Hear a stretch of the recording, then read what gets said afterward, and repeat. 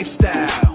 Sports cards and we live now. Jeremy Lee in the building and every guest that you ever needed. Sports cards after hours keep the hobby heated. Updates, hobby talk like you never seen it. Sports cards live and none could ever beat it. Sports cards is a lifestyle. Sports cards and we live now. Welcome to another episode of Sports Cards Live with your host, Jeremy Lee. All right, everybody. Welcome to the March 2025 Fanatics Collect Premier Auction Ending Watch Party. It is March the 20th, 2025. My name is Jeremy Lee, and this is a very big night in the card collecting hobby. So big that we are starting half an hour earlier than usual. Guys, before we get going, I would like to let you know that this Sunday here on Sports Cards Live, the newly formatted Fanatics Weekly Hockey Auction Ending Watch Party with all sports coverage will be back. In this new format, we go through some of the most interesting cards at auction. We browse the featured collections. We look at the cards with eye appeal assessments, those that are strong for the grade. We conduct deep dive condition analysis on a couple important and iconic cards, and we answer your questions and comments. So join us this Sunday and most Sundays moving forward here on Sports Cards Live YouTube channel. Subscribe and hit the notification so you do not miss the live action. But tonight is a very special auction event. The card that the whole sports world is talking about, the Paul Skenes Major League Baseball debut patch auto 1/1 will be sold in just a couple of hours time, and we will be watching it the whole way. Currently sitting at an all-in bid of $900,000, will it crack the $1 million mark and become the fourth card to sell for over $1 million in 2025 and the ninth to sell for over $1 million in the last 12 months? But guys, there are several other grail cards also selling tonight. And to help me provide you with the best information, background, opinions, and entertainment on these cards, let's bring out my co-host, the real 27 guy, Mr. Adam Gray. Adam, welcome back to the show. This auction is literally bonkers. How excited are you for tonight? Man, I've been looking forward to it the whole week. And even before then, I think we both knew when we first looked at this auction, this is the best auction we've seen in a long time. Really excited about it. And I know you are as well. So I was going to ask you, what went through your mind when you first perused the 223 approximate items in the auction tonight? Because when I did, I was like, whoa. It was just one whoa after the other. Grail. What was it the same for you? Yeah, it's sometimes we'll say that this auction has like one or two really big cards, or sometimes we'll say, oh, there's a lot of great stuff in this auction. This auction, both from the perspective of how deep it is, but also, and maybe more importantly, from the perspective of those cards at the top, is as good as we've seen it in a really long time. I really mean it. I don't remember the last time that we had a Fanatics Collect auction that was as good as this one, or maybe even an auction anywhere that was as good. This is a huge auction. Huge auction, and it highlighted by the Paul Skenes MLB debut patch. We have some this or that's. We've been doing this or that's for several months now in a row, guys. We have a few extra tonight. I had a lot of fun preparing them for everybody. And we're going to try and scatter them throughout the evening versus doing them all after the auction is over. And if you are planning to bid on any items in the auction and you'd like to use the Sports Cards Live referral link, affiliate link, it is pinned to the top of the YouTube channel. Please click on that and go bid from there. But let's get on with things, Adam. Let's dive into this monumental auction. And before we do that, though, I think we should explain how all access extended bidding does work here in the Premier auction. It is different than how it works in the weekly. So I'm going to go ahead and share right from the Fanatics website right here. Look at that. How does Premier auction extended bidding work, guys? Well, starting at 7 p.m. Pacific, that is 1 hour from now, all access extended bidding does start, and all registered users are able to participate. That is why it is called all access. You do not need to place a bid early, but if you do, good for you. Now, for the first half hour of all access extended bidding, anytime there is a bid on any item, the auction will extend for 5 minutes. Each time a new bid is placed, the 5-minute timer will reset for all listings. It's important to note, and Adam has mentioned to me several times that, and how do you like to say it, Adam? All items end together. End together. All items will end together. They do not end one at a time or staggered.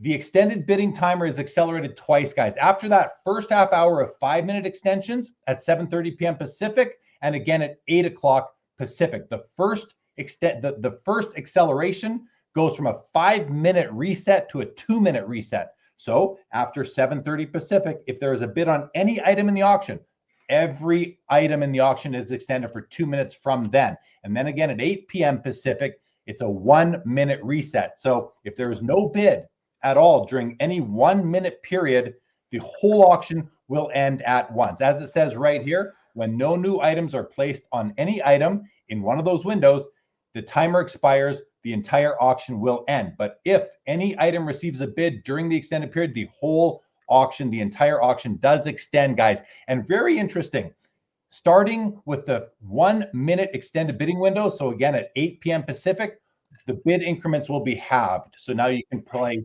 your half bid if you would like. Adam, does that explain it? Do you follow, and do you think everybody follows us? I think so. I think you did it perfectly. The thing that people always forget is that the premiere all ends at once. You already gave me a chance to say that. Just to highlight it again, all the items will end at once tonight. We don't know when that will be, but they'll all end at the same time, and everybody will know together. Awesome. Okay, now before we get into the items, let's do some comments. Welcome everybody. If Elliot Coffin wants to know, how long does extended bidding last, and are all cards in the Premier auction included? Yes, they are all included. This is one auction body, one set of auction tonight. And how long does it last? It's tough to say. This show, Adam, we usually end shortly after the auction, around 9:30 Pacific. We don't know. This is a big auction tonight. More items than usual. Hello to Kevin Hawthorne.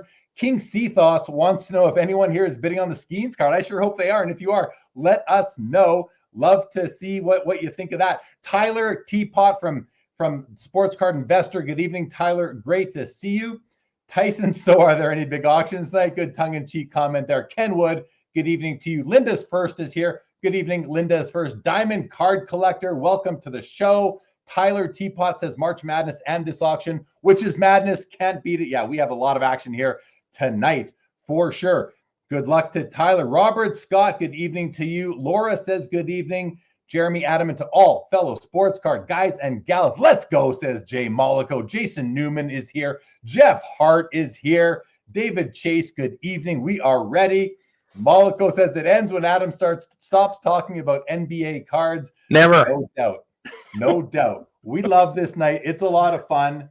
Let's look at some cards, guys. We have a lot of, obviously, a lot of great cards in the auction tonight, and we are going to jump right in to them. So, right away here, Adam, I'm going to go back to page 1 of the auction, and here we go, guys. Here is the auction tonight. As you can see right here, there are 232 items listed in this March edition of the Fanatics Collect Premier Auction. I'd like to say hello to everyone at Fanatics Collect who may be streaming this to their office. Hello, everybody over there. Hope you have a lot of fun. I know Adam and I are definitely going to have fun tonight. Matt Potter, let's rock. Jared Yuhan, good evening to you. And Icarus says, do you expect most to go for new highs? I think we'll see some go for new highs, some not. It's tough to say, it's tough to say, but we're excited to see what happens. And good evening to Orlando from A Collector's Dream. Let's kick it off right now, Adam. And look at that. It looks like the Paul Skenes has had another bid since I last looked. It's up to 800,000. It was 750 since last night. 800 is now 960 all in, Adam. This is a big card, and I'm going to open this one up. Let's take a look at this card because, first of all, one of the things that Topps and Fanatics has brought to sports cards since Topps was acquired by Fanatics were these MLB debut patches. One of the coolest, most innovative features we've seen on a sports card that really no one else can do because of the access that Topps and Fanatics has to MLB. My question to you, Adam, and to everybody out there is, will these MLB debut patch cards become, from this point forward, will they become the most important card, maybe the most important rookie or rookie year card of a player in MLB for here on in? What do you think of that, Adam? Yeah, I think the answer is there's no question that they do. Historically, it's always been the Superfractor from the Bowman Chrome product. The first card, huge card. But when you take that and you compare it with the fact that that patch on that card was with Skenes in his debut, he wore that on his jersey. The fact that Topps was able to make that happen really gets us closer to the players and to the game than cards have ever done before. So for me, the answer is no question. It will be his best card. And then the real excitement is when it's not just baseball, but we see the same thing in basketball and football. That'll be amazing. Do you agree that it's for sure number one? I mean, I think it, how can it not be? You mentioned like it gets you right close to the game. The thing about these patches is you can see them on, like you can see it on the card. You can see where it falls on his sleeve right there. Like we've never really had that before. So to me, it's a huge innovation. I think it's awesome. I collect all sports. I love my hockey cards. I don't see that in hockey. I wish I would, but I definitely love it for baseball, basketball, and football. And as Yake 604 says, looking forward to debut patches for other sports, especially NBA and NFL. So yeah, I think it's a very cool thing that brings some tangible type of value to these cards. You can attach it to not just their rookie year, Adam, but their debut game. That's just it's a major, move forward in the hobby, in my opinion. Coates, I don't know how to say this name, but he says easily will be the best card. So does Monaco say easily will be 100%. And here, Chris Hayes, he says it's not a parallel with other versions of the card. It's a really, truly a one of one. Laura says the gold patches on this year's select player as well. The award winners, the 8 award winners getting the gold MLB patch. I think that's phenomenal as well. So yeah, I think we're all on the same page. Jerry Duhan says Wemby just got a bid as well. The Wemby logo man, non-autoed, Adam, which you did a really nice reel about today. But before we move on to that next, back to you. 2 other quick thoughts on the Skenes. The fact that he wore the jersey and then he has this piece of the jersey, basically. It doesn't leave a hole, but a piece of the jersey taken from him. He has to sign the card. He has no rights to it. I assume that his first jersey lives with him in his collection forever.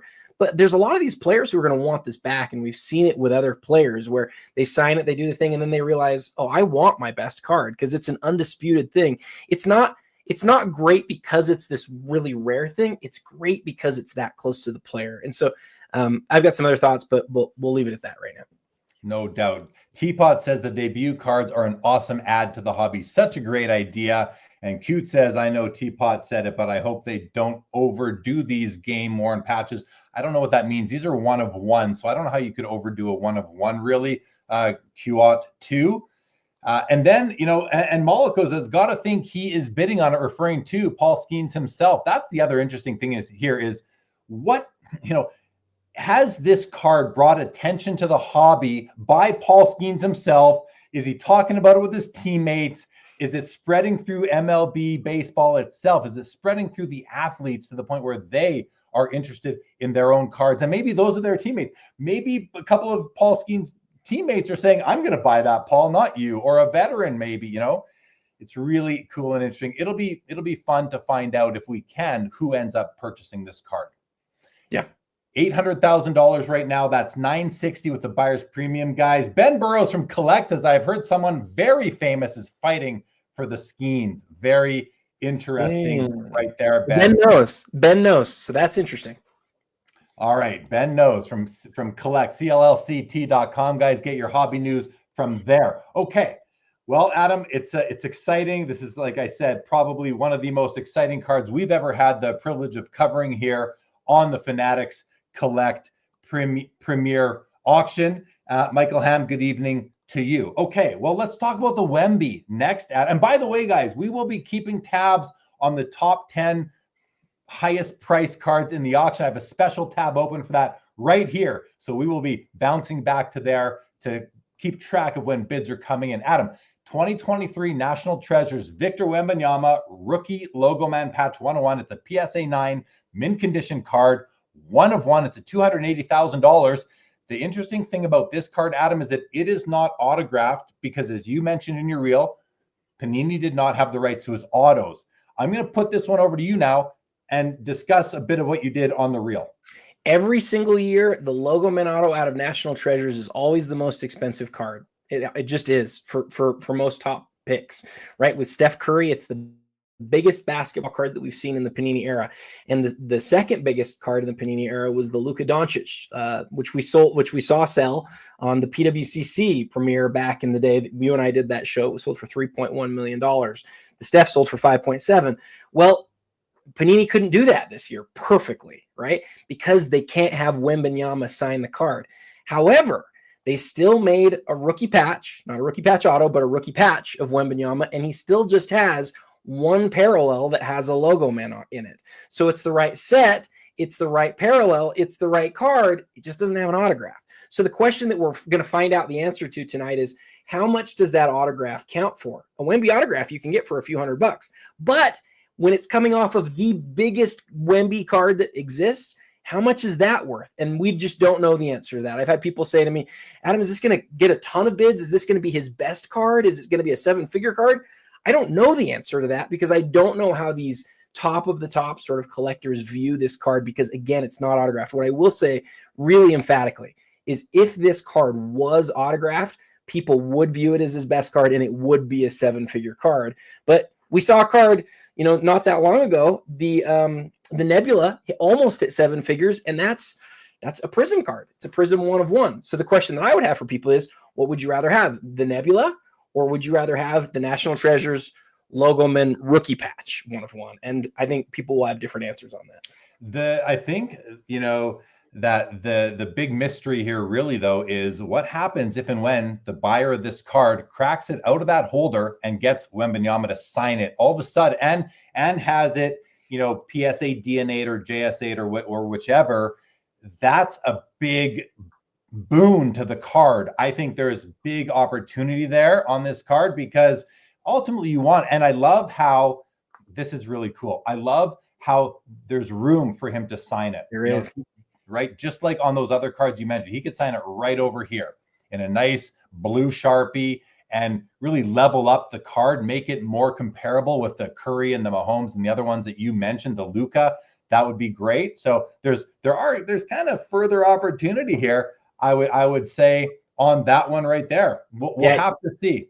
I love that you brought that up. That is one of the things that I covered in the video. I don't know if I'd have the guts to do it because it's already the card. But what would you do, Jeremy? Would you, if you had the chance, would you have him add that autograph to the card? Yes, I would. In this case, I would, Adam. If I was playing in this stratosphere of card purchasing, I would then say, you know what? I think having him autograph it would take this card to the next level. Although some people may vehemently disagree with me and say, no, you don't want to do that. You want to leave it as it came out of the pack. So we'll have to see. I want to say hello to Rome Rant. Says, love-hate relationship with your show, Jeremy. This could be an expensive night. Good luck to you with any bids you are making, Rome. If you guys are bidding on cards tonight, please do use the affiliate link at the top of the chat. It is pinned there. Click on that and go bid from there. Sincerely and gratefully appreciate your support. Linda's first. Jeremy is jacked up tonight. Love to see it, guys. This is an exciting night. I've been looking forward to this one since it was first posted. Really, this is a very, very exciting evening for the hobby. Okay, and then Adam, not to be outdone, we have the Jackson Holliday debut patch as well. Jackson Holliday. Now he's known for his offense while Skenes is known for his pitching. What do you think about Jackson Holliday's debut patch? It's sitting at $130,000 right now versus $800 for the Skenes. What do you think of the Jackson Holliday card? I believe you've done a little bit of research into it. Yeah, I did because I thought, here's this other massive debut patch auto. It's going to be the second most expensive debut patch auto of the year. What's the story here? Well, while Skenes was the number 1 pick in 2023, Holliday was the number 1 pick in 2022, but then got to the majors and really struggled. And so you look into that and you go, okay, well, what does that mean?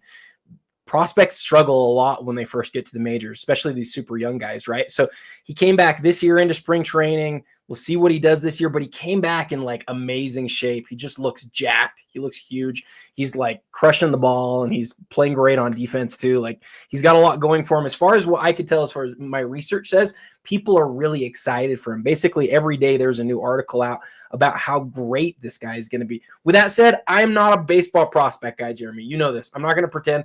I don't know. I have no idea. But the fact that it's at 130, that he was the number 1 overall pick, that people were as excited for him, and he has sort of this, like, all of these articles that are not card related, but like talent related. If I was a baseball guy and I was like into this guy, for the same reason that we talked about the Skenes, it's his best card. And so that's why it's sort of doing what it's doing. No doubt. Want to welcome everybody watching on Instagram, whether you're tuned in through my account or Adam's account on IG. Feel free to please come on over to YouTube. There's a link in my bio, and you can just search Sports Cards Live on YouTube and come join us in the chat. That is where the party really is. You guys are all outside waiting to get in. I'm just kidding. Welcome to the show on Instagram as well, but come on over to YouTube. Ben Burrows says this is a record for any Holliday card already. Will be the second most expensive rookie debut patch auto when this ends. And Card Fuchsia says Jackson Holliday greater than Paul Skenes. So we'll see. Jay Malco, he is just a kid. These guys are kids. I don't know. How old is Paul Skenes? I don't know how. He looks older than Jackson Holliday, though. Maybe he does. Holliday looks young. Holliday looks really young. He does. He looks like a teenager. He does. He might like a mid, not. I don't mean 19, 18. He looks like he could be 15, 16 years old, but that's only going to bode well for him down the road for sure. Icarus says, great thing about Jackson is people around him, including his dad, Matt. Always good to hear that these guys have a good support system around him. And Ben Burrows wants to hear Adam talk about the LeBron James credentials. We will get there for sure, Ben. You know we will. Okay, Adam, let's go to the next row. This is just this auction's crazy. All right. 2016 Bowman Chrome Red Refractor, Juan Soto. This is numbered out of 5 only. The red is out of 5. It's a PSA 9. It's got PSA DNA certification. The auto grade's a 10. The card grade's a 9. But when a card is out of 5, even when cards are out of more than 5, 9s are more than fine.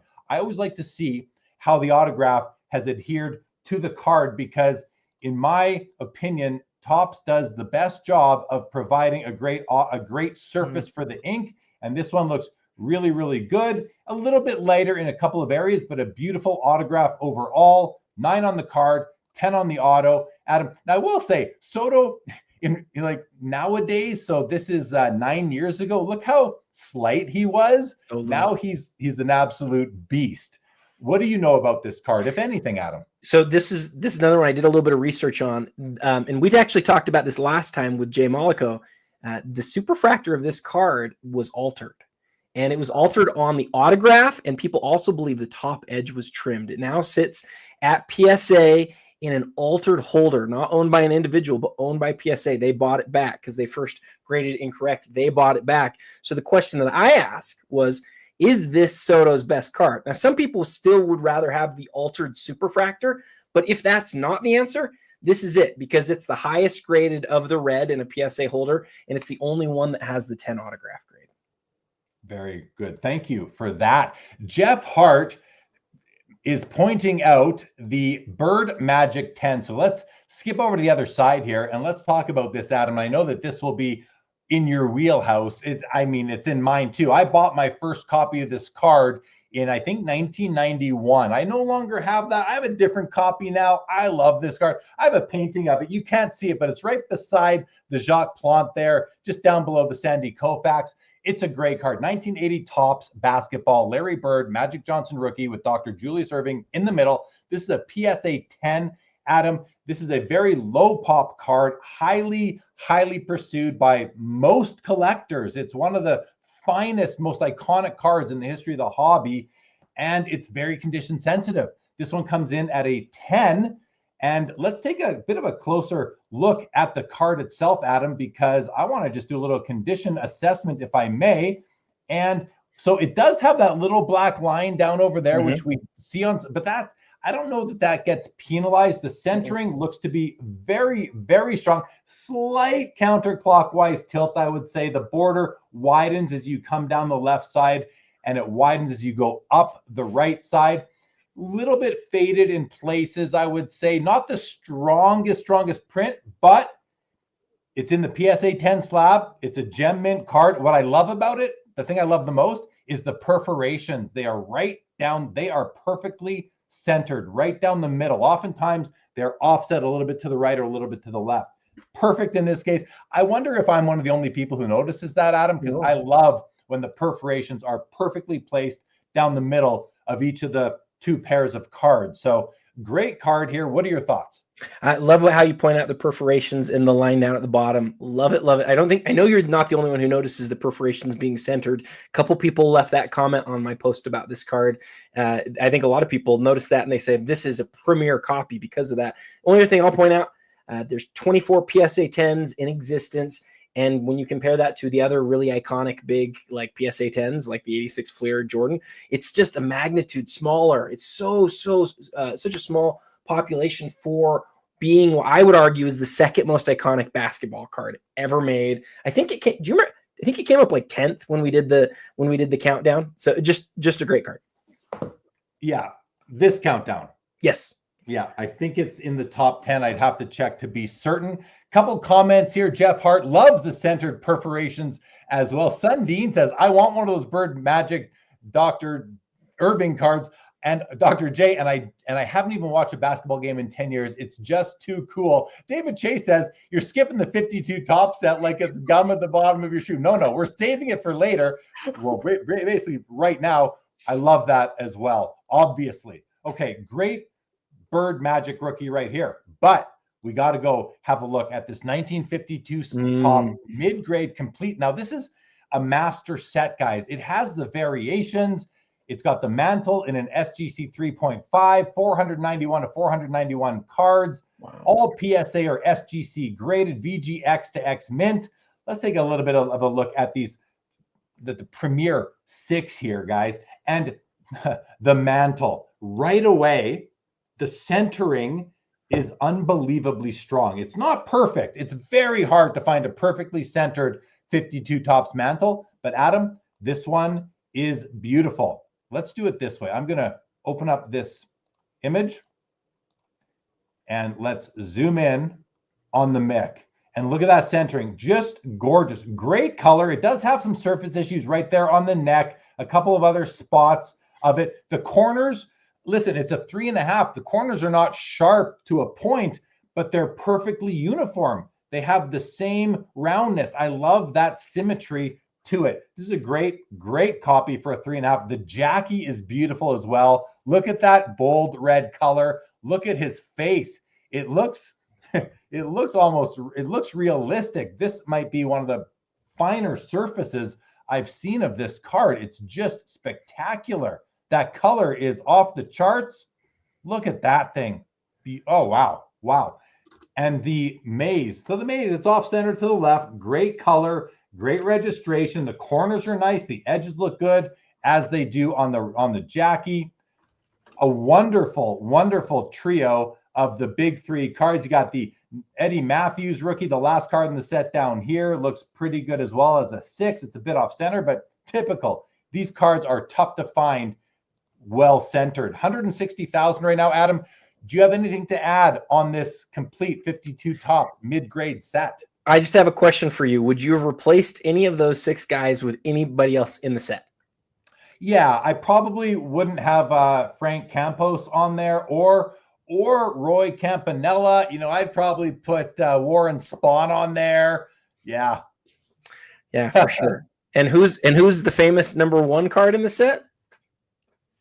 Oh, you're stumping me. Who is it? Remind me quick. Honestly, I just had it in my mind and then it just left. So now I feel like an idiot. I was thinking Eddie Matthews, and then I just saw he's the last card. Who is it? Someone's gonna tell us. I'm drawing a blank right now. It was in my mind and then it left as I asked the question. Andy Pafko. Thank you to Jacob Dahl. Vintage says, buy the card, buy the grade, not the card. You got that backwards there, Vintage. Okay. All right. Well, great set right there, guys. And what a nice opportunity. You know, if you are someone who is in the, able to buy the whole set at once and you want to do that, you don't want to chip away at it over time. You just want to get it all done. here's an opportunity to do that. And you might want to then do some upgrades from there. Maybe you want to upgrade a couple of the lower graded cards, and you can do that and then sell the ones from this set and recover some of your outlay on the upgrade. So lots of opportunities there. All right, Adam, we're going to keep rolling, guys. We are half an hour away from all access extended bidding kicking in. Before we get there, we have a PSA 10 Gem Mint Derek Jeter SP rookie card from 1993, one of the most cherished and desired baseball rookies from the modern era, Adam. Really condition sensitive, don't you think? Oh, for sure. It's one of the 3 cards of the all-time 100 most graded cards by PSA that has the lowest gem rate. It's this, it's the Henderson, and I think it's the Jerry Rice is the third one. I couldn't agree more. Andrew Patterson says, so you can buy 5 of the master top sets or the one Paul Skenes card. That is kind of true. You can. The only thing there, and listen, for me, I'd go for the 52 tops cards because I'm not as much of a one-of-one guy. But there's only one of these Skenes cards. So, I mean, you can always get a 52 tops baseball set. Tonight's maybe the only chance you will ever have for the next 50 years to buy the Paul Skenes one-of-one. So it's an interesting thing to think about and compare. Adam, let's go to the Luka for a moment. 2018 National Treasures Gold Luka RPA. This is numbered out of 10. It's a 9 on the card for the grade, so mint on the card, which is very good, and a 10 on the auto. It's at $100,000. It's a pop 2 with only 1 graded higher, and again, only 10 copies altogether. But Adam, can you speak to the significance of this card and throw in a little bit of he's on the Lakers now for me? I'd like to hear that spin. Yeah, so when we look at the all-time best National Treasures rookies or RPAs, you've got the Steph at number 1. I think you probably got the Luka at number 2. And I don't know that that Wemby's probably number 3. Nobody's really even close in terms of Luka.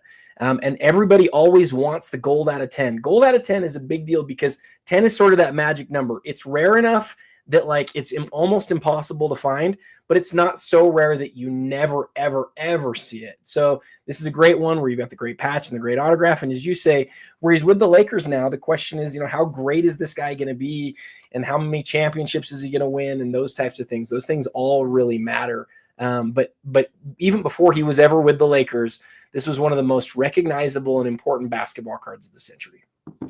And it's got a beautiful patch to go along with it, right? Look, and the auto looks to be perfect to me. Oh yeah, the auto is well deserved of the 10 grade, but I love the patch. Several breaks. You got 3 colors. You got the mesh with the holes in it. Very nice patch right there. All right. Now let's go to this Michael Jordan 1997 UD3 season ticket auto. The card grade's a 9. That's got to be strong for a card like this from 97, Adam. And the auto grades a 10. I'm going to blow this up and take a look at it. And I'm going to, the one thing about this card, I always have to do a double take because it literally looks like a ticket. Upper Deck did a great job of making this look like one of those Ticketmaster type tickets. Great job. But you've got that full body shot, all color, about to shoot a free throw picture of Michael Jordan on there, which adds so much to the card. Look at how wonderful this, guys.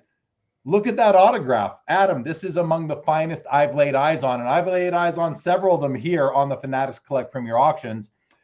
Over to you on this one, please. The thing you can lose in looking at a still image of this card is that surface is like a holography, foily, like it refracts. What I'm trying to say is the surface below the red area, that surface refracts. So I don't know if you can look at the 360 and sort of check that out, but maybe you can't. But it is one of the nicest looking in-hand sets ever. If I remember right, there's just 4 guys in the set. I think that this is right. I think there's just Jordan, Tim Hardaway, Juwan Howard, and Penny Hardaway, maybe. I think those are the 4. Impossible to pull. Or yeah, you're gonna see it right now. Look at that. Isn't that just gorgeous? Like the way that the autograph sits on top of the foil. We don't see that very often in history. Usually it's an autograph on sort of that white regular surface, but the autograph on the holographic surface is just It's really something. That's well done. You wouldn't know that if you didn't look at that video of the card doing a 360 to see just how shiny the surface is. Adds a beautiful dimension. Guys, by the way, the Jackson Holliday card has got a bid. It's now up to $140,000. Just happened to see that happen, Adam, as I was going through things. So pretty cool to see. 160 on the Jordan season ticket auto, and a great card. And there's the Jackson Holliday. All right, let's go down to the next row. We have a 2001 SP Authentic Gold Tiger Woods rookie auto out of 100 PSA 10 with the auto. This is a big card, guys. Now, you might be aware of his regular non-gold version of this card that is out of, I believe, $999 or $900 maybe. This is out of 100 only. Autograph is just perfect. Card does grade out a 10. This is a big card. This, to me, might be the biggest, most important Tiger Woods card there is, because I love the regular SP Authentic Tiger Woods, but you make it gold, put it out of 100, give it that extra layer of rarity and scarcity. And Adam, I think it's an amazing, amazing card. Anything you'd like to add? Well, and then you add to it, like, it basically is the best of the best of the best. So it's a Tiger Woods rookie card that is like the rarest rookie card. It's the gold parallel of that, which you could sort of think of it like there's 909, or there's 900 of the regulars, there's 100 of these. So it's like a top 10% of that. And then on top of all of that, it's the PSA 10. The only thing that could be better here is if it was the PSA 10 with 10 autograph grade, and some people don't even care about that. So it's really like the best of the best of the best of a Tiger Woods card. Yeah, 50,000 for this right now, plus BP. All the bids that we see are plus buyer's premium of 20%. Michael Jordan, 86 Fleer, PSA 10, $150,000 right now. This card is somewhat of an indicator for the overall hobby, how things are doing. It's been challenged by the Star 101 from 1984 in terms of what is the most important card. But guys, this is a top 3 most iconic card in the history of the hobby, regardless of what you think of the Star 101. It just is. Look, I have a painting of it right there. I got some iconic cards on paintings behind me, as you've seen before. I love these iconic cards. I love this Michael Jordan card. I don't own a copy of it right now. I may acquire one again. I love having my painting, but this is one of the 300 and about 22 PSA 10s that are in the population right now, Adam. And I want to take a quick look at this one just to see from a centering perspective how well it is centered. And I think it's perfect. Oh, maybe as a hair to the right, just a hair to the right. I'm noticing this right border is a little bit narrower than the left border, but otherwise this card is very, very nice. Adam, what are your most current thoughts on the 86 Fleer Michael Jordan? Well, I think what you said about it definitely being one of the top 3 most iconic cards is the place to start. You could show the Star to somebody and you could say, this is the Jordan rookie. It came out first. And they'd say, that's really cool. And you could show this card to just about anybody and they'd say, of course I know that card. I remember people talking about that when I was a kid, right? This has always been the best known basketball card. I'm going out on a limb and just say, I don't think there's any way any other basketball card ever is going to touch it in terms of how well known it is. And so the fact that there's 320-ish PSA 10s to some people is a deal breaker because it's like, oh, that's so many. Well, they still are 200 grand a piece basically every day because they're that wanted. So, it's the card, and it's actually pretty rare in that condition. And on the iconic 100 list that you helped facilitate a few years ago, it came in at number 2. And I thought it should be 3, but it was 2. It was 2, and the Bird Johnson at number 8. Even better than number 10. King Cephos says there's only over 100 watching. We got 150 watching right now, guys. Only 12 likes. Hit the like button, guys. We're just happy to have you here and appreciate your support. The King also says, I really want that T206 Ty Cobb Piedmont card. It's a beauty. And Carlos says Gretzky, Jordan, and Griffey have the nicest autographs in the hobby. And of course, that's subjective, but I can't really disagree with that. I definitely think you are onto something there. Okay, and finally in this row, not to be outdone, because we're halfway through the page, 2018 Bowman Chrome Gold Refractor Shohei Ohtani Rookie Auto, PSA 10 on the card, PSA 10 on the auto. It is a pop 4 of 50 that have been printed. Adam, let's have a look at that autograph. I want to see how well it's adhered. Again, Topps impresses with how well these autographs adhere to the card. Look at that. Just perfect. Number 42 of 50. Beautiful batting stance card, Adam. Shohei just opened up the season in Japan to a very excited crowd. I wonder if that event over in Japan is going to help bring even more attention to maybe this card tonight, or to, MLB, never mind Shohei himself. What are your thoughts? Yeah, I don't know if we've ever seen somebody who is as universally sort of exciting as Shohei Ohtani. It's not, I mean, it's like, he's this great hitter, right? He can pitch when his shoulder's right. He's from a place that is really into baseball and really into cards, and he's just beloved. And so he has everything going for him. And so we've already talked about some big modern baseball cards today, but if you were to put this card and some of those others in front of other people, by far and away, times a big number, Shohei's the guy that everybody knows. And when it comes down to it, in the end, I think who is on the card is probably the most important variable. So, and if you were to pick one player in all of the majors today to say, who's the guy that I think in 20 years people are going to look back at and be like, man, I want that guy's cards. Isn't it Ohtani? Yeah, I would have to say that for sure. You said Pop 4, right? Pop 4? Pop 4. It's a huge card. It's a huge card.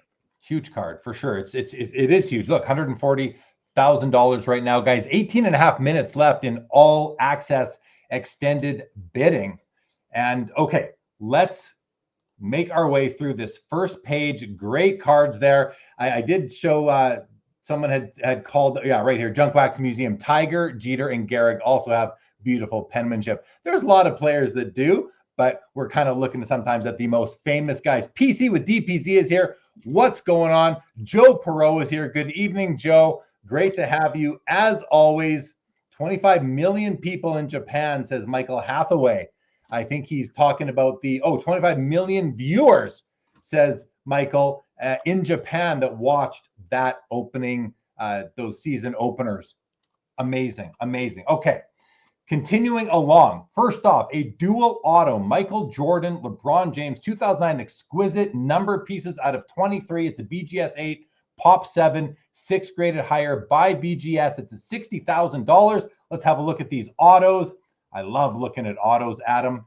And the LeBron auto looks very, very nice. A little streaky over here, but not too bad. It's all there. And Jordan's auto is absolutely perfect, I would say. You can see the pressure point here on the tail of the auto, but that shouldn't bother you too much, if at all. BGS 8, I like that you have 2 color patches here, Adam. How does this card, from your basketball pedigree, Adam, how does this card rank among Jordan and LeBron dual autos? Well, everybody wants a Jordan LeBron dual auto, right? Because I think a lot of people believe they're the best players ever. The thing that you love about this, well, there's a lot of things you love about this. Everybody loves Exquisite. I'll tell you what I love about it, though. You've got that number 23 in the middle, which of course are jersey numbers that they shared when LeBron was wearing number 23. But the thing that you might not notice about this card, unless you sort of have done the research, is that LeBron also signs number 23 at the end of the signature. And it just so happens that this year for Exquisite, the only cards where he signed the number 23 at the end of his signature are this card, the 23 different copies of it, and each of his dual logo mens that he signed. And that's it. On all the other cards, he signed them normally, which makes me sort of wonder, did he know, hey, I'm signing next to the GOAT here. I got to put something else, in the number 23 with it. I think those types of details are very cool. Very cool. Terp agrees with you with the yup. Todd McDonald, good evening to you. Boston Authentic says, in the process of selling my house, wife, and dog to buy the Skenes rookie card, wish me luck. To which Ben Diamond says, dude, don't sell the dog. But everything else can go, it looks like, is what Ben Diamond is saying. Good to see you, Ben. And Boston, good to see you too in the chat. Okay, let's keep on rolling along. I'm just going to close up a couple of these. The Jordan's still at 150. The Jackson Holiday's at 140. And here we go. Okay, let's go over to the middle here. 1914 Cracker Jack Shoeless Joe Jackson in a PSA 1.5. But this card does have superior eye appeal assessment from Fanatics Collect, putting it in the top 5% of all the copies that they've seen, or, using their experience and knowledge of the card. This is a beautiful card, guys.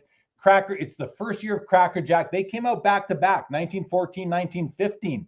And the 15 set, there's more cards in the set and more copies were produced. You could send in for them. You could redeem for a whole set, whereas the 1914s were inserted in the boxes of Cracker Jacks. So they are typically covered in caramel stains and that kind of thing. But they were just loose in there. They can be dented, damaged, bent. The corners can be peeling. All sorts of different things can happen. This is a beautiful copy. And I think it's modestly graded at a 1.5. Obviously, Fanatics Collect agrees. Such an iconic image of Joe Jackson, who I think is unceremoniously excluded from the Hall of Fame. I was watching Tony Southern Collector's videos, and I've done some looking at the 8 Men Out and Field of Dreams, and Joe Jackson is a legend. Really, he's a legend in the hobby. Is he Ty Cobb? Is he Honus Wagner? I don't think so, but he is still an important figure in baseball history. And this is just a beautiful card, Adam. What do you think? So two thoughts. You covered it perfectly, but two last thoughts. This is P. Ryan's card, and he talked about that on his stories. And he actually compared the population of this to the Wagner, and the Wagner's rarer, but it's not like way rarer. It's a really rare card on its own. As you point out, it's such an awesome copy. The only other thing that I would mention is, for those people who haven't seen Field of Dreams, go watch Field of Dreams, which is Joe Jackson is a part of that story, and it's awesome. We actually watched it for the first time earlier this year, and it made me feel sort of some of this oh wow, he was so important to the sport, but we don't talk about him as much as we should because of the controversy there at the end, which sort of maybe in a lot of people's minds feels like it's really wrong. So great. I think you did a great job on it. Good coverage on it, Jeremy. Thank you. And someone asked the question, Vintage says, where is the flaw? Crease on the bottom left corner, gorgeous. So, well, let's have a closer look then and just show. So as we look at the card, there's this sort of white band of surface whiteness going through. If you can see that, it's very faint. I've seen it on other copies, by the way. And there is a right here, there's a crease right over here, I believe, and a bend on the corner. But other than that, I mean, if you go into the 360 view here, you can sort of see there's a bit of a wave to the card. I'm not sure how to best show it. This is not really right there. Hold on. Right there, you can kind of see it. It's got a bit of a wave to it. So that's something that you can't see head on, but you can see it in the 360. I don't know. I mean, it's something, but the card presents absolutely beautifully. The eye appeal is extremely strong, evidenced by Fanatics Collect's Superior Eye Appeal Assessment Award on the card. So just a beautiful piece of history right there. All right, 2018 Panini Prism Black Gold, Shai Gilgeous-Alexander, rookie out of 5, BGS 9.5, Pop 1, none graded higher, $32,000 right now, Adam. Tell us a bit about this card. It seems to me like Shai Gilgeous-Alexander is, becoming one of the preeminent players in the NBA. Yet this card is only at $32,000. Is there room for this to go up still tonight? What do you think? Well, you're right about him being one of the players of the NBA. He's probably going to win. He's probably going to win the MVP. I think I don't want to say a foregone conclusion because Jokic still has some supporters, but they've just won so much. Shai doesn't have to play a lot of fourth quarters, and he's still toward the top of the league in so many different things. He's also one of the best defensive players in the league. So, you and I have talked about SGA in the past. I've always been a big fan of him, and I think he's got a chance to be one of the players of the era.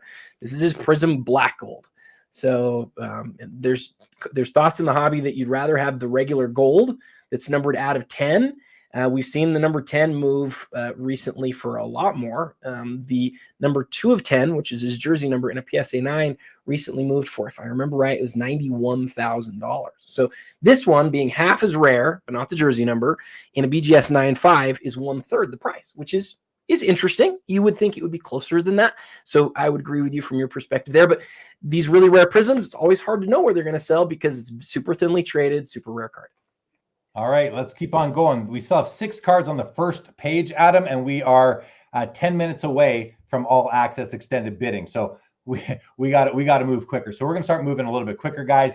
2005 Exquisite number pieces, Jordan and LeBron out of 23 at $85,000 with a very nice, well, at least a 2-color patch on MJ, 1 color on LeBron. The autos are very good. Not the strongest we've seen tonight, but very solid still. Like, yeah, that's the Jordan auto is, to me, beautiful.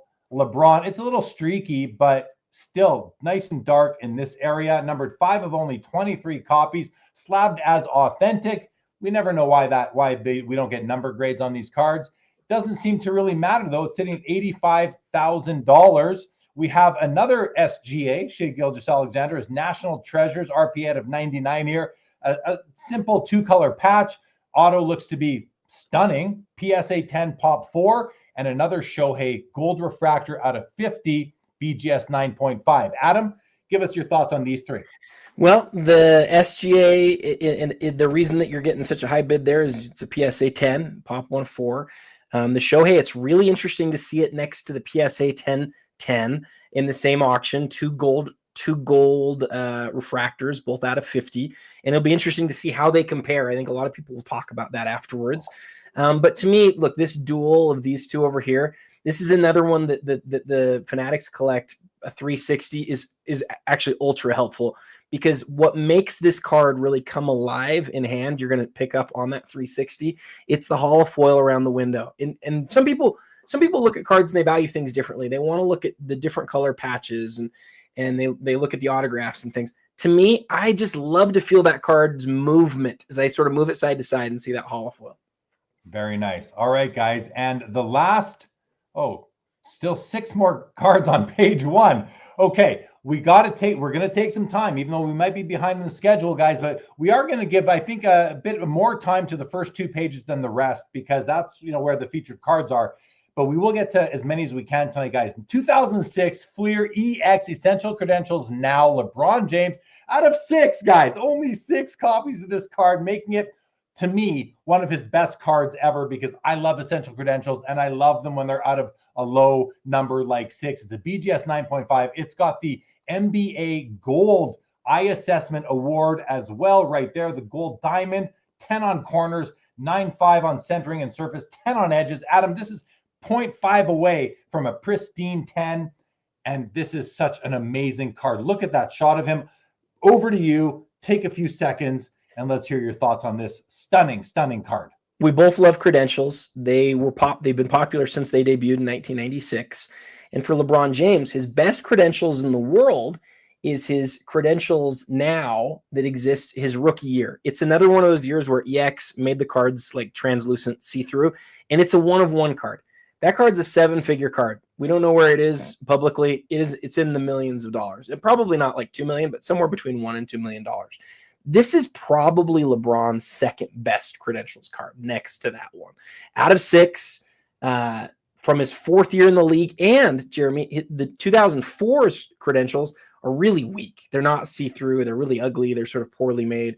So one of his best parallels really from his whole playing days. Amazing card. I absolutely love it. Someone asked earlier in the chat if you could, I don't know how they worded it, but if you could just bid on any card in the auction tonight, which one would it be? And there's a few that I love, but this would definitely be one of them. I love this card. And I have a LeBron credentials rookie, so pairing it with his 2, 3, 4, with his 4th year out of 6, yeah, I'd be happy to do that for sure.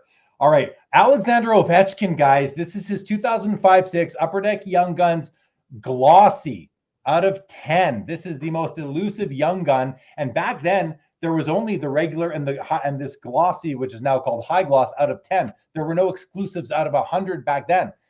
Only 10 copies produced. This is a BGS 9.5, Pop 3, none graded higher. He scored again tonight. He is 7 goals away from beating Wayne Gretzky's all-time goal-scoring record in the NHL. Absolutely crazy bonkers. Like this auction tonight is crazy bonkers. This is a big card. It's a big card, guys. $40,000. Adam, anything you want to say real quick about the Ovechkin? He did score tonight, guys.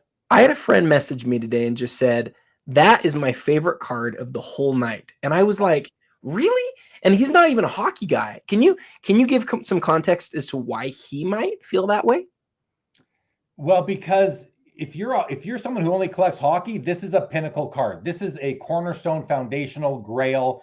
Alexander Ovechkin is about to become the leading goal scorer of all time, beating Wayne Gretzky. One of his records that many thought were unbreakable for decades, and he's doing it. And he's doing it. He's going to blow through it. He'll be the only NHL player to ever have 900 goals, likely. As Linda's first says, he scored his 888th goal tonight. He wears number 8. I mean, it's kind of poetic that during this auction he scored his 888th goal. It's just really, Terp says that's a major card. It is out of 10, says Anony, which is correct. And Terp said, no, there are no exclusives out of 100. They just don't exist. They didn't make them back then. It's a huge card for hockey. So is it that it's like, this is his iconic base type card, and this is like the rarest parallel? Is that what's kind of going on? Well, it's kind of the only parallel. There might be like a midnight or something, but yeah. Does it have a 1-of-1? Does it have a 1-of-1? No. Wow. No. They didn't make 1-of-1s for Young Guns until 2023. I get it. So it's the Young Guns of the guy, and it's the only real parallel, and there's only 10. So that's a good description. I did not know that. Thank you for explaining. It's a beast. It is a beast of a card. $40,000 right now, 48 with buyer's premium. I wouldn't be surprised to see this thing double. That's how big of a card it is, and how, I mean, he's all the talk right now. But let's keep on going. 2003 Exquisite, first year Exquisite collection. Michael Jordan, patch auto, out of 100, BGS 9.5 with a beautiful, beautiful 3-color patch with 5 breaks. Autograph is stunning as well. Let's see if the autograph does grade a 10 on the back. It's all there. Look how he frames his auto in the space given. It's not to the right. It's not to the left. It's not high or low. Almost perfectly framed within the area. I love the design of these cards, Adam. I always have. This is another one. Well, there's another Jordan card in the auction that if I could bid on any card in the of the night, I would bid on that other Jordan. But this is a close number 2 for me. How about you? It's an iconic card. 2003 Exquisite is beloved. It's the autograph patch set out of 100. It's the most plentiful autograph of Michael Jordan from 03 Exquisite. But boy, it's still not cheap, because this is really one of the sets of the era. All right, let me just clean up my browser here, and we will get on with things. I do want to say, while you're cleaning up your browser, we talked in pre-show a little bit about this, and I don't know what you want to say or disclose, but I am actually looking at a couple of cards tonight, and we'll be bidding potentially on a couple of cards tonight. So I hope, if anyone else is, that things go well for you as well. Yeah. Good luck to everybody bidding on cards tonight. I may or may not be bidding on a card tonight. We'll just have to see what happens. 1998 Ultra Masterpieces, Dennis Rodman, 1-of-1, BGS 8.5, the only Masterpiece edition. $25,000 as we sit. I know this is a big card, Adam. I'm going to come back to it for you, because we have an 03 Ultimate LeBron James, numbered out of 250. I prefer this to the SP Authentic rookie. Beautiful card here, PSA 10, and a Prism Gold Jason Tatum rookie out of 10 from 2017. Pop 4 in BGS 9.5, none graded higher. And again, only 10 copies produced at $70,000. Why don't you tell us your thoughts on the Rodman and the Tatum, and even the LeBron, if you'd like? Well, I don't know if he's still in the chat, but yes, one of our friends in the chat, this is his Rodman, and he's selling it because he was acquiring an absolutely huge card, like a dream card for him. I made a reel about it, and this card that he was acquiring, he ended up getting scammed. He got scammed out of hundreds of thousands of dollars. It's really a sad thing to one of the kindest people in our hobby. And so I feel bad, because I see this Rodman as maybe his 3rd best card in existence, behind the PMG Green and the Essential Credentials now. And I feel like he's only selling it because he needed to get this other card, and now he's not going to get that other card. So I feel a little bit sick about it. But on the other hand, I would just say, I love the card. I do love the card. I love 1-of-1s. I love, this is his. So this is in 1998. He'd already had 2 other 1-of-1s. It had 1 in 97 Ultra and then 3 in 97 Flair Showcase. So I guess technically this is his 5th one of one. It's a huge deal. Huge deal. All right, guys, that's the Rodman, the LeBron, and the Jason Tatum. Let's go to page 2, Adam. We're going to go through page 2, at least a few cards before we do our first this or that, because we have to get through more cards. Now, here's maybe my favorite card in the auction. 09 Exquisite Collection, Michael Jordan. This is the tribute to the LeBron design. I love this card. I have a Gretzky from this set and a Mario Lemieux. Boy, having this would be amazing. Only 23 copies produced. Let's take a quick look at it here, guys. The autograph is beautiful, just beautiful. The patch, look at that. I don't think you can do much better than that. Numbered 4 of 23. There's the image of him. It's got this weird white thing right here. I don't know what that is. I don't know if it's part of the card. I don't think it is, or what that is, Adam. I don't know what that is, but this is this card, even with that, is amazing. It's graded at or slabbed as authentic, and the autograph has a 10 auto. I think well deserved. Adam, 120,000. I said how much I love this card. How about you? Well, what I love about it is its history and where it fits in. Is we were about to lose Exquisite, and Panini was coming in to Upper Deck and Topps not being able to make cards anymore. Upper Deck went out with a bang with Exquisite, and they produced for the first time this retrospective look at the RPA. And so Jordan doesn't have this. This is obviously made after the design of the LeBron James, right? Everybody knows the LeBron James, one of the most iconic cards, certainly of our era.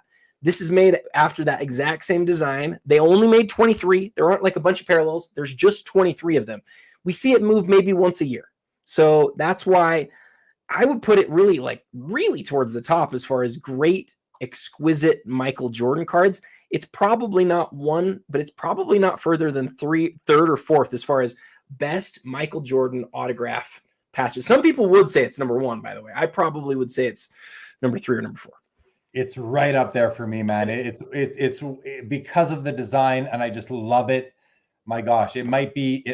I mean, limited logos are nice because of the big patches, but this is in a battle for number 1 all-time MJ cards for me. And Jesse Craig with Acquire, I think this might be one of Acquire's cards. I'm not 100%, but Jesse says it's surface loss, that little white dot. So that might save somebody. It could save you $100,000 tonight. I don't know, but that's still an unbelievable card. Ryan Tedman says the best in the business. Thanks, Adam and Jeremy. Thank you, Ryan. Also from Fanatics Collect. He goes on to say that is an amazing card. He says, I don't think it's paper loss, Jesse. I am almost positive it's a spot of whiteout or paint. Oh, and it is not Jesse Craig's card. So thank you for clarifying, Jesse. It is not an acquired card. Still an amazing card. But Ryan Tedmus is the guy at Fanatics Collect who does the eye appeal. So he would have had a good look at this card, and he thinks that it is not paper loss. So very interesting. Thank you both Ryan and Jesse for being with us tonight. Okay, Adam, we have the Topps Mercury foil fractor Victor Wembanyama rookie patch auto 1 of 1 BGS 9.5 with a nice Nike swoosh. Take a quick look at the auto, and oh, look at that. He autoed the Nike swoosh too. That's right. Look at that. He drew the Nike swoosh. Awesome. It does have a long streak on the long stroke to end off the auto, which we see a lot, especially like on Messi autos. You see that a lot. So I have trouble penalizing the card for that. It's just the nature of that specific autograph. It's a 1 of 1, Adam, BGS 9.5. What are your thoughts on this one? I love this card. I love it. It's awesome. The fact that look at the back. The back shows what jersey it's from, like what game he used it in. The fact that Wemby then takes the time to draw the swoosh. So game used jersey, unbelievable autograph. It's not a super fractor, but it looks like one. It's called a foil fractor. They made 10 of these, and they're all like amazing patches. Like they're the championship tag patch or laundry patch or like all these cool parts. I'm not sure where the Nike swoosh fits into that. It obviously fits in pretty high, but the fact that he drew it on the card is like, it's unreal. I love it. Unbelievable. $65K for this one as we sit right now, guys. And another dual auto of Jordan and LeBron. This is a 2003 Upper Deck Legends throwback. It is a BGS Pristine 10 with a 10 auto as well. $85,000 as we sit at the moment, guys. And let's just take a look at that, at those autographs. Yeah, the MJ is very nice. Not perfect, but very nice. Same thing with LeBron. Very strong, though. Very strong. I wouldn't penalize either of them as far as auto. There is a bit of a, I just noticed this, Adam, a bit of a smudge maybe right there, but not serious. Like, real minor. Real minor. Hey, centering is the only subgrade that is not a 10, and the card looks really good to me. It's hard to even like assess the centering on this card unless you're using these 3 lines that you see on all the corners, which maybe you are. In any event, beautiful card. I like the kind of sepia nature with a little bit of blue mixed in as well, Adam. What do you think? Well, as you say, real quick, we're seeing some action at the top of the auction. The Skenes is officially $1 million card. So that was one of the questions, was will we get to 1 million? And then the card that a lot of people are saying is the second best card of the night. And I don't know, where it'll fit, if it's second, if it's first, where it is. But the Wemby at 300,000 also got a couple of bids here too. So we're seeing some bids on some of the higher end cards. Speaking of Wemby too, Terp just says here, have you noticed Wemby has still held his market through the injury? I think that has been the case. And Eric Young says, great stuff tonight. Thank you very much, Eric Young. Amazing card tonight from Wesley Collects. Welcome to the show, guys. All right. Yeah. On that comment about Wemby, remember last time we did the show, the Nebula sold for this huge number. The Nebula was after he was injured. Sorry, it wasn't on the show, my bad. But it was after he was injured. That card still sold for like 900 grand. So his market is holding. Yeah. His market is definitely holding. All right, let's go to the next row. We've got a 2024 Panini Prism Black Stars Jaden Daniels rookie 1 of 1. It's a PSA 9. It's the only copy, so buy the card, not the grade, guys. $36,000 on this one. And another card I love in this auction is this 2002 Top Super Bowl game-used piece of football, Tom Brady, auto patch, numbered out of 150. It is a PSA 10 on the card. The autograph itself looks to be a little faded. Let's just take a quick look at that. Yeah, this autograph is fading. You can see it's been baked in the sun a little bit here. It's gone from blue to navy, so keep that in mind. But a very, very, to me, this is an iconic card. I feel with the stars and stripes in the background, the picture of him. I love the star shape of the window for the football piece. Just a great card overall right there, Adam. And the dual logo man, LeBron James and Larry Hughes, BGS 9, 1 of 1 from 2005 Exquisite. Adam, please tell me, who is Larry Hughes? No, but more importantly, what does this card mean in the hobby, considering it is LeBron James paired with someone I had to ask you who he is? Well, Larry Hughes, interestingly, I'm going to start with that, was LeBron's teammate and was pointed out to me this is the only dual logo man auto ever of LeBron James with one of his teammates. Now, the thing that's interesting about that is all of LeBron's logo man autos come from his Cleveland days.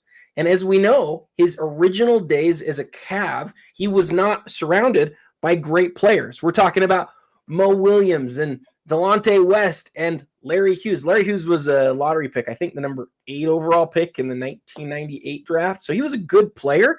But if you want a dual logo man auto of LeBron James with a teammate, you're looking at the only one right there. Or if you just want a LeBron James logo man auto, that's what I was going to say. Is the question is how many logo man autos are there of LeBron? I think there's around 20 total. So it's just not a big number. Crazy. Good stuff. Okay, let's go to the next row, guys, because this has some of my favorite cards of the night. Again, I've said it already. I love Essential Credentials, and I love this design. 1997 Skybox EX 2001 Essential Credentials Futures. Kobe Bryant on the left, Shaquille O'Neal in the middle. I own a copy of the Shaq, guys. I'm proud to say I love the card.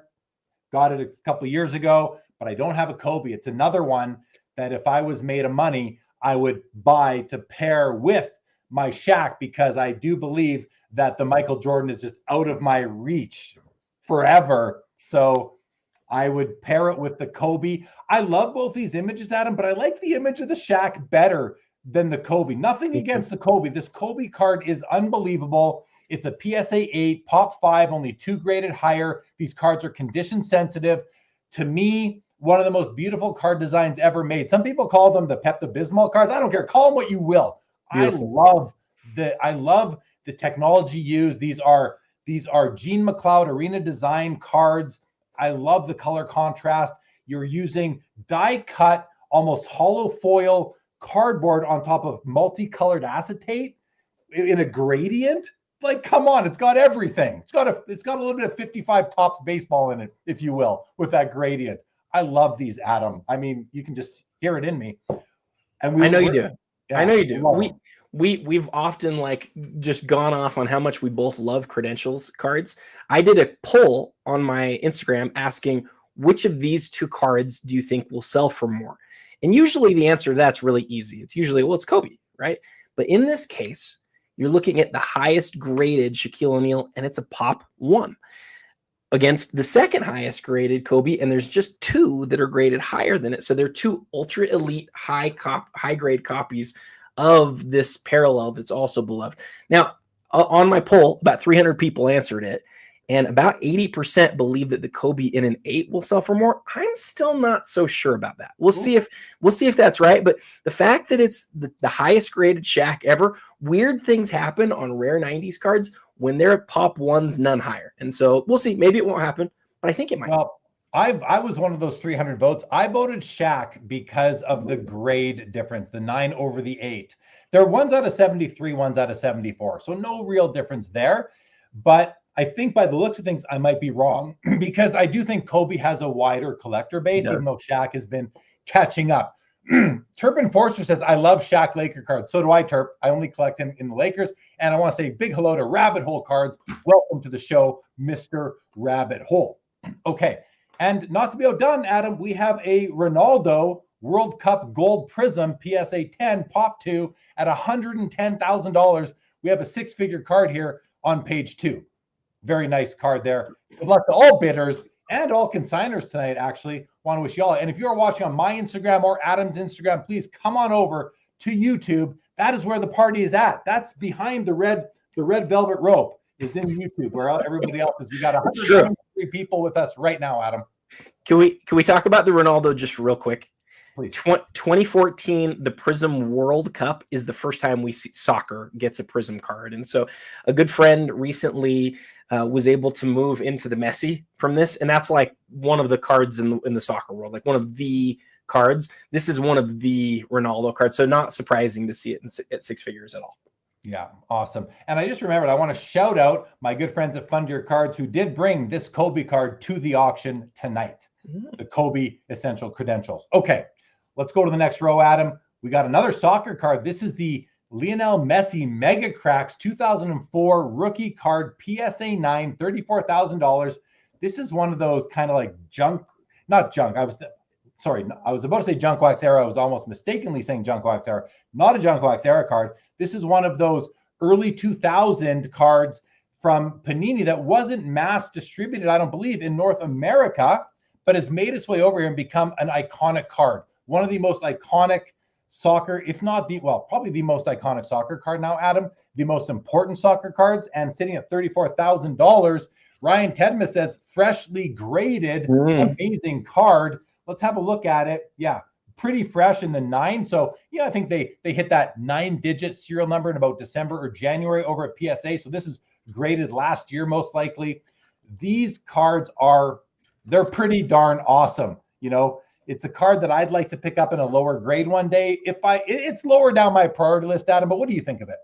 Well, I think that if you look at iconic soccer cards, it's this, the Pelé, and the Ronaldo. Those are the 3 that made the list when we did it a couple years ago, and I don't think that's changed. I mean, there's some cards that we might want to add that are more modern, but that's like the soccer card that if you know a soccer card, it's probably the one that we're looking at. And as you asked me, I wanted to go look up the population because it seems like we're seeing more 4s and 5s and 3s and authentics. We're seeing more of those hit auction. I think we're sort of reaching the point where, like with an 86 Jordan Fleer, if you've got that card, you're getting it graded at this point. And so I think we're probably seeing pretty close to total number of that card that are in existence. Doesn't matter what condition it's in. You want that slabbed up. It's just going to bring it that much more like authenticity and just, information to a potential buyer or for yourself, just to protect it and have it, uniform with your other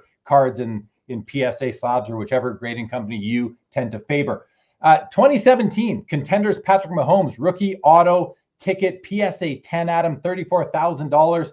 I always wondered why some cards are autographed in black and some in blue. This has the black autograph. The autograph it's perfect. Like, this is a card that autograph is perfect. Slightly streaky, but like, again, I don't penalize that myself. It's gorgeous. To me, I don't know if this autograph would get a 10 or a 9, but I'd give it a 10 if it was me, because I'm not a huge believer in grading autographs anyway, as it is. But in any event, Adam, this is a wonderful Patrick Mahomes card.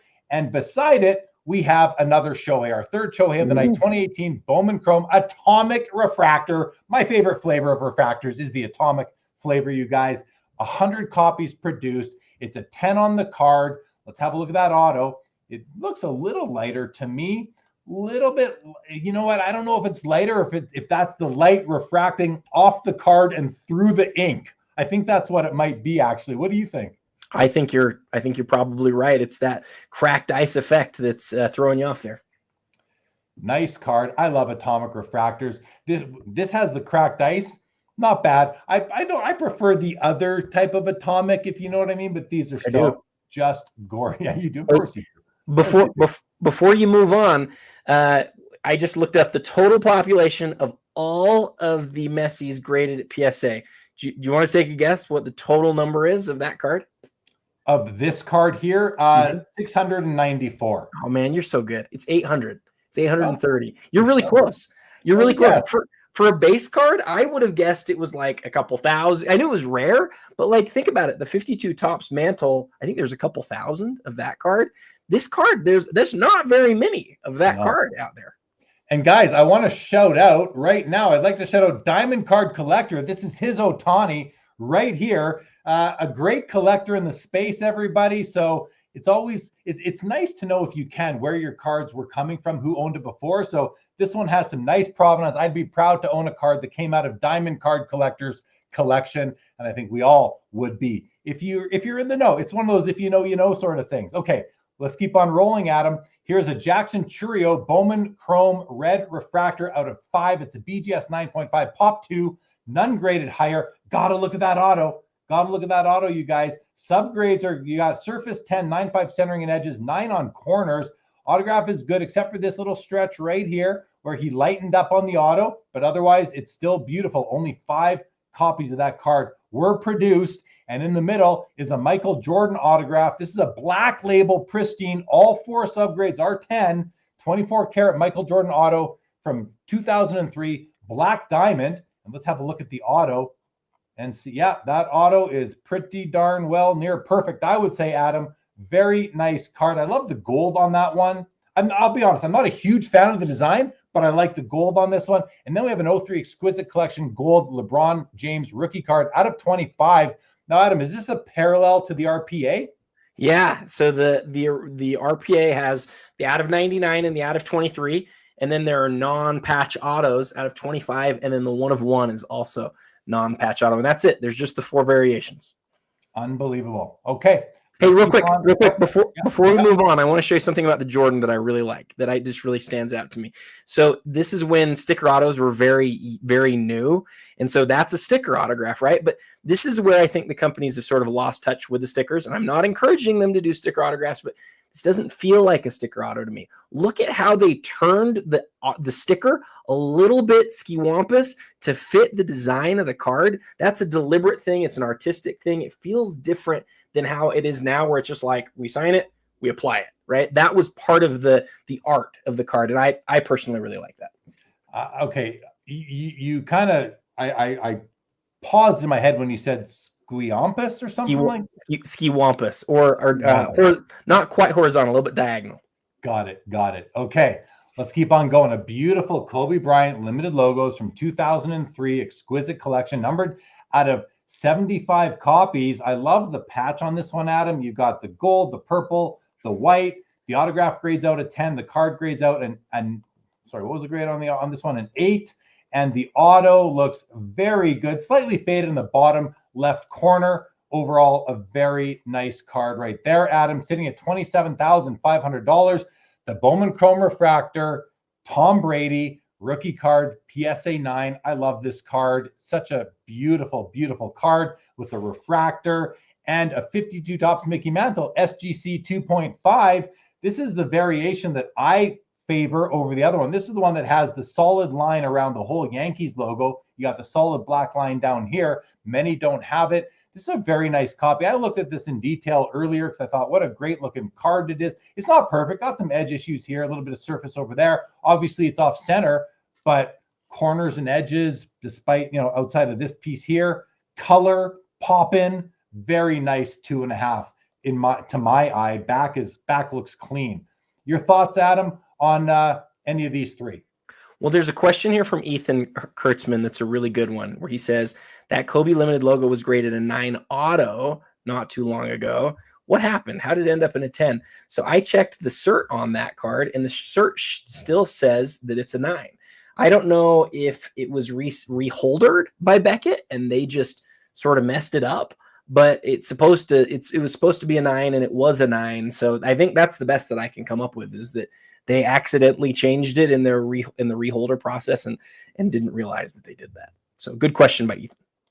All right, good stuff right there. And we have a 1958 Alifa Bolliger Pelé rookie PSA 5.5 at $25,000. This is like a bit bigger than a postage stamp, but a very cool piece of cardboard history right there. On the other side, 2017 Topps Chrome UEFA Red Refractor Lionel Messi PSA 10 with a 10 on the auto. Take a quick look at that auto. It does look to be on a sticker. That's okay. And the auto is perfect. I mean, I obviously prefer on-card autos, but sometimes you just can't get them. And $44,000 on this 10-10 Messi card right here. And in the middle, guys, we have a complete set of 1986 Fleer basketball with the stickers, all in PSA 9 holders, sitting at, I think, a bit of a low $34,000 right now, Adam. Talk about getting the whole set in one fell swoop in mint condition PSA 9. Well, think about it like these three cards. Think about it like this. If you were to just get an 86, 87 set and you wanted to just grade it, what would that cost just to get the cards graded? And then the vast majority of these cards are not 9s, mostly because of centering. And then obviously because they've been handled over the years. Some of the cards are even really hard to find in 9s. We know that the Kareem sticker in a 10 is virtually impossible. It's also low grade, or there's not a lot of them in 9s. The Jordan sticker in the 9, the Jordan in the 9, all of them at the same time, and you get all the others. There's, I think, is it 8 or 9 members of the NBA's greatest 50 that are rookies in that set. So it's the best known set in basketball of all time, and you're getting it all at once for around 40 grand out the door right now. So it's very cool. If you're a set collector, I've owned my 86, 87 set since I completed it as a 14-year-old, and I'm 42 now. So I've owned mine for 28 years. I love that set. And he loves it. And guys, 2 of my favorite cards in the auction right here. 1997 Metal Universe Precious Metal Gems Red Barry Sanders in a PSA 8 holder out of 150 copies produced. It's a Pop 7 with only 1 graded higher. It's at $20,500. Not to be outdone. Right beside it is the 1998 Metal Universe Precious Metal Gems Barry Sanders out of 50. It's a PSA 8 Pop 4, 5 graded higher, and it's at $50,000. Adam, I'm going to do, I think, a complete 180 on this card here, because I remember being critical of there being a big lion kind of in the middle of the card with Barry off to the left. And the more I look at this card, I have to tell you, it has grown on me. You can see something the first time and not be that excited by it, and a couple of years go by. I think this is a piece of art. I think this card is a work of art. I absolutely love it. I can't afford it, so I'm not going to be purchasing it, but I love it. I love it. And to pair it with the PMG red over here, another card I'd love. Boy, I have a Jerry Rice from this red PMG set, and I'd love to pair that with a Barry, and then I could pair the Barry with the Lion card beside it. But my gosh, what do you think of this pair of Barry Sanders card? Well, I think it's interesting because the red, there's 135 of them, right? There's 15 greens, so 135 reds. 135 to 50 is just a world different. And so although people tend to usually go with the first of something made, the difference in population right here is just, it's really significant. In football, I think the story's been written. The second year, the 98 is just, it's better than the 97. But in basketball, I don't know that it's as clear, because in basketball, it's 90 versus 50, and the red is so iconic. So people always want to compare cross sport. Football to basketball and the PMG Reds and then the champs or second years, it doesn't quite work like that. It's a little bit more difficult. I love the Lion. I've always loved the Lion. I think it's an awesome card. I'm now with you. It's a 180 from before. I think it's so cool. I do love it. And as Ryan Tedmus pointed out, these were graded together, sequential serial numbers on the grade. That's cool. 1999 holographics NBA shoe time Michael Jordan patch auto out of 23. It's a PSA 6 and it's a Pop 2 ungraded higher. It's at $40,000 right now, Adam. Let's take a quick look at the autograph and the serial number. It's hand numbered. There's the auto. Auto looks beautiful, not perfect. A couple weird things going on right in some of these crevices, but still just beautiful. 20 of 23. It's a 6. Adam, what is this patch from? Any idea? And what do you think of the card? Yeah, it's from a shoe. It's the Shoe Time set. And the Shoe Time set was the first time that Upper Deck or any basketball card sort of made a full checklist of shoe cards. I think there might be one other Jordan shoe card that came before this out of like one of the Jordan only sets. I may be mistaken on that. But I think also, if I'm right on this, Jordan's the only player who also had an autograph in it. It's obviously numbered out of 23, and it's one of those cards that, like the 97 game jersey, that people have taken the unsigned version and gotten it signed, but this is one of the pack pulled ones out of 23. Very cool. Basketball card guy, John. Good to see you, John. He likes the card as well. All right, let's keep on rolling, guys. Oh, that's the end of page 2. Okay, Adam, I'm going to ask you here publicly, should we do a this or that or go on to page 3? We have 4 minutes left in the 30-minute extended bidding window, guys. We love the this or that's. We love to get the chat's thoughts on the this or that's. I say we do that, and then we look back up at the top real quick just to see how things are going there too. All right, so we're going to do a quick this or that, you guys. We're going to do a quick this or that, and we're going to start with this right here. Would you prefer to own the Victor Wembanyama Logo Man 101 or the Larry Bird Magic Johnson Dr. J rookie PSA 10? That's the first one, guys. Put your answers in the chat. Which one would you prefer to buy tonight? If you could buy either of them, which one are you going for? I'm going to go first, Adam. Is that how we said? I'm going to go first. Listen, I'm going to take the Victor Wembanyama 1 of 1. Oh, yeah. Listen, I already have a copy of the Bird Magic Irving card. I'm very happy with my PSA 8. I'm happy with my PSA 8. Give me the Wembanyama 101. I don't need the grade scarcity personally, so I'm good. I'm good with the Victor Wembanyama. How about you? You shocked me. I would have bet significant amounts of money that you would have taken the 1980 Topps card. You go now. We got a lot of answers in the chat. I'm going with the Wembanyama too, and it's because of everything that I said earlier. It's in a lot of ways the professional Victor Wembanyama card. It's arguably his best card, and he could be an all-time great, and I'd love to be along the ride for that with his best card. So I'm going to take the Wemby. All right, so 2 for the Wemby on us. Linda's first is taking the Topps card. Not Funny's taking the Wemby. Charles is taking the Bird Magic, as is Vintage, as is Ben Diamond, as is Michael Ham, as is Anony, as is Mitch. Andrew Anderson is taking the Wemby. Tyson's taking the Bird Magic. So is Wesley. Basketball card guy John says the Wemby and then get it signed. Yeah, we mentioned that earlier. Diamond card collector is rolling with the Wemby. Sundin is taking the triple GOAT card. David Chase, Bird Magic. Big D, Bird Magic. Robert Scott, Bird Magic. Michael Rader. Carlos taking the Wembanyama. Newman is taking the Bird. Yakes is taking the Victor. Jared's taking the Wemby. Moliko's taking Bird Magic. So is A. Lantern's taking the Wemby. Sam Hill's taking the Wemby. Says it needs burned a Travis. Okay, Sam Hill. Thanks for playing. Laura's taking Bird Magic. Carlos taking the Logo Man.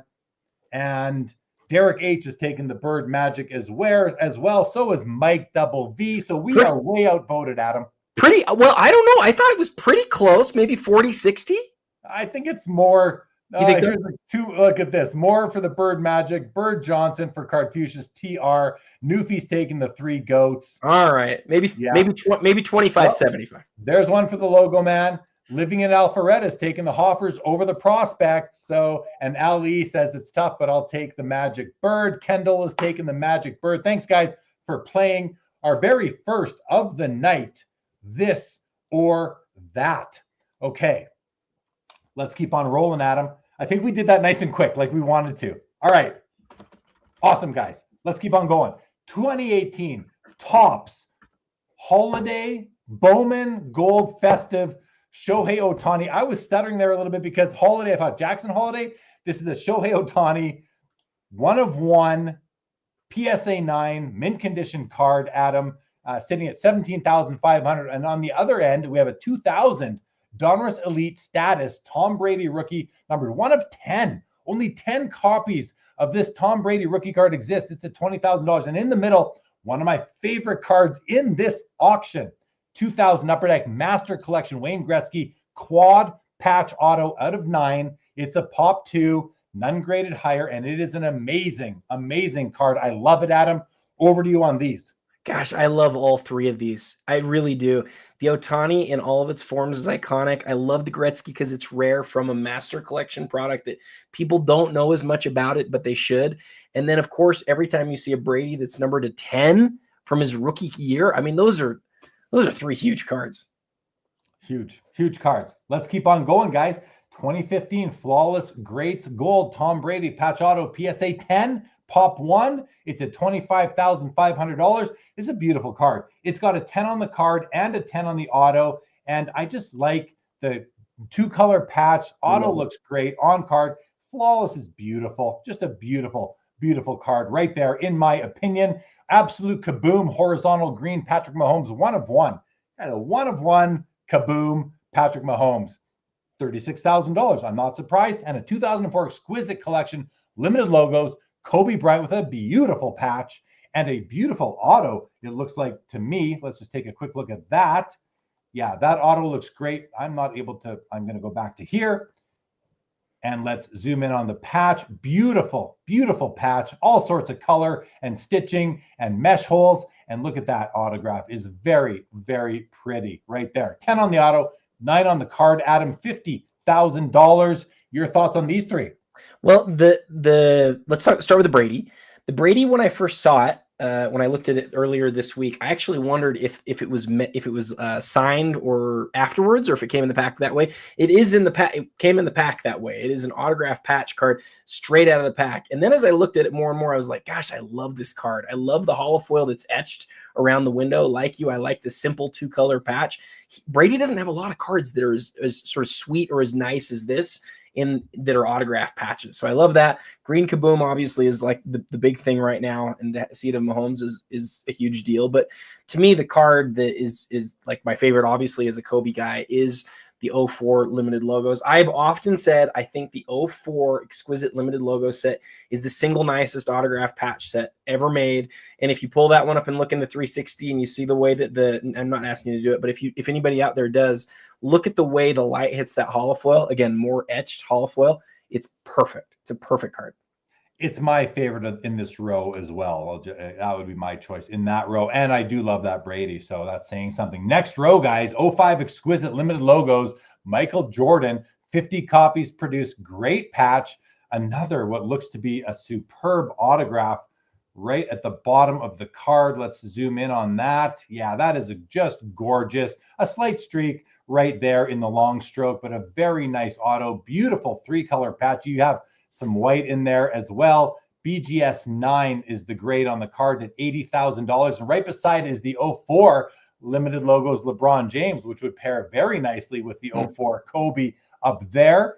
Nice patch as well. Auto looks to be good. Let's take a quick look. I see one little gap in the auto right over here. Otherwise, pretty nice. Slight fading going on, though. You can see it was in the sun a little bit, or the light, I should say. And finally, is a black gold prism out of 5 rookie card BGS 9.5. Adam, at 20,000. BGS pop is a 101, none graded higher. So What are your thoughts on these three? What I was just talking about the quality of the card.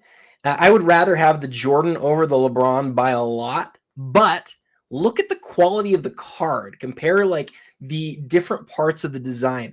The flat foil on the left is great. It's really nice. But the hollow foil on the card in the middle, it just makes it come alive in a really special way. And so if you give me a would you rather there, I'm taking the Jordan. But boy, I wish I could have the Jordan with the design of the 04 because the 04 is just so much nicer. Ja and the Grizzlies are fighting for 2 in the West still. I don't know what they're going to do in the playoffs, but he's had a really good comeback year this year, and it's nice to see him playing well and performing well on cards too. Awesome to hear. 2021 National Treasures Cade Cunningham RPA out of 99. It's a PSA 10 Pop 3. It's at $28,500.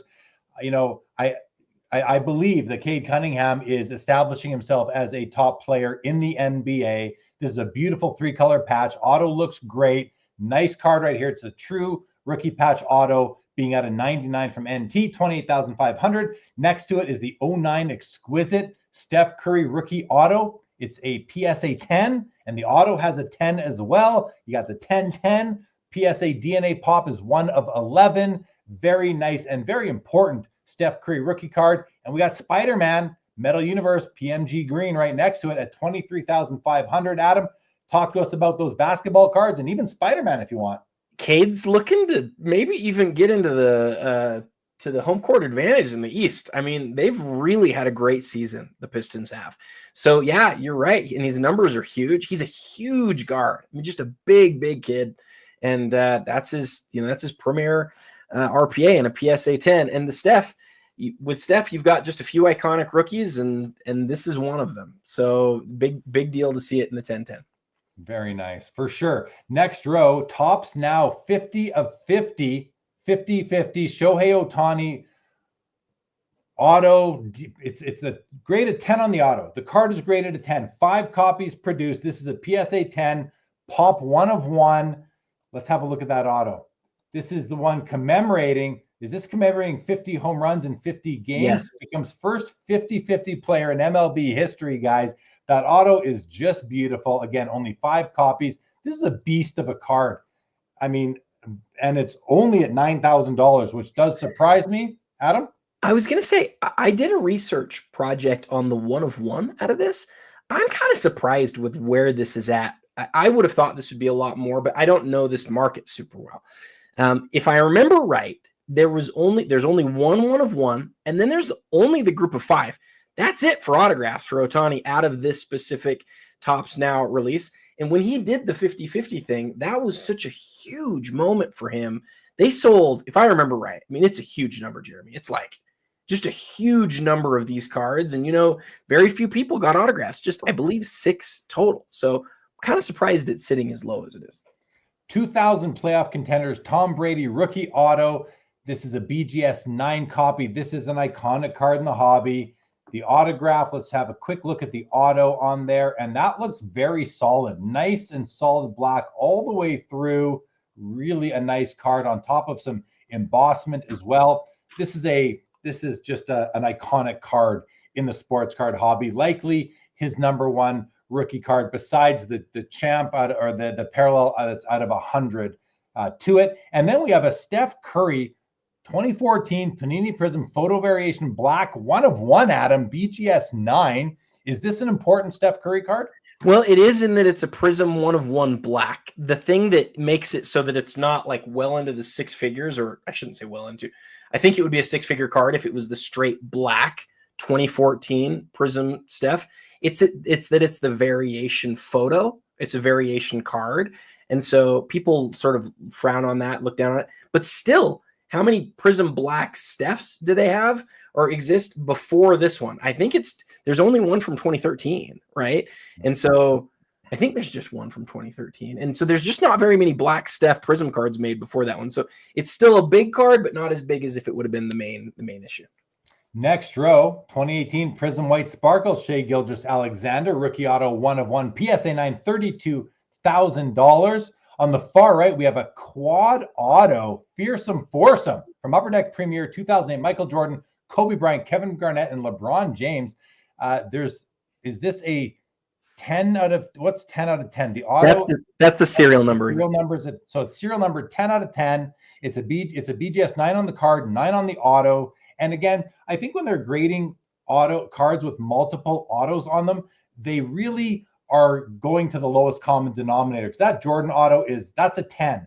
That Kobe auto is a 10. Don't tell me that the stroke is going off the card. I don't care about that. That to me is no reason to penalize an autograph. That's a 10 auto right there. That's a 10 auto, and that's a 10 auto, guys.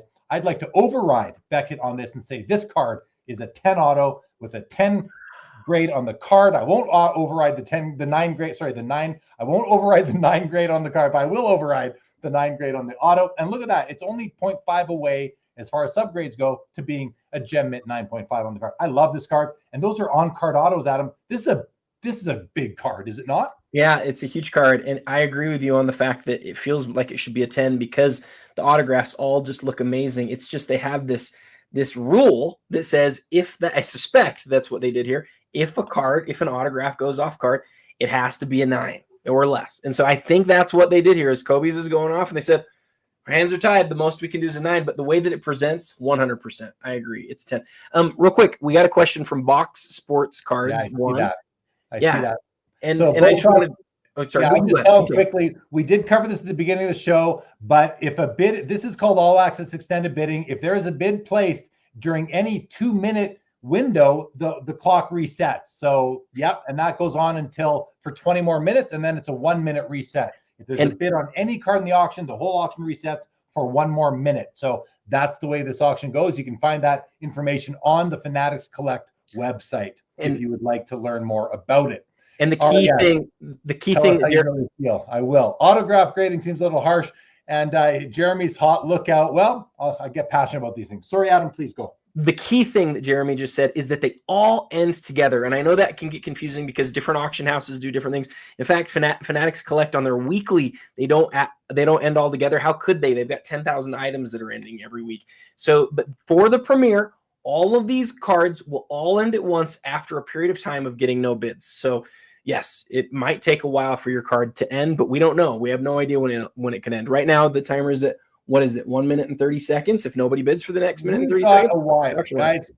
Settle in. Go grab a drink, grab a bowl of potato chips or whatever it is you want. We're going to be here for at least another hour, and we're happy to have you with us. 1952 Topps Mickey Mantle PSA 1. I recently saw a nasty PSA 1 sell for, high teens, I believe. This one, believe it or not, is much nicer than that one. It's a 23.5, but just getting into one of these cards, you're at least, for anything that doesn't look like it was literally crumpled up and then flattened out and slabbed, you're looking at 20 grand to get into one of them. And this one is falling right in line with that. And okay, let's just go to the next row now, Adam. Let's do it. We have a 1999 Upper Deck game jersey, Ken Griffey Jr. Patch auto, numbered 1 of 24, BGS 9.5 on the card, 10 on the auto. It's at $27,000. It's a big card, Adam. It's very similar to the Jordan auto jersey cards, but it's Griffey. We don't nearly talk about this as much as we do the Jordan. Let's have a look at that autograph. The serial number right there, hand serial numbered 1 of 24. That autograph is just stunning. Griffey has a great auto. I like to see it not penalized and being a 10. There's a piece of game used jersey right there. Card grades out at 9.5. Love this card. Very important card right there. Adam, this is the card that we originally bonded on back in 2019. The 1997 Skybox EX 2001 Jambalaya Michael Jordan. This is a PSA 6. It's at $16,500. It's a tier 1 Michael Jordan card. To me, this is the card that kind of signifies or symbolizes the 90s insert era, is the Jambalaya, Adam. I know we both love this. And on the end is a Jaden Daniels Prism Gold rookie card numbered out of 10. CGC authenticated at $20,500. But Adam, any comments on any of these three? But I'm most interested in hearing your thoughts on Griffey and Jordan. Briefly, the Griffey has a very similar design to Jordan's 98-99 game jersey auto. So these are the second game jersey autos, right? The first one, Griffey is a darker card where he signs across his body. This is the second one. Looks very similar to the Jordan. It would be really interesting to pair those two cards together. Do you know which one I'm talking about? His first Bulls jersey? Yes. It looks very similar. It's totally. The Jordan, I love that it's a 6 because it's going to give somebody a chance to get this card that normally wouldn't have the chance to get it. And it is, I mean, the movement that the background creates, the lenticular stock, it's like the old Sports Flicks cards where the card moves a little bit, except for so much nicer than that. The background just moves in hand and it's beautiful. And then the Jaden Daniels isn't just, I mean, he's not just kind of popular. He's really popular. That's his number 1 of 10. That's his first gold Prism card. Very cool. Very cool. Chet Holmgren's National Treasures RPA out of 99. That's the true RPA. I can tell from here that autograph looks perfect. It's a 10 on the card, a 10 on the auto. Nice 3-color patch. Nice to get that orange going through there as well. We've got a 2018 Flawless SGA rookie patch auto, number 10 out of 10. It's a PSA 10, pop 1 of 1. Flawless, always such a classy looking card. And our 2018 Contenders Cracked Ice Luka rookie card out of 25 with the auto, 9.5 on the card, 10 on the auto, pop 14, just 1 graded higher. That means there's a BGS 10 out there at $19,500. Adam, anything you want to say really quick about these 3? We got to, well, look at that. We're finally at the bottom of page 3. Great. 3 great cards. I love the Luka Cracked Ice in hand. It's just gorgeous. Yeah, I couldn't agree more. Love it. It's similar to that Atomic. Is it time for our second Would You Rather? Because I know I'm ready for it. Yeah, let's go to the top 10 cards first, guys. The top, this is the we're now sorted here by highest price. Jackson Holiday's at $850. No bids lately. We saw 1 bid still tonight. $360 on the triple GOAT card. $340 on the Wemby logo man. $260 on the Jeter. That's gone up. The set of 52 tops has gone up. Jordan has gone up from $150 to $170. The season tickets at $170. The tribute RPA Exquisite is at $120, and the Shohei is at $160. So this might be higher now. Did this move up? No, same price. Maybe I just need to refresh that one actually to reorder the top 10. Let's just see what happened. That's all the same. Soto and the Shohei, the Jackson Holidays 150, and there we go. There's your top 9, 10, 11, and 12 cards right now, everybody. Okay. Page 3, Adam. Let's go to page 4. We'll hover there. You want to do another this or that? I do. You know I do. All right, guys. Here's this or that. Number 2. Are you ready? Would you rather have a PSA 10 Michael Jordan Fleer rookie or a PSA 10 Derek Jeter 93 SP rookie card? Right now, as we just saw, the Jordan is sitting at $170 and the Jeter is sitting at $260,000. So the price is saying the Jeter, mostly I think based on, population, but let's see what you guys think. And Adam, what do you think? Let's start with Man, this is a good one. 2 really good would you rather start. I'm taking the Jeter. I'm taking the Jeter 100% because it's so much rarer. I'm taking the Jordan because I just don't care that much I don't care as much about the Jeter. I care about the Jordan. Fair. Okay. Simply for me, it's a player selection there, which, we're entitled to have whatever criteria we want when we pick our this or that, but I'm taking Jordan. Adam's taking Jeter. Okay, let's go. We'll see what you guys are saying. Ben Diamond, Jeter. Jay Mollico, Jeter. Not Funny, Jordan. Robert Scott, Jordan. Andrew Anderson, Jordan. We got a Jordan from David Chase, a Jeter from Sean, a Jeter from Jesse Craig, a Jordan from Tyson's Corner, Jordan from Wesley, Jordan from Linda's First, Jordan from John, basketball card guy, Jordan from Mitch, Jordan from I Collect Domo, Jordan from Carlo, Jordan from A, Jeter from Michael Rader, because the 10 is impossible. It is. Newfie Sig is saying Jordan every day. We got Jason Newman taking Jeter. Sundin is taking Jordan. Joe Perot is saying neither moves that much. I think he's behind in the chat, Yes, in the stream. He's like 10 minutes behind. Yeah, he's behind. Found Treasures is taking Jeter. Diamond Card is taking MJ. Eric Young Jeter. Jeter for Laura. Jeter for DJH. Adam, I couldn't keep track, but I think we're close to 50. Pretty close. Yeah. All right. That was a good one, guys. Thanks for playing. All right. Page 4. Another Shohei auto from Bowman Chrome. It's out of 150. It's a 9.5. It's a $24,000. We got a National Treasure inscription auto from Kobe Bryant, numbered out of 10. It's a BGS 9. That's a cool card with a pose of him I don't think I've ever seen on a card before. And a 2017 Flawless Vertical Gold Kobe Patch auto. I love this as well. It's interesting to me, Adam, in this case, the card without the patch is selling for more than the card with the patch. What's your take on these three cards? Well, the inscription's the reason there. People love the idea of a Black Mamba inscription, and on that National Treasures card, that's exactly what you get. My take is that Kobe's autograph patches, particularly in Flawless, have just been flying. I mean, like, he's got several of them. This is one of the better looking ones, but you're talking about 35 grand at this point on this card. That's, I mean, I'm not saying that it's done either. I don't know, but we're seeing a lot of people who are coming into the hobby who are excited about Kobe Bryant autograph and autograph patch type cards. Yeah, for sure. All right, next row, we've got the 2022 Net Pro Carlos Alcaraz RPA out of 50, BGS 9.5 sitting at 20,000. We've got our second Skenes card of the night. This is a beauty. I love the design of Topps this year in 2024. And this is the Topps Chrome Gilded Gold Superfractor 101 rookie PSA 10. I mean, if you can't buy the MLB debut patch tonight for $1 million, maybe you can buy this for about 30 grand right now. Have a lot of money left over to buy other cards. And this is gorgeous. I love this card, Adam. Now, I'm not a Skenes collector. I'm not, it wouldn't be a card I would be buying, but if you are, this is gorgeous. The auto is very nice. He's got a big, juicy auto. Yeah. It's a little streaky in some places, but again, that's just because he signed so big. If he signed smaller and tighter, it would be a different story. Very nice card right there. And then we've got the Immaculate Collection, Jalen Hurts, Super Bowl winner, Super Bowl champ, rookie card shield patch auto.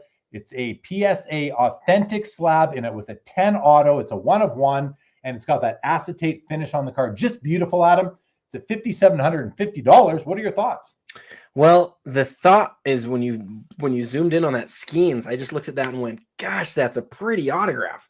It made me wish that in basketball back in the old days from 04 to 09 when we had superfractors, I wish they would have had autographed superfractors because that thing is just – that's gorgeous. I also think the Hertz right here is really interesting because that's a really cool piece with an autograph on an Immaculate card that I guarantee you in hand is amazing with that sweeping holofoil. Just a beautiful card, and it's not a super high price because it's not the parallel of the, or is it the parallel? I don't think it is. I think it's an insert.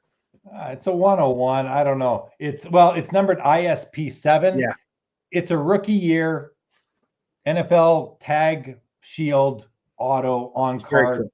Beautiful, just a beautiful card. And $5,750 is quite modest, I would think, for a card of that caliber.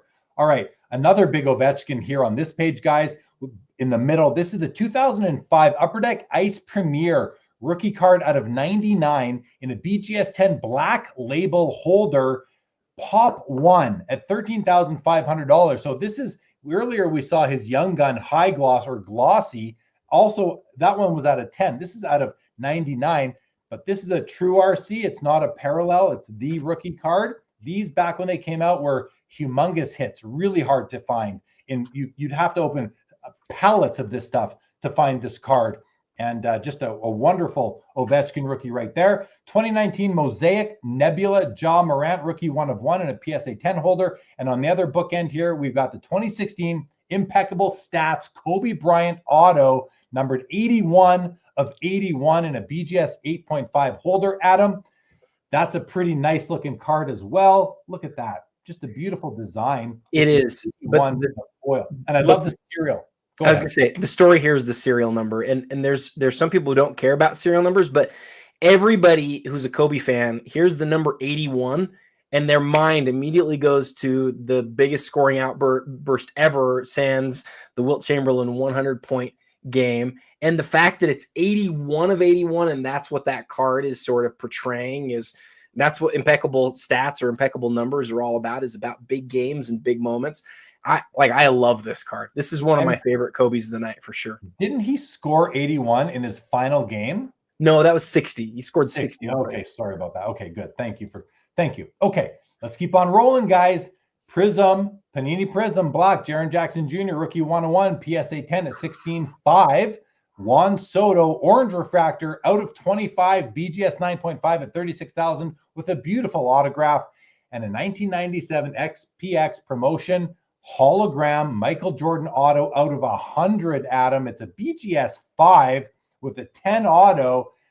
to me, this just spells opportunity. A low grade like that spells opportunity to pick up a Jordan auto like this at likely a discount. Look, if the surface is a 4, everything else is 8 or 9. So maybe there's a little scuffing on the hologram. I don't know. I can't tell really in 2D, but a very nice card I think you can get it at a discount tonight, Adam. What do you think about that? Very early Jordan autograph. And that's what's interesting to me. I always think that the hologram autographs are less loved than they should be. I need to learn more about it. I need to know more about that set. But Jaren Jackson's black, arguably his best card. It's either that or one of the Logoman autographs, probably his first time in the Premier Auction. And that's a guy, Jeremy, he's probably going to be all NBA this year. He's had a great season. He's been the best player for the Grizzlies. People love Ja because of what type of player he is, but Jaren Jackson's legit, man. Amazing defender, great big on offense, and I think the Grizzlies are going to go as far as he'll take them. So I really like that card a lot. Amazing stuff. Next up, Topps Chrome F1 Sapphire Red Lewis Hamilton, numbered 5/5. This is a PSA 6. Only 3 graded higher still at 13.5. These were tough out of the factory, guys. They were just tough out of the factory. In the middle, Topps Transcendent Shohei Ohtani, the Japan edition, numbered out of 5, BGS 9.5, Pop 3 at 7,250. And another Bowman Chrome, not another, but an X-Fractor. My second favorite refractor after Atomic is the X-Fractor. I like the golds too, I guess. But this is nice. This is numbered out of 150. It's his rookie card. It's a PSA 10, mint condition, gem mint condition, $17,000. Adam, how does this LeBron rookie rank against some of his others? Well, it's great because it's a shiny one, and he's got a gold refractor out of this product that's rarer. But outside of that, this is the rarest one. I do have some bad news though, Jeremy, and that is that the big card that I wanted tonight, I went to my max and I just got outbid. Is it okay if we talk about it now, or you want to hit it later? Let me go back to that card first, if I may, Adam. I think it's going to be on the previous page here. You could just search it. It's the Jordan Shoe Time. So I placed a $60,000 bid on the Jordan Shoe Time. That was my max, and I figured it would probably go higher than that, but I thought it maybe had a shot. This is a card that I've wanted for years. John Basketball Card Guy said the same thing. To me, that's other than the game jersey autograph, that's the Jordan autograph that I would like. This is basically the perfect copy for me. And I'm not shocked that it went higher than my bid. It might even go much higher than this, but the autograph quality on this one, I know there's some pitting or some, like, it's a little bit bubbly, but like, it's really nice. It's a really nice color.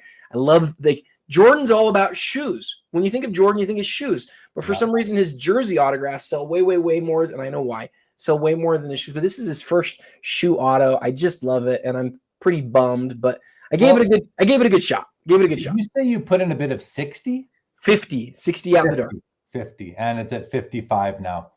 Well, Adam, there's always more cards, So there's always more cards. Sorry you didn't get this one tonight, but you gave it a good effort. That's for sure. Okay, where did we leave? We left off right over there. This is the Sapphire. I think somebody was asking, cheap gold watch. This is the Hamilton Sapphire. It is the Topps Chrome Sapphire, so it's both in what you were asking. We have, and the Shohei we talked about. Okay, here is a bat knob relic of Honus Wagner, 1 of 1 from 2017. I mean, this bat has to be close to 100 years old. BGS 8.5, very cool piece of history right there from Topps Tier 1. On the other end is the Mickey Mantle 53 Topps, arguably as nice as the 52 Topps card. Not the 52, but it's a very nice card. It's a short print. This is a PSA 7. It's at $19,500. And in the middle is another Shai Gilgeous-Alexander RPA out of 99 from National Treasures. Adam, any thoughts on any of these? And I'd be most interested in your thoughts on the Honus Wagner bat knob, if I'm just pointing you in a direction. The Wagner is the most interesting card to me because you just think of that bat and how old it is and on that card. But the other thing I want to say real quick is we're seeing some more action at the top of the auction. Skenes gets another bid. He's now at $900,000. That's almost 1.1 out the door, 1,080,000. And the Wemby has now passed the 1980 Topps card as the second biggest card in the auction at $380,000 pre-buyer's premium. I'm not smart enough to, what is that actually? 456,000. I think that Wemby's at right now. That's where it's at. Yeah. No real other movement up here, I don't think. Everything else seems to be where it was. Okay. Yeah, lots of action, guys. And the bids are coming in. The clock keeps on resetting to 2 minutes, but in literally under a minute time, that clock's only going to reset to 1 minute instead of 2 minutes. And that's it. Then it goes as long as it has to go. If there is a bid every minute for the next 500 minutes, we're going to go for 500 minutes or, whatever that is, 6 hours or something like that, even 8 hours maybe. But that's probably not going to happen. But we have a ways to go here, I believe, Adam. I think so let's keep on going. Let's keep on going. Another SGA 2023 Prism Black 1/1 PSA 10 Gem Mint right here. Great looking card at 15.5. Second year Michael Jordan Fleer card with an on-card auto PSA DNA. The auto grades a 10. The card itself grades an 8. Let's take a look at this in-person auto. It looks very nice to me. Yeah, look at that. That auto is just perfect. I can't tell if that's black or blue pen. I think it's blue pen. On the dark background, it darkens it up a bit, but that is a phenomenal autograph on his second year Fleer card. And then we have his rookie sticker in a PSA 10 holder at $40,000 right now, Adam. All basketball here. I know which one you're going to talk the most about, so have at her. Well, I'm wondering which one you're thinking. The middle card, the Jordan auto. I was just going to say, I was actually going to talk about the sticker. The sticker always, the sticker, it never ceases to amaze me. That people know how rare the 86 number 57 is. They don't realize that the sticker in high grade is actually way rarer. Like, it's significantly rare. I think it's about 3 times as rare. So I always see that, and I see it, it sells for significantly less, but it's way rarer. And I always just sort of wonder on that. But no, that the Jordan autograph, the in-person autograph, I didn't see what it's graded. Is it 810? Like, that's a big card. It's really 810. Yeah, it's 810. Yeah, great card. All right, guys, here's another bit. Like, this Brady is awesome. The only knock against this Brady Essential Credentials right here is that it's not from the 1990s, but it's still from 2004. Not that far removed. 2004 Fleer EX Essential Credentials, now Tom Brady, jersey numbered 12 of 19, PSA 6, Pop 1, none graded higher. I stress, only 19 copies produced. This is a beast of a card sitting at 12 grand. I think that's like, and I don't know, I haven't followed the comps on this card. I didn't research it, Adam, but my gut tells me that this card is a deal right now. I think it's just awesome. Only 19 of them. You can see it's got some corner touches. It's not in perfect condition, but it's graded a 6. Maybe a little bit of chipping on the edge across the top there. The back, yeah, you can see some white on the corners, but look at that serial number there. 12 of 19 awesome. In blue foil. I love this card, Adam. Where do you fall for this one? Well, I love that it's jersey numbered and that it's rare in and of itself. But what I'd love to do, because I don't know this set, but I have a theory. Can you throw this on the 360 real fast? No, I can't. You can't do it. No, okay. It could stall the show. Okay, I think this one might have a little bit of a glow to it, but I could be wrong. Diamond Card Collector might know that off the top of his head. It's his card, he says. I know. Let us know if you can, Diamond Card Collector, if it has a bit of a shine to it. While he's letting us know, though, Adam, let's have a look at these other 2 cards. 03 SB Authentic Michael Jordan Auto, PSA 10 on the card. The auto is not graded, which is A-okay by me. It's a Pop 8, $14,000. And we have an answer on the Brady. First, Ben Diamond steps in and says, yes, they are extremely shiny. And Diamond Card, who owns the card, or for a couple more hours, says amazing glow and texture, Adam. What's cool about that is it's more of like it's sort of like a PMG type surface. Like, it's textury. It's textury and has the glow. And that's what I love about like that sort of card. Just really, I think, appeals to a lot of people. Really nice. I think it's just awesome. 2018 Prism Gold SGA Shai Gilgeous-Alexander rookie auto out of 10. It's a gold Prism auto out of 10 for SGA, Adam. It's at $16,000. It's a Pop 3. Pretty decent right there. I mean, Yeah. Does the auto take away from this card at all? Well, it's an insert. And so I think, the fact that Shai's got an insert out of Prism that's commanding 20 grand is significant. I don't know. Maybe it can even go higher. But it doesn't look like the rookie. It looks like an insert, but it's definitely gold, and the autograph's very bold. So those are things to love. Unbelievable cards. Unbelievable cards, guys. Now, do you want to do another this or that? Should we do a this or that, or should we start up on page 5? All right, we're going to do another this or that, guys.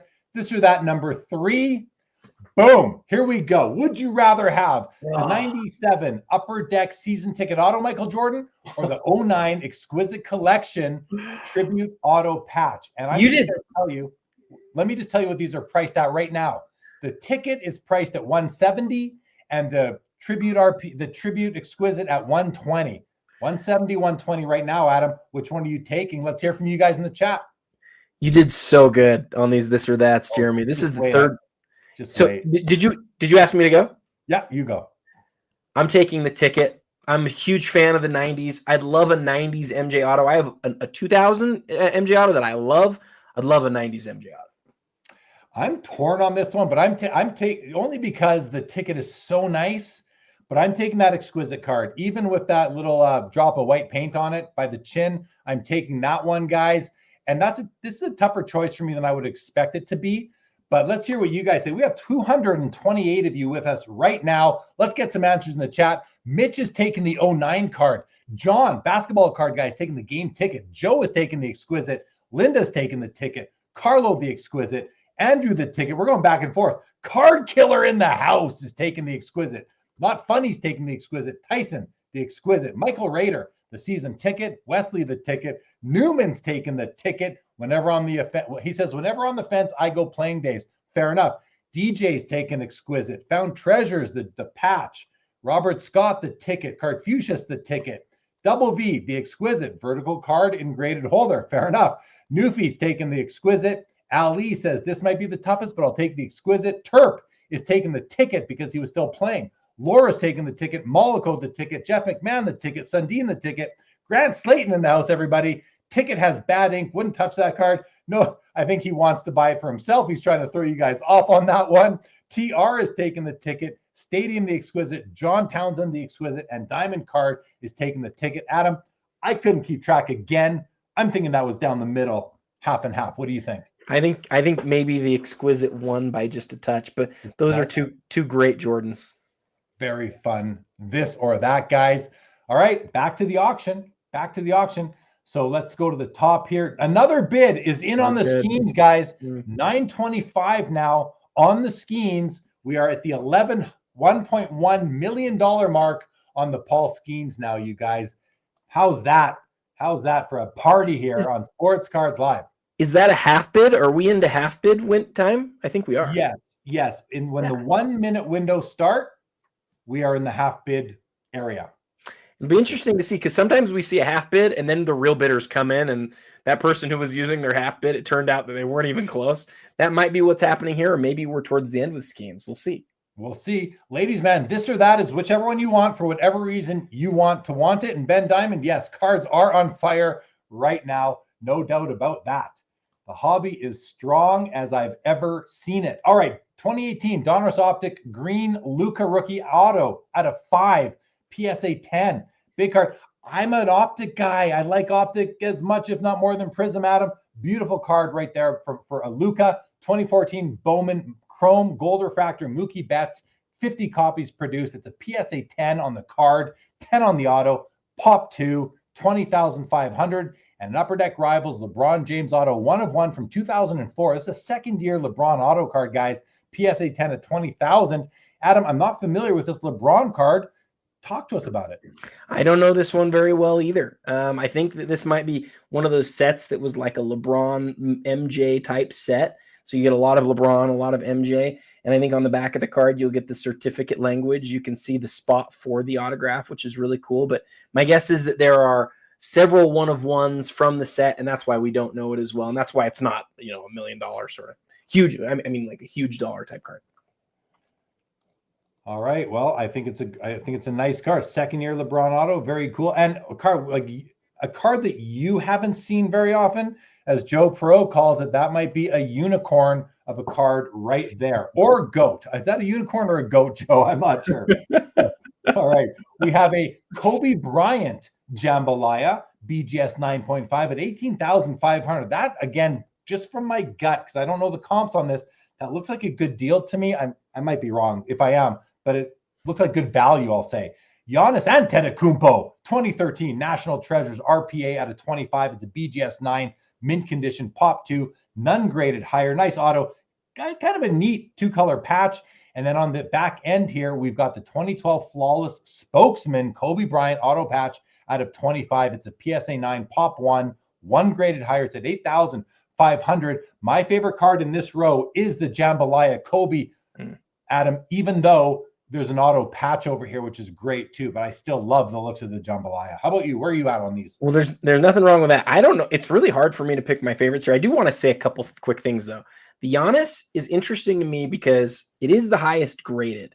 This is one of those years where finding a 9.5 is really tough. There's some years of National Treasures where the cards were just really hard to find in perfect shape. And 2013 is absolutely one of them. Giannis is not in the front of everybody's minds right now, but he's playing pretty well, and the Bucks have a shot. They really do. So they might be getting hot right at the right time. Who knows? But that's, out of 25, the highest graded kind of, I think that's significant. And then on the Kobe, that's the first year of Flawless. So the 2012 was the first year that that Panini made Flawless, and Kobe doesn't have a lot of autograph patches from that set. He has one that's the dual jersey auto, and then this Spokesman set has, I think it's 5 players in it, and that's it. Those are all of his autograph patches from first year Flawless. So I would probably say the Kobe, I go from right to left as far as my favorite. I love the Jambalaya too, but those two on the right are my favorites. Awesome. All right. Next row, we've got the Spectrum Tracy McGrady and the Spectrum Vince Carter one of ones. One's number 80 and number 81. Okay, they're both BGS 9 mint conditions. 14,000 on the McGrady, 16,500 on the Carter. And we have an 06 Exquisite number pieces. Beautiful Kobe Bryant here out of 24. It's a BGS 7.5 at $19,000. Unbelievable right there, Adam. Beautiful, beautiful card. What are your thoughts on those? And tell us a bit about those Spectrums, if you don't mind. Yeah, I'll go fast. 99 Spectrums. Those are some of the very first one of ones. And those are two of the most collected players of the 90s. I like Vince quite a bit more. It'll be interesting to see how these two compare in the end. I think Vince has got quite a few more collectors, so it's interesting for me to see them as close as they are. But the Kobe's the story to me because every time I see this card, I feel like it's important for people to understand his earliest number pieces, Jeremy, they're numbered out of 8. He has one from 2003, one from 2004. They're both well into the 6 figures, dream type autograph patch cards. He doesn't have one in 05. And then in 06, his jersey number at that point has changed. There's 3 times as many of them. They're far more affordable, right? You're not having to pay 6 figures because there's 3 times as many, but it's a beautiful, beautiful card in hand. Unbelievable stuff right there. All right, Adam. LeBron James Prism MVP Gold out of 10 from 2012, BGS 9.5. We got the Luka Gold Auto, 10 of 10, BGS 9. So it's number 10 out of 10 copies. It's a 9 on the card, 10 on the auto, and the Cal Ripken Jr. 1 of 1 Ultra Masterpieces. Big card right there, Adam. What are your thoughts? The Ripken is interesting, and I'll tell you what's interesting to me about it. In the last couple of weeks, we've seen 2 other Ripken 1 of 1s from this set that sold via the Fanatics weekly auction, but they weren't the main issue cards. They were the checklists. So the checklist masterpieces, and they both sold pretty well. I think, and I could be wrong about this, but I think that sort of set people up to not know how great a card this is. I think other people are going to go, they're going to look at those comps. To me, this is a far greater card because this is the main issue Ripken 1 of 1. So I like this one way more, and I don't, maybe it would have sold for a little bit more if those checklists wouldn't have just sold. The LeBron, I also want to talk about briefly because people know 2012 Prism. They know what the regular card looks like. What they don't know as well, and people sort of haven't had as much education on thus far, is 2012 has a couple of inserts that are really nice. One of them is the Team USA, the Olympic set. That set's beautiful, highly collected. The other one is this MVP set, and I've had a couple of these in hand. These are really nice. Sometimes a card isn't just great because it's gold, but it's got like these lines or these sort of etchings on it. The MVP set does a really good job of that. And I have no expectations for what this card sells for tonight. I had no idea coming in, but I really like it. I don't know which one I'd rather have, this or the USA, but those are definitely the two best inserts from the inaugural Prism brand. All right, thank you for that. I think the Cal Ripken is an amazing card, the 1/1, and I love Cal, so that's a card I would certainly love to own. Unbelievable. All right, National Treasure, Josh Allen Green, RPA out of 17. We got the Iverson Z-Force Super Rave out of 50, big card, and a Pokemon first appearance foil Lugia PSA 9, Adam. I mean, the Z-Force Super Rave, great card, beautiful cards. It's the souped up version of the Simple Rave. What do you think of this? PSA 9, pop one, none higher. I've always wondered if the Raves, the Super Raves out of Z-Force, maybe get hurt a little bit because they don't give you a whole lot more than the base cards do. I think that sort of hurts their total value, because in 1997, this is the same year that you've got the Metal Universe Championship PMGs also out of 50, but they're worth like several layers lower or less than those cards are, but they're the same rarity. And I guess if you look at the pop report, they might even be rarer than that. This one says pop 1 of 1, none graded higher. I mean, it's a huge Iverson, but because it doesn't look significantly different, I don't think it gets the same sort of love. Fair enough. Okay, guys, we have a Gretzky PSA 8 O-Pee-Chee rookie at 12,250. Wembanyama Mojo 25 of 25 BGS 9.5, and a Giannis Antetokounmpo RPA out of 10 from 2013 Gold Standard. We've seen this card a few times. We've seen several Wembys over the months, and we've seen our share of Gretzky PSA 8. So let's take a look at the Gretzky PSA 8, guys. And I have looked at this one already in preparation. The only thing I don't like about it is the kind of the heavier rough cut on the left, but the oil drop is nicely placed. It's a little bit high. Look how sharp the bottom of his legs are. That's what we're looking for. Almost no gap between the blue and the black, something I really enjoy on these cards. And the word Oilers is slightly higher than the word Edmonton, on a slightly higher plane, which is consistent with the oil drop being a little bit higher, but still well centered. Nice strike on the black plate. That word Edmonton is solid. Centering overall, almost perfect. Like really nice centering. The corners are sharp, even on the left side. Edges are great. This is a very good, solid copy of a PSA 8. If you're okay with that rough cut on the left side, Adam. Any comments on the Gretzky? No, you're the master of it. Thanks for taking us through it.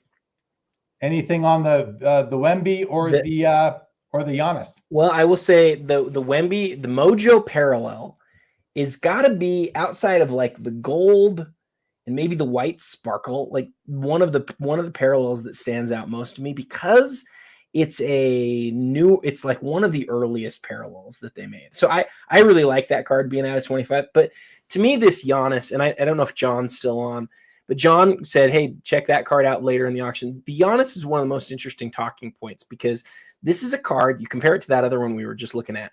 The patch on this is vastly superior. The autograph on this is vastly superior. But the brand on this is not as well known or loved. It's not as iconic. It's just not. And so you put the two together and you say, which one would you rather have?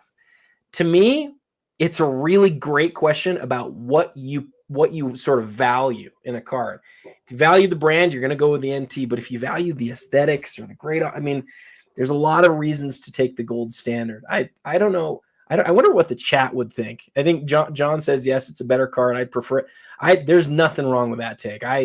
I'm pretty quick to just say that myself. And then I think about how much people love NT. And then, John, the fact that it's the highest graded of all of the 25 golds. And I think people do care about that. I care about that. But yeah, I just really go back and forth. I think if you would have asked me that a little while ago, I would have said the gold standard for sure. But a lot of people don't even know the gold standard. But again, it's a longer autograph. Anyway, I've gone on and on, but I think it's a good question. Very nice. All right, next row, guys. 03 Exquisite Collection Kobe Bryant Auto Patch out of 100. Same design as the Jordan from earlier. I love the design on these. Here's the Tiger Woods SP Authentic rookie. This is the one out of 900. We saw the gold out of 100 earlier. This is the regular one out of 900. PSA 9, fine grade for me at $7,750, and a flawless prime ruby Jason Tatum rookie patch auto out of 15. PSA 10 pop 1 at $8,500. I love the patch on this Kobe. The auto is placed a little bit far to the right. He does get himself into the decoration, the decorative elements of the card.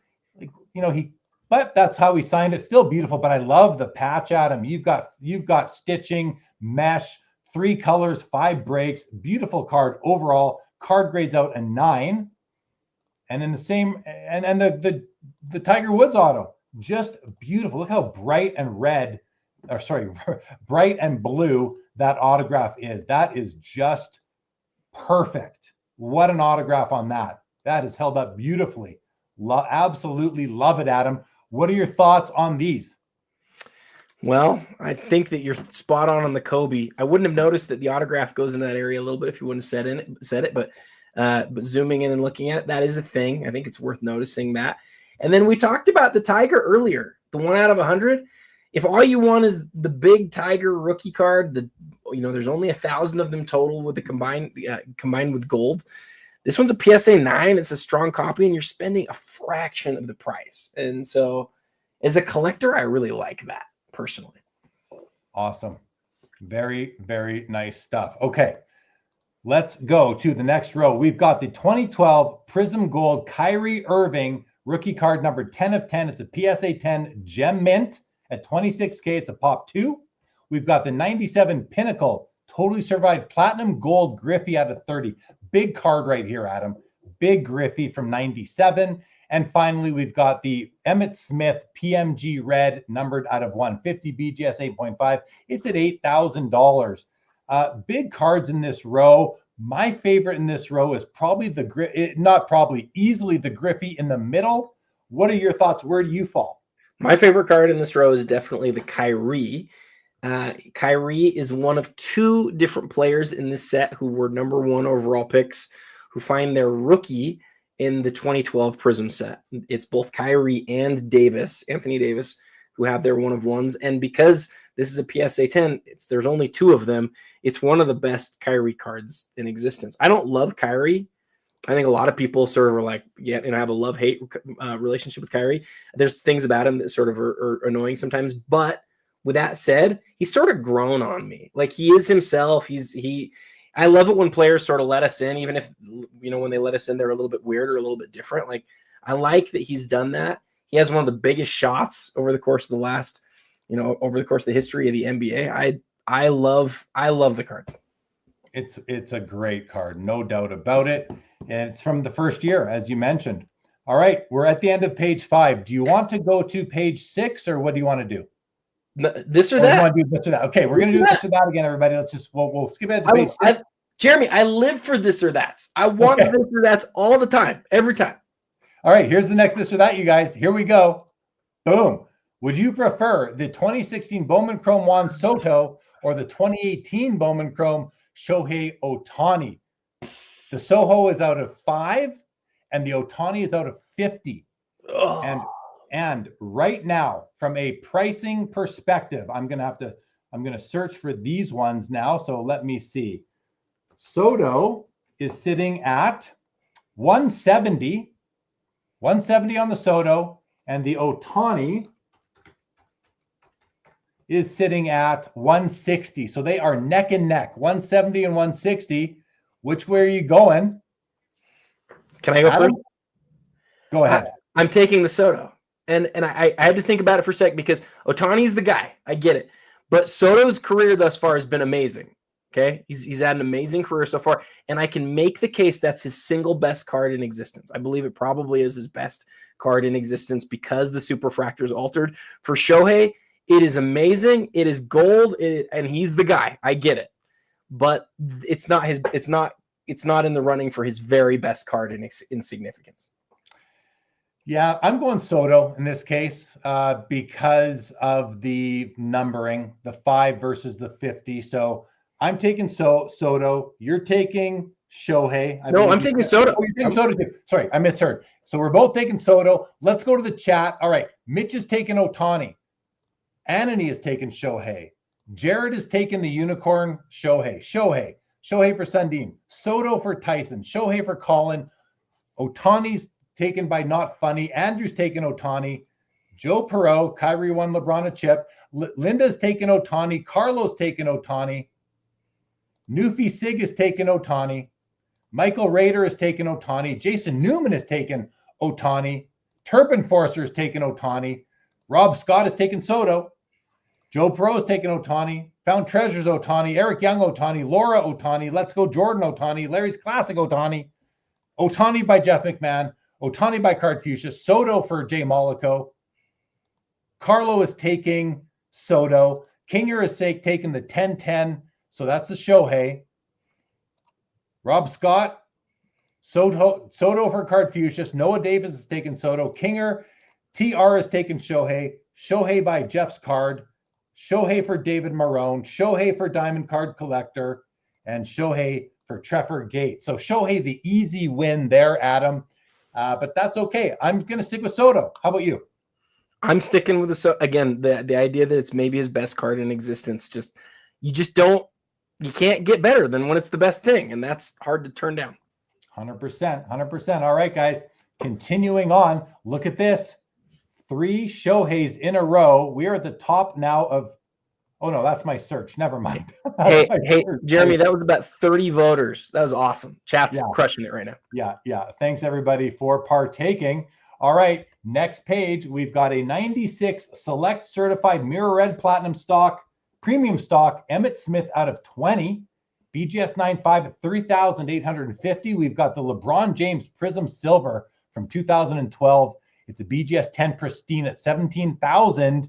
And we've got a 98 Metal Universe PMG Emmitt Smith out of 50, BGS 9. Big cards right here, but on the middle and the right.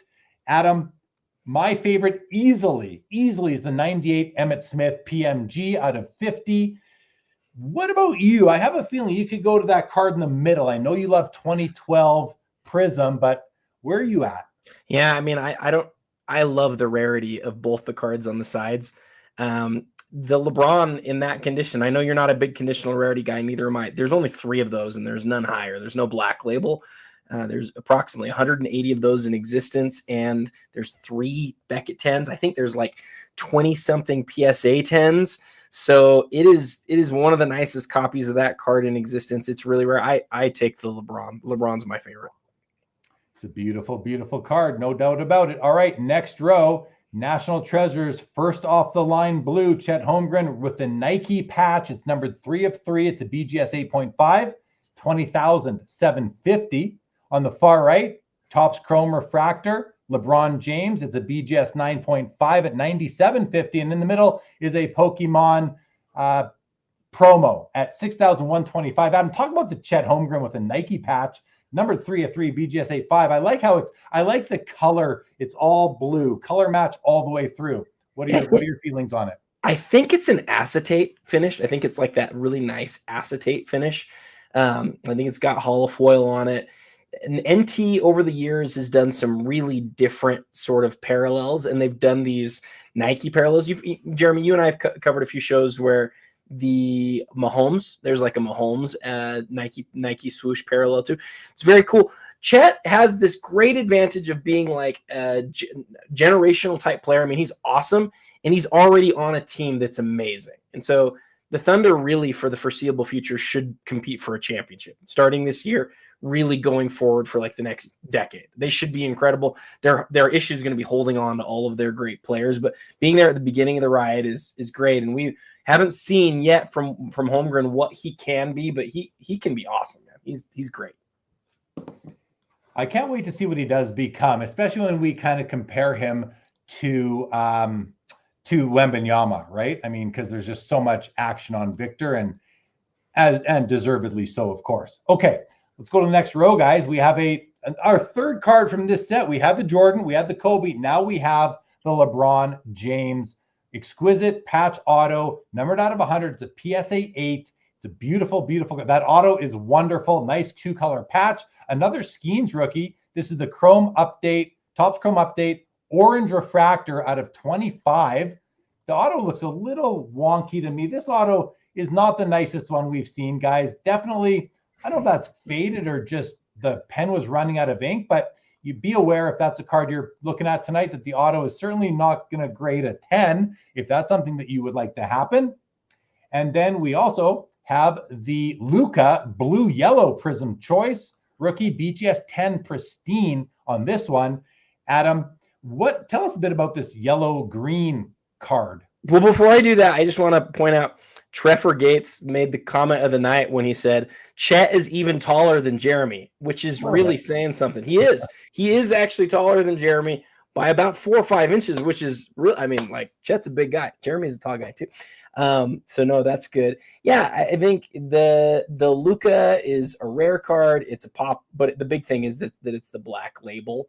And, you know, as my friend Jason Newman in the chat likes to talk about, that's really like the iconic Prism rookie. That and the LeBron Prism 2012 are probably the most iconic Prism cards, basketball Prism cards ever. And I think most people would put the Luka even head and shoulders above the LeBron as in terms of how well known it is. So anytime you can get the highest grade, a pop 1 of 1, even if it's not the best known parallel, it's going to sell for big money. And that's what's happening here.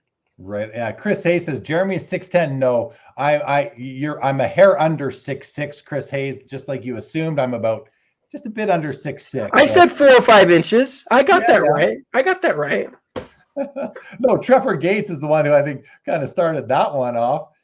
Okay, next row, you guys. We have a PSA 7 Hank Aaron rookie card. Amazing card right there. And I mean, I love this card. I love the Hank Aaron rookie from 54 Topps. This is an absolute beauty. Look at that centering side to side, almost perfect. Border on the bottom it's a little bit smaller than like the top border, which doesn't even really come into play. But I think it might be, I don't know if that's perfectly centered or not, but a very nice card. Great bold orange, great color, wonderful copy right there. We got a 51 Bowman Willie Mays rookie and a PSA 6. Looks really good. It's off. This one you can easily tell is off center to the left, but very nice overall. I don't see any of those. Well, a little bit of that print line right here, but you often see these come all the way down. They're kind of in this middle vicinity of the card. Couple of fisheyes in the black name bar. Overall, though, a very nice card. You know, if you can get past the centering, it is graded a 6, so that's likely quite appropriate. And on the far right is a Shohei Topps Transcendent Superfractor, 1 of 1, PSA 10, Adam at $9,500, Willie Mays at $15,500, and Hank Aaron at $14,250. Adam, all baseball here. Which one's your favorite? I love the Transcendent. I love Superfractors. And every time we look at one of these Transcendents that is modeled after an older card and autographed, I just think they're really cool. I think that's a great Shohei card, especially when you compare it to some of the bigger dollar things. Like it's a 1 of 1 and it's a Superfractor. I mean, it's very cool. Very cool card. Let's go. Jordan says, give him hair and he's 6'6". Yeah, give me hair. I'm at least 6'6", maybe even 6'7". Let's go. Jordan also says he'll take the Hank Aaron in this row, no doubt. Okay. Me or Chris Sewell? Great question. I think we're like the same. We've actually done the back-to-back measurement, the two of us, like in person, and I think he might be a hair taller than me. Actually, he's tall. He's tall. I don't remember how it worked out. All right, 2024 Topps Chrome 50/50 red refractor Shohei out of 5. It's a PSA 9. We've also got the Pokemon promo and another Pokemon promo here. The Shohei is in. Let's take a look at the Shohei Auto 50/50 card. Auto looks really good. Yeah, that auto is great. Great auto right there. Anything on this row, Adam, or next row? No, let's keep going. Let's keep going. All right. We've got a 2004 Mega Cracks Messi rookie, PSA 10. Pretty cool. We got the 2001 Bowman Chrome English Gold Refractor Ichiro rookie at a 99 at $11,000. And the SB Authentic die cut rookie card of Randy Moss. It's out of 500. It's a BGS 10 pristine at $2,900. Adam, some cool cards right here. I'm taking the Ichiro in this row. What about you? Well, we always mention with this Ichiro, this is the one that's out of 99, but there's alternating serial number versions. And so English are the odds, and Japanese are the evens. I might have that backwards, but this card there's really only 50 of, and I love stuff like that. I love it. Easily the Ichiro for me. Oh, let's go. Jordan's with me on the Ichiro right there as well. Good stuff. All right, next row we've got 2018 Prism Red Shimmer SGA rookie numbered 7 out of 7 copies only. It's a PSA 9, Pop 6, 1 graded higher, $9,875 in the middle. 2018 Topps Chrome Silver Pack 83 Red Shohei rookie card auto, numbered 5 of 5. It's a PSA 10, Pop 1. And this card, this is crazy. 2003 Topps Chrome Black Refractor LeBron out of 500, PSA 9 for $17,500. Adam, that seems really low to me for the price, but am I confusing it with the gold out of 50? Like, is that low, or what do you think? We've seen a few 10s sell recently of this card, and a 10 on this card is just really tough. And I think maybe that's what you're thinking about. We've seen some 6-figure 10s, but no, I think that this is way down from the high of a few years ago. I love that LeBron. The black border LeBron has always been a huge card since the very beginning. I love it, and I really like where it's priced at now compared to where it was a few years ago, for sure. Very nice. All right, welcome everybody. 241 people with us tonight. Like to welcome you all to the show. Please hit that like, hit that subscribe, notifications. We do this once a month, Adam and I, on the Fanatics Collect Premier Auction. It's usually the 3rd Thursday of every month. We are here 4 years running, you guys. And every Sunday, almost every Sunday, 3 Sundays a month, I come on and I do now the All Sport weekly coverage. I go over the eye appeal cards, some of the featured collections, do some in-depth condition analysis, and we look at some cards from all the sports. It's a lot of fun, very educational. Come out and join me guys on Sunday nights for that. Okay, Adam, 2022 Panini Triforce Blockchain Triple Logo Man, Morant, Cunningham, and Tatum. It's a 1/1 PSA 10 at $17,500. Now, I don't blocked. Is this an actual card? Like, are you buying a physical card here? Yeah. This is the portion that is the actual card. What I'm not sure on is whether these are game used. Some of the blockchain, a lot of the blockchain stuff, the patches are not from game used, or they're just sort of off the rack jerseys. So double check on that. But that is a real Prism Black Luka Doncic right there from 2023, and that's a big deal. We've seen you know this, Jeremy, and I think a lot of people in the chat notice this. We've seen a lot of the really rare Prism stuff over the course of the last 6 months really take off because people are doing runs. They're saying, I want all of the Prism Black Lukas, or I want all of the 2023 Lukas to do the rainbow. And some guys with some big money have come in, and a lot of this stuff has really, really exploded. And that this is an example of that right here. Fair enough. All right. Thank you for that. I think that's a cool card. We also have a 1 of 5 2020 Panini Prism Gold Vinyl Tom Brady. Beautiful card. It's a Buccaneers card, which might turn some people off, being not a Patriots card, but still a very cool Tom Brady Gold Vinyl at $13,250. All right, it's the end of the page, guys. This or that. You ready? Let's do it. This or that. Let's do it. All right, here we go, guys. Would you rather have the Jackson Holliday MLB debut patch or the Luka Doncic NT RPA out of 10, the gold in a PSA 9 with the 10 auto? Now, to give you guys some information on the current prices, I can just go to the price page. The Jackson Holliday is sitting at $165,000 right now. And the Luka is at $115,000. So the Holiday is quite a bit higher right now than the Luka, $50,000 higher. I don't even know what the answer is for me on this one, Adam. Yes, I do. No, my God, no. I'm taking the Jackson Holiday. You know why? Because it's the first time they ever did MLB debuts, and I think he's got potential. I like what he's doing right now. And the Luka, it's a great card, but there's parallels to it. This is a 1 of 1. I think I'll take the Jackson Holiday and pray. Just like Stadium says, Holiday for the potential in this case. But again, I'm playing with pretend money. What about you? It's funny because on the Wemby that we were talking about earlier, people were all over, he didn't wear that in the game and all these other things. This is not a game-worn Luka, right? This is just a quick throw the jersey on Luka, whereas that is from Jackson Holliday's very first game, and it is his best card in existence. I have no idea how good that guy will be, but in all of the majors, he was taken #1 in 2022. I'm going to have that faith in that, and that he turns into some awesome thing, and I'm going to ride with it. I'm going to see what it turns into. I'm taking the Holliday all day long. Holliday. Okay, so we're on the same page. The same page. Okay, let's see what the chat says. All right. Here we go. We have the first vote goes, let's go. Jordan is taking the Luka. Paige is taking the Luka. Mitch is taking Jackson Holliday. Ali, Luka. Not Funny is taking Luka. Kareem Pye says it's not even close, but doesn't give us an answer. Luka Magic is taking Luka. That makes sense. Andrew is taking Luka. Tyson's taking Luka. Hank is taking Luka. Linda is taking Luka. Simon is taking Luka. Robert Scott's taking Holliday. Laura is taking Luka. Mollico is taking Holliday. Chris is taking Luka. Stadium is taking Jackson Holliday. Luke is taking Luka. Found Treasures. Can we get a vintage this or that? It might be coming. I don't remember. There weren't many vintage cards in this auction, to be honest. Maybe 12 out of 230 cards. Jason is taking Luka all the time. Jared is taking Jackson. Will's is laughing on the floor, this guy right now, and he's taking Luka. Jeff McMahon is taking Holliday. Not Funny is a coin flip. Kareem Pies is taking Holliday is all hype. Average Player, I guess he's taking the Luka. Wills is taking Jackson. No, he's not. Vintage is taking Jackson Holliday. David Chase is taking Luka. Chris Hayes, don't know. Nate Flesher is taking the Holliday. Trevor Gates is taking the Holliday.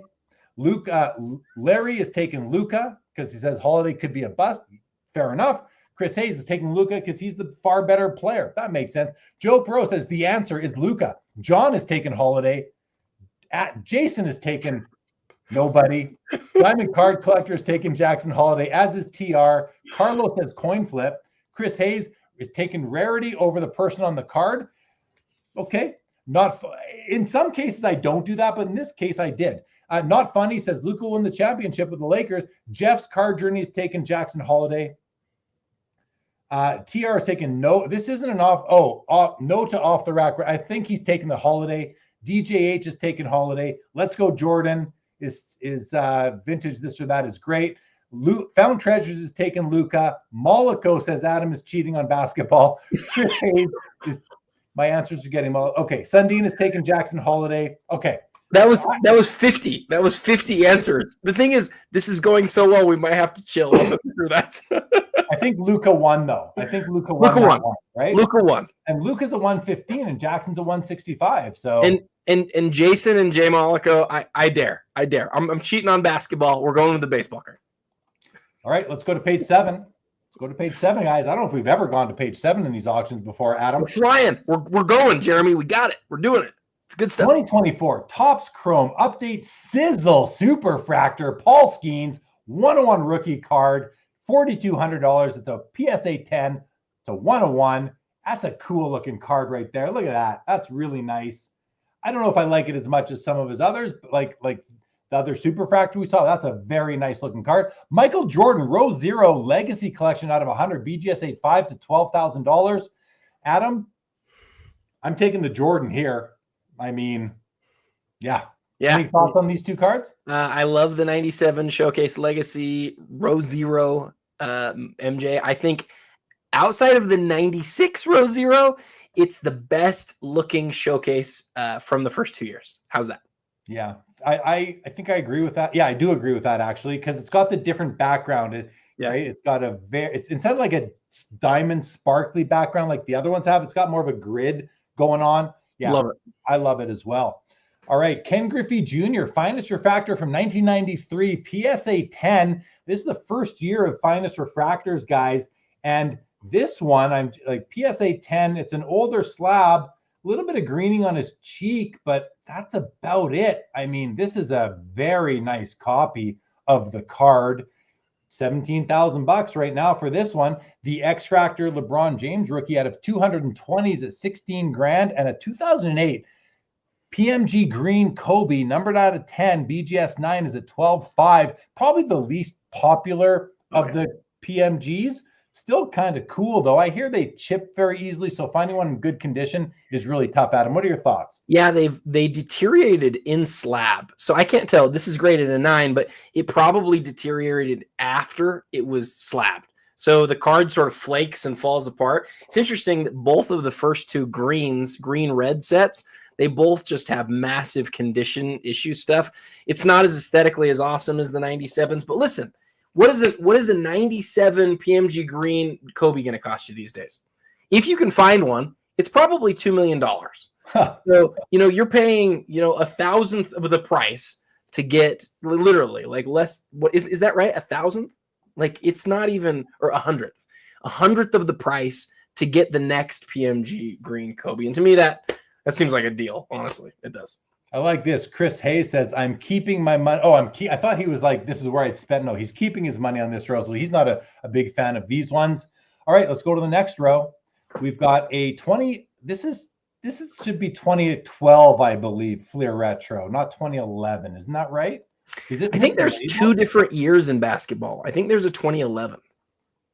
Is there really? I thought it just, okay, maybe I'm wrong. I thought it came out in 2012 for the first. In any event, 2011 Fleer Retro PMG green Michael Jordan. It's at 17,000. Like Adam was just saying, if you want the original PMG green Michael Jordan, well, you just can't have that. You can't have it. It might cost you $10 million at this point. So this might be your only option. We got a 2023 Lamine Yamal Topps Merlin UEFA Superfractor Auto 1/1 with a relic, Champions League relic here. That's a cool looking card. BGS 8.5, 11,750. And on the other bookend, we got the Super Bowl 38. Is that MVP Tom Brady relic auto PSA 8 with an auto coming in as a 9, number 12/99. This would be a great card to pair with that other one that we saw. No, like come on. Sure. Yeah, for sure. Awesome. 32,000 on this one. Okay, I've got a question. I got a question for you. And this is on the soccer card over here on the left. Why is it that people don't like game used or patch cards that are on shiny cards? They just don't. People just don't like them. Like this is one of the most popular players in all the world of soccer. It's autographed. It's an amazing piece, and it's a superfractor. And it's at 11. I'm not saying that it's a low price. I actually have no idea, but in general, I think this is true. Why do people not like game used or relic kind of cards on the chromium type cards? Why is that? Yeah, well, I'm with those people though. Why? Why? Tell me. It's an aesthetic. It's a visual thing. I don't know if I can actually articulate it into words, but I feel like a card that has a shiny surface, that is what sets it apart from regular cards. That's enough for me.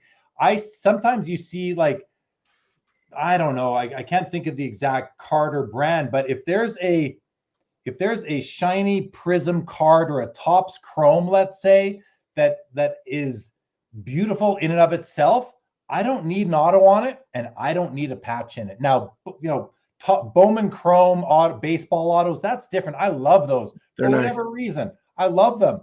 But when they have to shade out a part of the background of the card to, make it lighter or hold the ink better, I'm just not a big fan of that visual aesthetic. So, and I'm also not a big fan of taking out some shiny section like a shiny foil and putting in memorabilia. So I don't know. I just don't like them as much. Starting in about 2002, we began to see them. Finest did it in basketball. And if you look back at those cards, the refractors from that set that are non-jerseys are worth way more than the ones that have jerseys. And they're different sections of the set. So there's only 25 of each, but the non-jerseys are worth way more than the ones that have jerseys. So you're not alone in this. This is something that's gone on for over 20 years now. I think it's sort of an eternal law at this point that people don't like chromium cards that have game used in them. But I'll tell you, that piece of patch right there, I don't know what that is, but like that's really cool. That's a really cool piece. This one I might make an exception for if I was into this card because it looks really good. It just comes down to overall aesthetic. But Ben Diamond says too much going on. And Jay Mollico says the patch doesn't need the shine aspect. Like the patch is the shine. Maybe Carlo says because not patch, not meant to be on chrome. Sorry, Carlo, don't understand what you're saying there. Maul goes, it's like too much makeup. Okay. So it's too much going on. I'm with them on that position myself. But let's keep on rolling, Adam. There's another one of the Brady's. This is the second one in the auction. Brady. So this card would pair very well with this card. This one's at 32,000. This one's at 18. This card's at a 99. This card's at 150. This is the iconic one. I'm surprised that this one's only at 18 while this is at 32. We have a PSA 8 versus a BGS 8.5. Those seem a little backwards to me. Not backwards. They should be more even in my opinion, even though there's 50 more of these. This is from 02. That's 04. They're both awesome. Really awesome cards. Like, what a pair right there. The Honus Wagner Trilogy Generations Cut Auto. Is Cal Ripken Jr. and Jeter on the back of this or something? Is that what's going on here? Yes, they are. In fact, they are. Ripken and Jeter autos on the back. Honus Wagner Cut Auto on the front. That's a cool card in a PSA 8 at 7,750. And here's a 1998 top certified Kobe Bryant auto PSA 10 with a 10 auto. Adam, this is an early Kobe auto. Is this a buyback or something? What's the story here? No, this is the very first standalone NBA licensed Kobe Bryant autograph. He has just a few from 1998. It's this and the Bowman's Best, and that's it. He's got 2 out of tops. There's this one. I don't know if this is Series 1 or Series 2, but great. This is a great one, especially because of that condition. You can see pop 1 of 2. I love that card. Not as much as I love the Wagner, though. That Wagner triple right there, I know it feels like, speaking of cards that have a lot of stuff going on, but trilogy, all 3 guys on one card, I love it just because of the Wagner. I love the image of Wagner over the cut. It's like a really good usage of space. I guess, was Wagner a shortstop? Or are they like 3 shortstops or something? I'm not sure, but what do you think? Is it too much on that card? No, because it's front and back. I think, I mean, to me, the value's in the front of the card. The back of the card is just a bonus. Like, I would not be, if I was buying this card, I would not be giving any value to the back of it personally, because it's on the back of the card. You're not going to look at it as much. Maybe in this case, you would look at it more than usual. But to me, this is a cut auto of Honus Wagner, 1 of 1. Again, to me, the back is pure bonus, pure gravy. That's it. Yeah.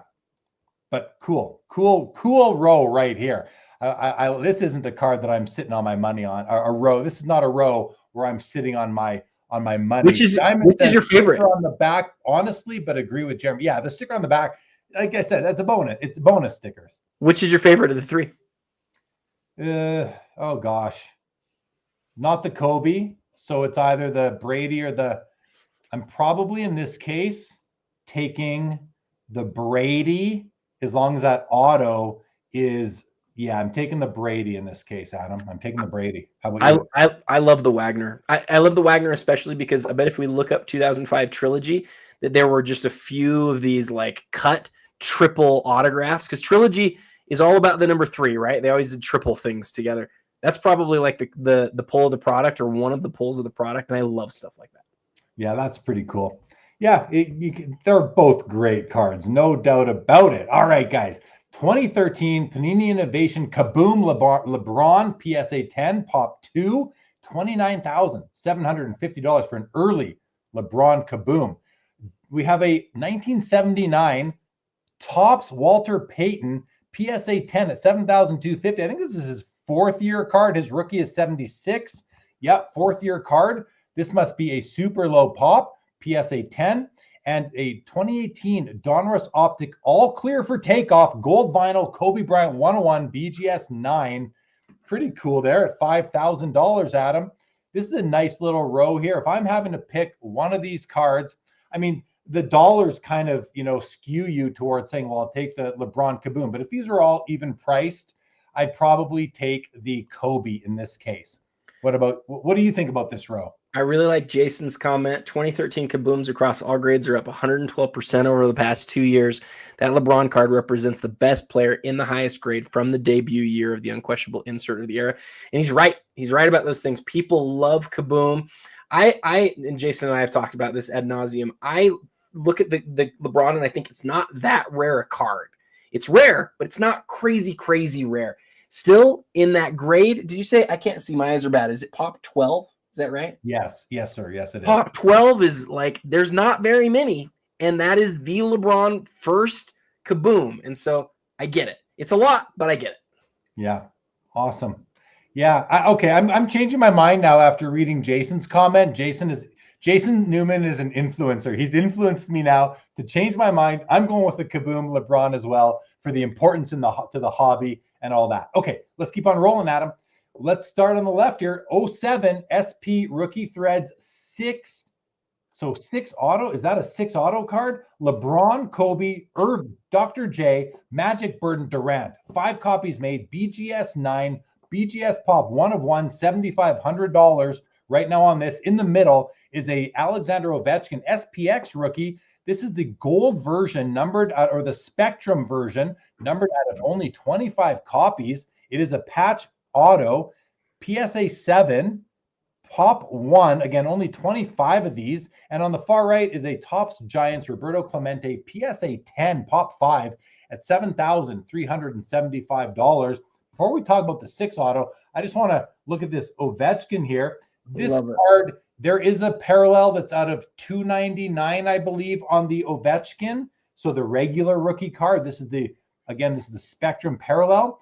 You can get some with multicolor jersey swatches. It is a sticker auto, but that auto is graded a 10 and deservedly so. Looks great on the sticker and on the card.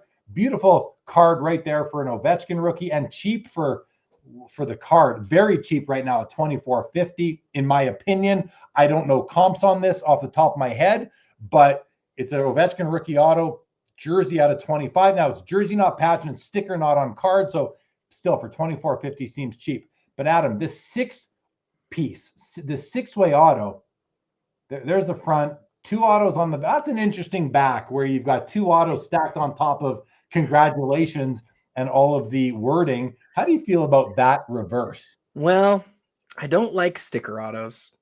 And this is definitely like a six different amazing basketball players all on the same card. But at some point, you've got to look at the price and go, that's kind of interesting. Like those 2 guys right there are 2 of the greatest scorers of all time. Is this card 2007? I think it's 2007. Or is it 2008? 7. So this is a Kevin Durant rookie card. Kevin Durant there as a rookie, along with LeBron James, one of the greatest players of all time. Kobe Bryant, one of the greatest. Like, it's 6 of the top 22, 23 players of all time, all on stickers on the same card. Like, that is awesome. And especially at the price, if it was on card, it's like a crazy amount of money. So at some point, I think it's stickers. Am I wrong? I think they're stickers. Yeah, it is. It's stickers. It is. Yeah. At some point, you got to look at it and go, well, you know what? Like, I might not like stickers, but man, that's a lot for one card. A lot on one card. It's a great card. It's a great card. All right, next row, 82 Topps traded Cal Ripken Jr. rookie. This is my preferred Ripken rookie, if you will. I love that. I think this card is it makes him look so, it reminds me of the 52 Topps Mickey Mantle, the way he's got the bat over the shoulder, looking toward, obviously it's zoomed out compared to the Mick, but beautiful card here. It's got the in-person auto with the 10 grade on the card, which is really hard, and on the auto. Pop 4, I'm surprised there's even 4 of these, $37,000 right now. We have an 86 Topps Jerry Rice, same thing, except the card is a mint 9. The auto is a 10. Also, a tough card in a mint 9, $17,000 on that one. And the 2024 Topps Diamond Icons Liquid Gold. These are beautiful cards. Ellie De La Cruz, 1 of 1, PSA 10, $9,500. Adam, for example, this Jerry Rice card. Now, this card in a regular 9 is like $2,000. With the auto, it's $17,000. Is it that hard to go get a PSA 9 for $2,000, crack it, get Jerry to sign it, and get it reslabbed? Like, this is the big price for this card, I think. Any thoughts on that? Well, you wonder if it'll catch up. Because people will always follow the money. They'll always follow the money. So if what you just said is true, that you can easily grade out a 9 and go get it autographed and sell it for $15K more, we're going to see it happen a lot. My guess is that a lot of the times these 9s are harder to get signed and then still end up in a 9. And it actually isn't so easy to get his autograph. But to me, the card in this row is the Ripken.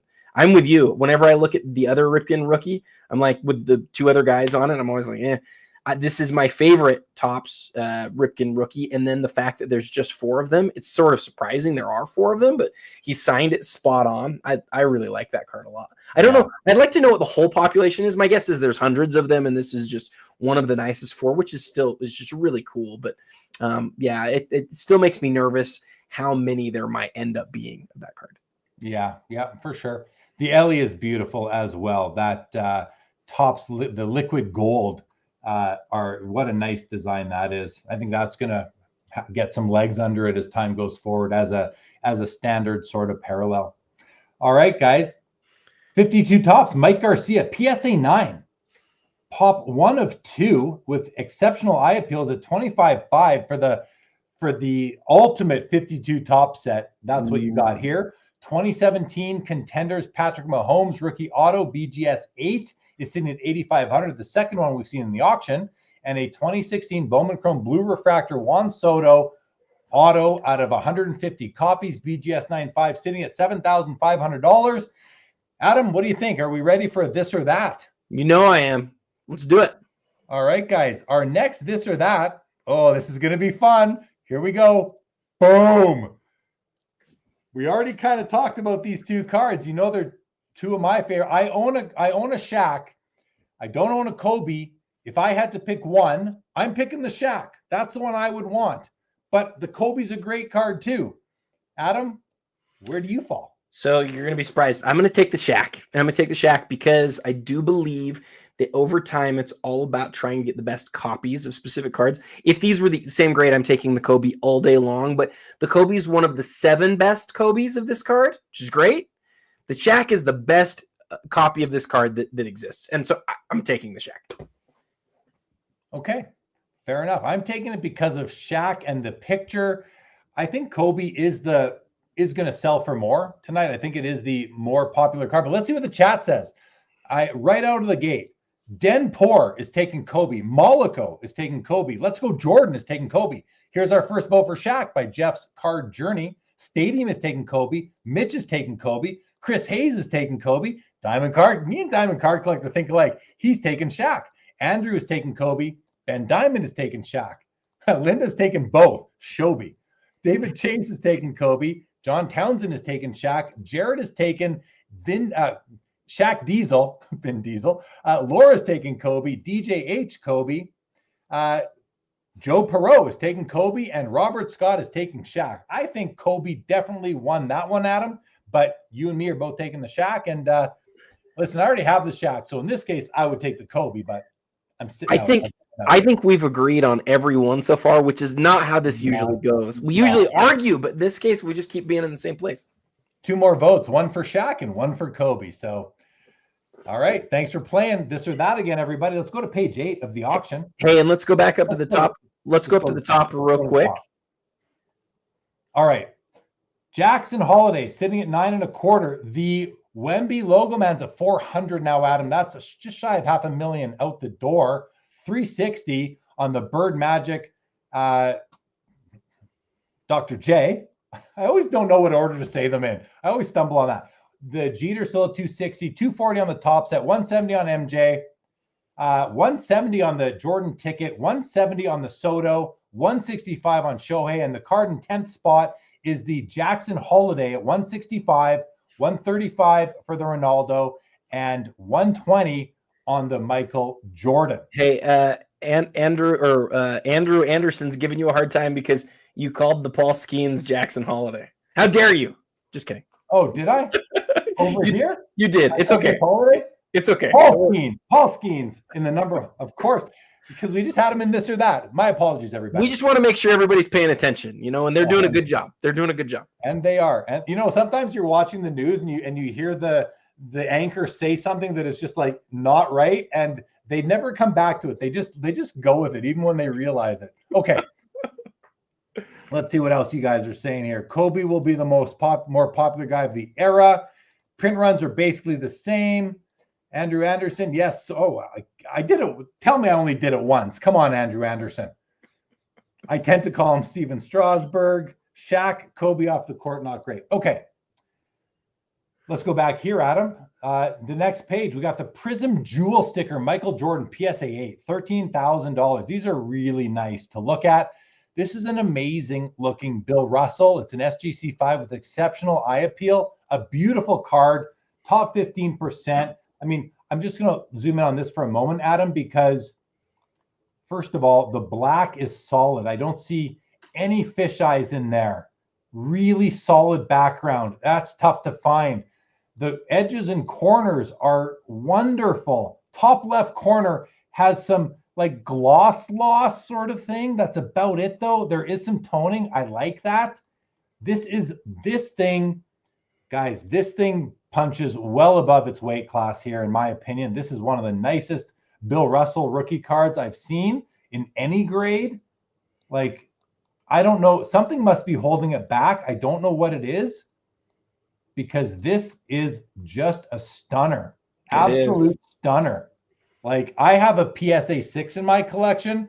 I'd trade it for this. Like, I'd have to see this in person, but this is nicer than my PSA 6, in my opinion, from what I can see here. Isn't that nice, Adam? That's amazingly nice. It's one of those that you look at and go, why is that not a 7 or an 8? Especially the centering on that looked really nice compared to what we usually see on that card.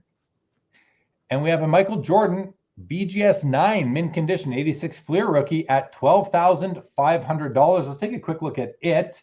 Looks really nice to me at first glance, you know, without zooming in, but as we zoom in, centering side to side is, you know, I don't think it's perfect, but it's very close. It's a little bit to the left.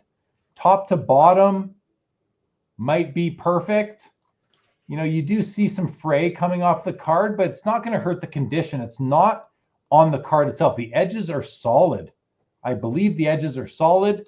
The only thing that sticks out to me is a registration issue. Like, if you look really closely, you can see underneath this thin black border and on top of the yellow, there's a bit of red coming through. Yeah. So there is a registration issue. It's not terrible. You can also see it on the logo here. You can kind of see this stripe coming under the black, but I don't think it's less than a 9. So nice card, 12,500. Adam, your thoughts on that or the Prism Jewel even? Well, you know, this is a great would you rather. If we were to do the Prism versus the 86 Fleer, I love the Prism. I love it because of the era that it is and because of how rare it is. I don't like oversized cards, but I love that you know, when you have like something that's population is naturally low, because almost everybody who got that sticker out of that vending machine took that sticker and went and put it on a folder or went and put it on a binder or their book or, you know, their desk or whatever. I love that. That's why that's such a low population. I would take that sticker over 2 MJ rookies. I really would. I love it. All right. Thank you for that. Next row. Star 101, Michael Jordan, BGS 8 at 21,000. Has that come down in time? That seems a little bit, again, I feel like that's low. Those cards, I feel we're going for a bit more. Well, I do have, here, do you want to see? Should I take a moment and check what those have been doing? Because that seems low to me. Do it. All right. Let's go to Card Ladder, 1984, Star 101, Jordan. We'll even narrow it down to BGS 8 and see what they've been doing. So there we go. Just last month, 33,000. And here we go in January, 32,000 and 33,000 in January again. And this one is sitting at 21 plus. So this is at just over 25,000 right now. I think there might be room to move. It could be obviously a subs issue, but this has 8, 9, 7, 5, and 8, 5. So, you know, not bad. I mean, seems like good subs to me right there, actually. All right. Well, I mean, I don't know. That seems like a good deal to me right now, Adam. 1999 Fleer Brilliance 24 karat gold Derek Jeter out of 24. PSA 9 Pop 401 higher at 19,000. These are spectacular cards, you guys. And a 2018 Flawless Prime Platinum Jalen Brunson rookie patch auto 101 SGC 95 with a 10 auto at 11 grand. Adam, 3 nice cards here, but I'm mostly interested in the Jordan and the Jeter.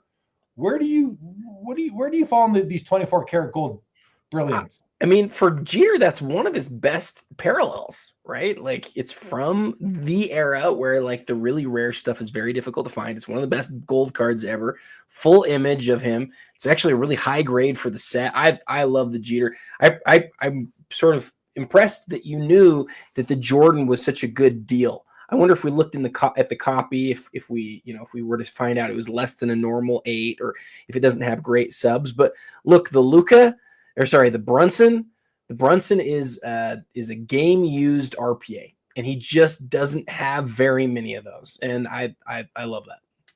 Well, I want to just now plug the SCL affiliate link with Fanatics Collect, because that if anyone sees that Star 101 Jordan is a great deal and you're going to go bid on it, please click on the affiliate link, click to the top of the chat in YouTube before you make that bid, and SCL will earn a modest commission, but you will have my eternal gratefulness on that as well. And if you do, let me know so I can thank you formally. And that goes for everybody who ever uses the affiliate code. Please let me know. I want to be able to thank you for that, because I am very, very grateful for the support.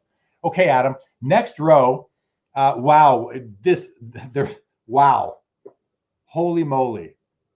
The limited logos, Connor McDavid in the middle, is a 2015 limited logo rookie RPA, not a true RC. He's got the cup RPA in the set, but this is the limited logos, only 50 made, where there's 99 RPAs. And this has a big chunk of oil drop on card auto, BGS 9. This is an absolute beast of a card, $55,000 right now. To the left of it, 98 Donruss Crusade Red, Griffey out of 25, guys. Pop 2.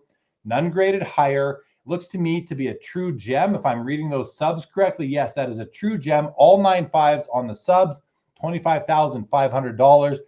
Big card there, I believe. I don't know much about these Crusades, but I know about Griffey and I know about cards out of 25 and BGS 9.5s. It's from 1998. So really, really cool piece there. And on the far right, when I was like, whoa, again, Adam, because it's a dual auto, Kobe LeBron out of 25 from 2007. Take a look at those autos. They're spectacular, you guys. Look at those autos. Look how bright and blue. Unbelievable. They are on sticker, which I just noticed, but those autos have held up beautifully. And this is a true mint plus. You get an extra half point on centering. Really great row of cards here, Adam. One of my favorite rows so far. What do you think of these? Well, I don't know a lot about that Crusade set, but I like what you pointed out. Numbered to 25. And from 1998, there's not a lot of Ken Griffey Jr. from 1998 that are out of 25. Like that's a big deal. I do know that Panini had remade some of these Crusade sets back in the early 2010s, like 2012, 2013, 2014, and so I believe they were popular at the time. But is 55 on that McDavid? Does that sound like a high number to you? What do you know about that? It seems high to me only because it's hockey. It seems low to me when you understand the card, comparing it to his cup RPA. To me, this is better than an RPA because bigger patch, still on card auto. You got the oil drop there. I mean, you don't see that. There not a single McDavid RPA from the cup has oil drop in it. It's all like number letter stuff. So this to me might be the best McDavid card from 05 the cup. I mean, but unless there's like the shield or 101 shield or something like that, it is a monster card. It's private account here says it's an incredible card. It is an incredible card for sure. Cool. Good to know. It's a beast. So you would take this, though, to be clear, you would take this over any of the 99 RPAs? I mean, yeah, I'd want to. Like, I hesitate because am I putting what the hobby says ahead of what I think, or am I putting what I think ahead of the hobby? And the hobby would say the RPA. Why? Because it's the RPA. There's half as many as these. This is a better card. Yeah, I'm taking this one. And saving some money. Is an RPA over 55 grand? I think so. Yeah, I think they are. Yeah. Okay. Somebody just pointed out, and I went and looked and confirmed they're right. The Wembanyama just keeps ticking up on us. Just keeps ticking up. It's at 420 now. I don't know how high that one will go, but now it's a whole, let's see, it's a whole $60,000 higher than the 1980 Topps card that you put against each other. That was a great this or that, but Wemby's winning that one. And here's some McDavid RPAs that sold in February. 45.6 for the BGS 9 and 102 for the 9.5. So, yeah, I mean, and the BGS 9, this was a 2-color, one of the few 2 colors. 55 on this one, 43. I'm taking the limited logos. I don't know what to say. I'm taking the limited logos. But listen, the limited logos in a 3-color, it's a 9. It's at 66. So if right now. Oh, got a bid. Right. That's awesome. If anyone watching, I hope you use the affiliate link. But right now, Jeremy, right now, as of this moment, grade for grade, color for color, what you're saying is actually what the hobby agrees with. This is now a $70,000 card, which is $15,000 more, I think, if I was reading your numbers right, of what the RPA sells for. That is interesting. This is probably the most special out of all 50 limited logos. So can you explain that again? Can you explain? Yeah, the oil drop. It's the patch. It's the patch. It's got oil drop for a McDavid card is a whole other echelon of importance. Okay. Oil drop is the bee's knees. It's like it's I don't know how else to put it. It's the most important piece of the patch. You don't see them very often. It's good. So it's a special one of the 50. Special card. Special card. Absolute beast. All right. Kobe Bryant, Ultimate Collection Signature Silver out of 75, PSA 10. Beautiful card right there. We've got a black finite 101 Jalen Hurts rookie from Chronicles. And we've got from Chronicles Prism. And we've got a 2018 Topps 5-star Jumbo MLB logo Ichiro Suzuki patch auto 1 of 1 at a modest $3,400. Nice all-star patch. Great cards here, Adam, but I think you're going to want to, you probably love the Ichiro, but tell us about that Kobe auto because I feel like it's a special card. Well, the thing that people always say when they talk about like the ultra high-end cards is they say Exquisite started it all, but it's not true. Ultimate Collection was the first $100 per pack product, and it came out 3 years ahead of Exquisite. This is from that set. Kobe has an autograph to 200, an autograph to 75, and an autograph to 25. This one being out of 75 is awesome. It's the sort of silver parallel is what we called it. But the fact that it's a PSA 10 really takes it to another level, right? So it's from the first ultra high-end set, and it's his second, or I guess there's one of ones too. So it's his the third best one of the ultimate autographs. Thank you to Joe Perot, who's obviously a friend of mine, and he says, this is great content. Thanks, guys. Smash that like button. Thank you, Joe. Appreciate that as always, my friend. All right, let's keep on going, Adam. I want to get to another this or that. Upper Deck Century Legends Commemorative Gold MJ 1 of 1, $12,000 for a 1 of 1 MJ. 2018 Donruss Signing Day Platinum Shohei Ohtani Rookie Auto 1 of 1 at $13,000. And a 2000 Playoff Contender Sealed Hobby Box 12 count packs, $12,750.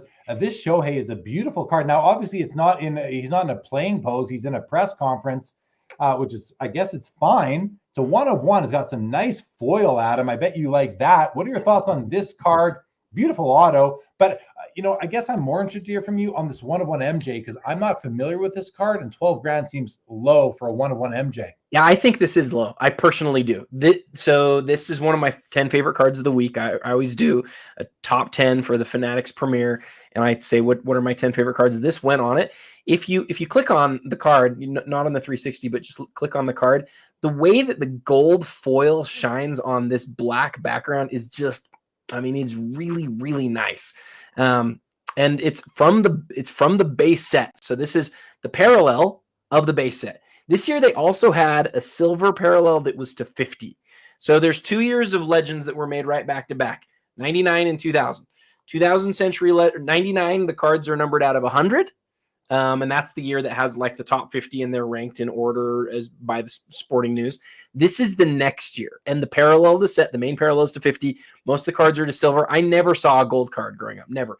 This isn't the main Jordan card. The main Jordan 1 of 1 would be just an absolutely huge card. This is like one of the secondary cards that's later in the set. And I don't remember if there's 2 or 3 or 4 of them. There's not very many, but it's one of like 3 or 4 Jordan 1 of 1s from the whole set.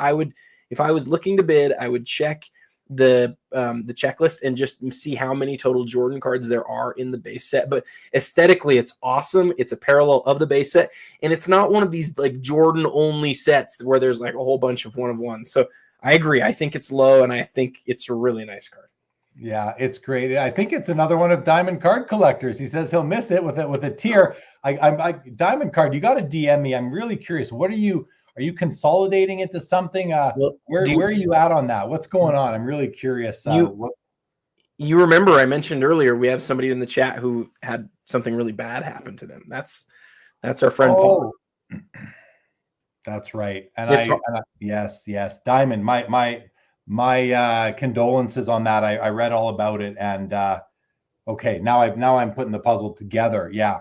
Well, is that why he's moving these cards? I mean, he had to pay for. He was like trying to raise that money, and that's what's just heartbreaking to me about it is, and heartbreaking is too strong a word because, obviously he's in a good situation to be able to do these things, but it makes me so sad because these aren't cards he was looking to sell. It was that he was going to go get this card that was going to be like one of the cornerstones of his collection. Yeah. McDoyle says, great show, guys. I'm staying up on a work night as I've got a couple of cards I'm going after in this auction. What a great variety in this premiere.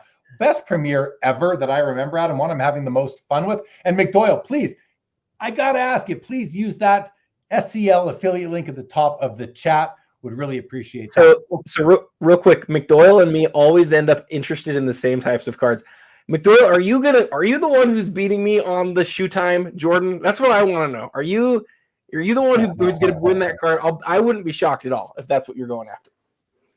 All right, let's go to the next row, Adam. This is a big LeBron, guys. This is the rookie year Jambalaya, LeBron James, and it's a PSA 9, Pop 11, 7 graded higher. So one of the best 18 that reside in a PSA slab, $14,000.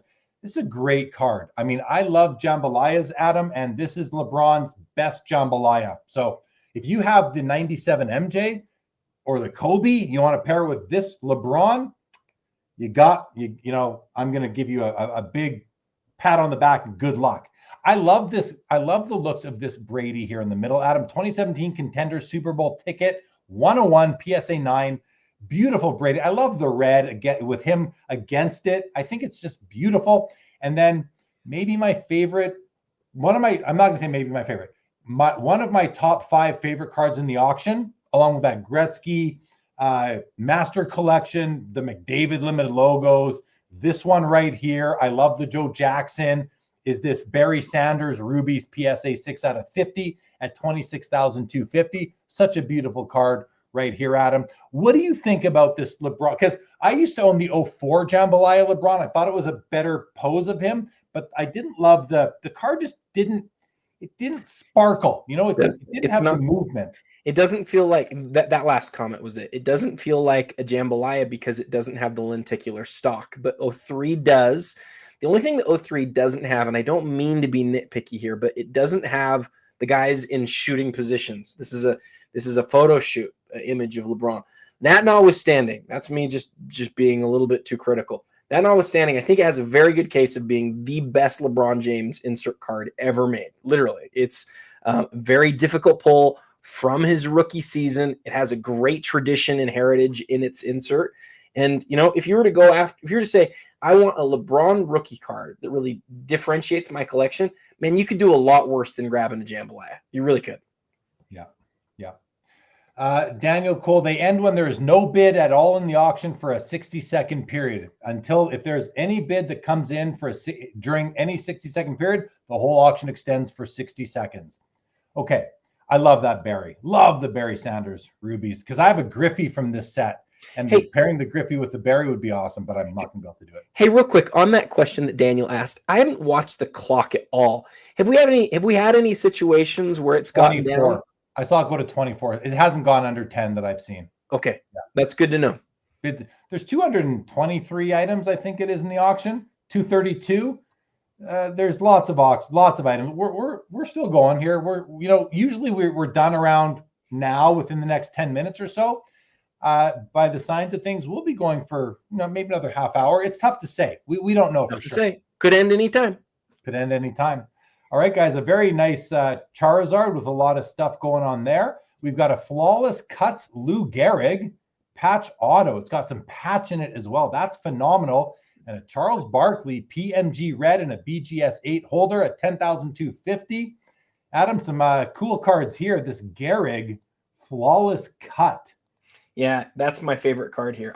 I've become a real, like, I don't want to say real lover because I haven't bought any of them, but a little while ago I saw a Ruth that was similar to this, a cut signature where they also included a piece of the jersey. Like, it's not as cool as if the person held that card and they signed it in hand. I get that, but it's pack inserted. They only made 2 of them. You can maybe do some research and find out what the Hollander, what that's from. Like, I really like this. I think it's a cool idea to have a cut signature and a piece of the uniform in the same card. What do you think? Do you like it? I love it. I love it. Like, I do love it. It's the card itself. It's a little too much white space for me. I often like a clean card, like SP Authentic, Future Watches, a lot of white space.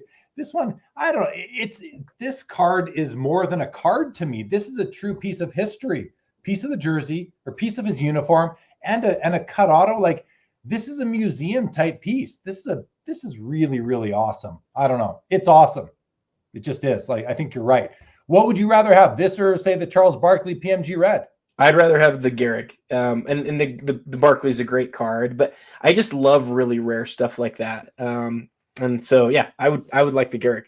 How about you? Well, the chat is saying that it's gone down to under 10 seconds a couple times. Thanks for that. I don't watch it every time. Chris Hay says Skenes didn't get down to 8 seconds. The whole auction got down to.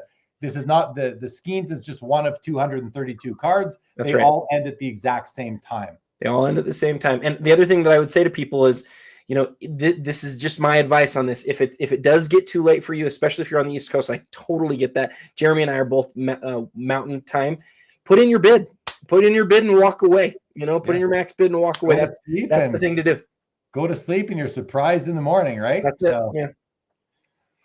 Oh, you're right, but that's the one I'm watching. Yeah, but fair enough, Chris Hayes. But again, that's all the same. One of 230. The Skenes isn't at 8 seconds. The whole auction went down to 8 seconds. Yeah, Linda's first says the Gehrig is a true historic artifact. That said it better than I did. I can totally agree. So, Chris Hayes, are you bidding on the Skenes? And if you are, how many more bids do you have in you? Because right now the Skenes is sitting at $925, which is about $1.1 million out the door. Big money. Will it go higher? I don't know what I thought, Adam. I thought it might cross $1 million. I don't know that I was certain, but I'm not surprised. That's for sure. I felt this morning pretty certain that it would go to $1 million. My bigger question was the Wemby. And I know I've mentioned that a couple times. I sort of keep looking at that and going, am I sure that somebody's going to want the Nebula that much more than the Logo Man? So that's the one but the Skenes too.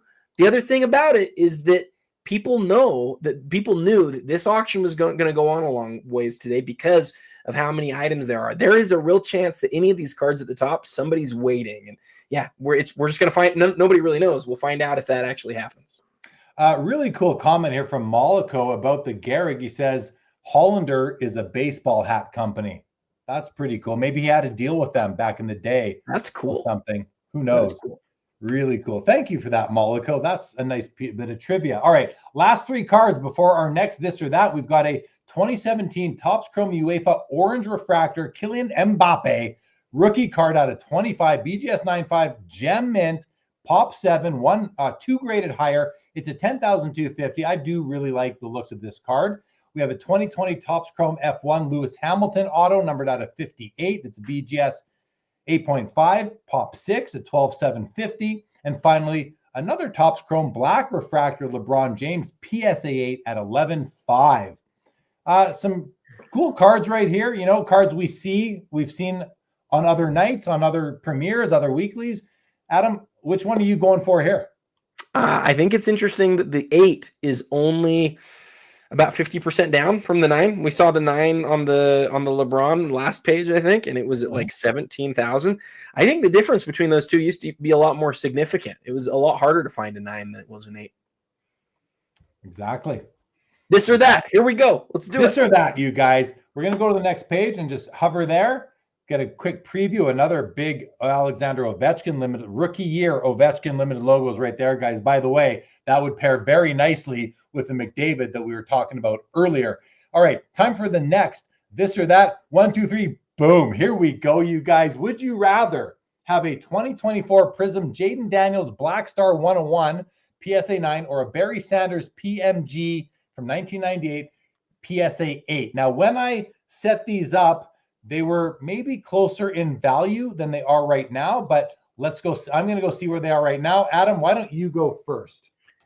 Well, it's the Barry. I get that Jaden Daniels, it's a 1 of 1 and it's a Prism from his rookie year, and he's ultra promising. Had an incredible rookie year. But I'm not as much into prospecting. I'm not. Even if he's going to be some great player, at this point, I'm taking the Barry because I really like it a lot. I love the image. I love the lion. I love the grade even. I love it. It's the best. For me, it's the football PMG that in my mind stands out most of all of the football PMGs. So yeah, I'm taking the Barry by a lot. Yeah, me too. It's not even close, this one. And the point of this one was, would you rather a 90s GOAT insert or a brand new prospect 1 of 1 ultra modern Prism card?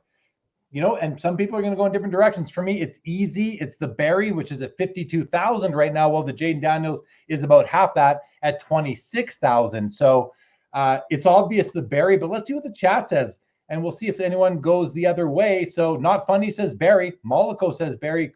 Ali says Barry. So does Cast 99. So does Daniel Cole.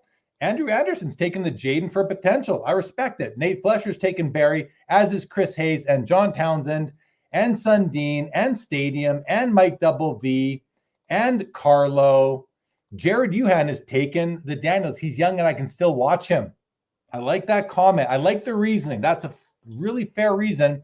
But, you know, if you watch him and he's a bust, you're going to be hurt, but that's okay. I still like what you're saying. Linda's first is taking Barry. Mike Double V is saying who's Jaden Daniels. Barry easy for Mitch. Sanders for Jason Newman, also for Lantern. Laura says, please be serious. Barry. Joe Perot has taken Barry, as is Henry Pan, as is Ben Diamond. Steve Ratliff says, this extended bidding is getting old. Not for the consigners and not for the auction company. Remember, they are here to make money for their consigners. That's what an auction company does. So it might be getting old, but that's okay. It's only getting old because the bids are coming in as we speak. Yeah, I think there's lots of comments on the extended bidding. If you haven't done it before, it might be weird to you if you've just done eBay. But somebody said this in the chat, and I think it's exactly right.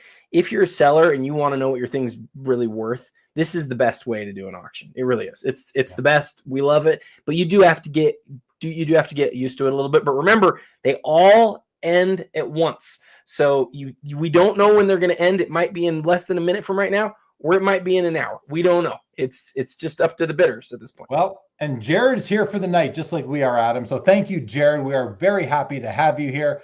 Another vote for Barry from SD. Okay. Next up, we've got 1998 Skybox Premium Autographics Dennis Rodman, PSA 9, Adam, at $3,700.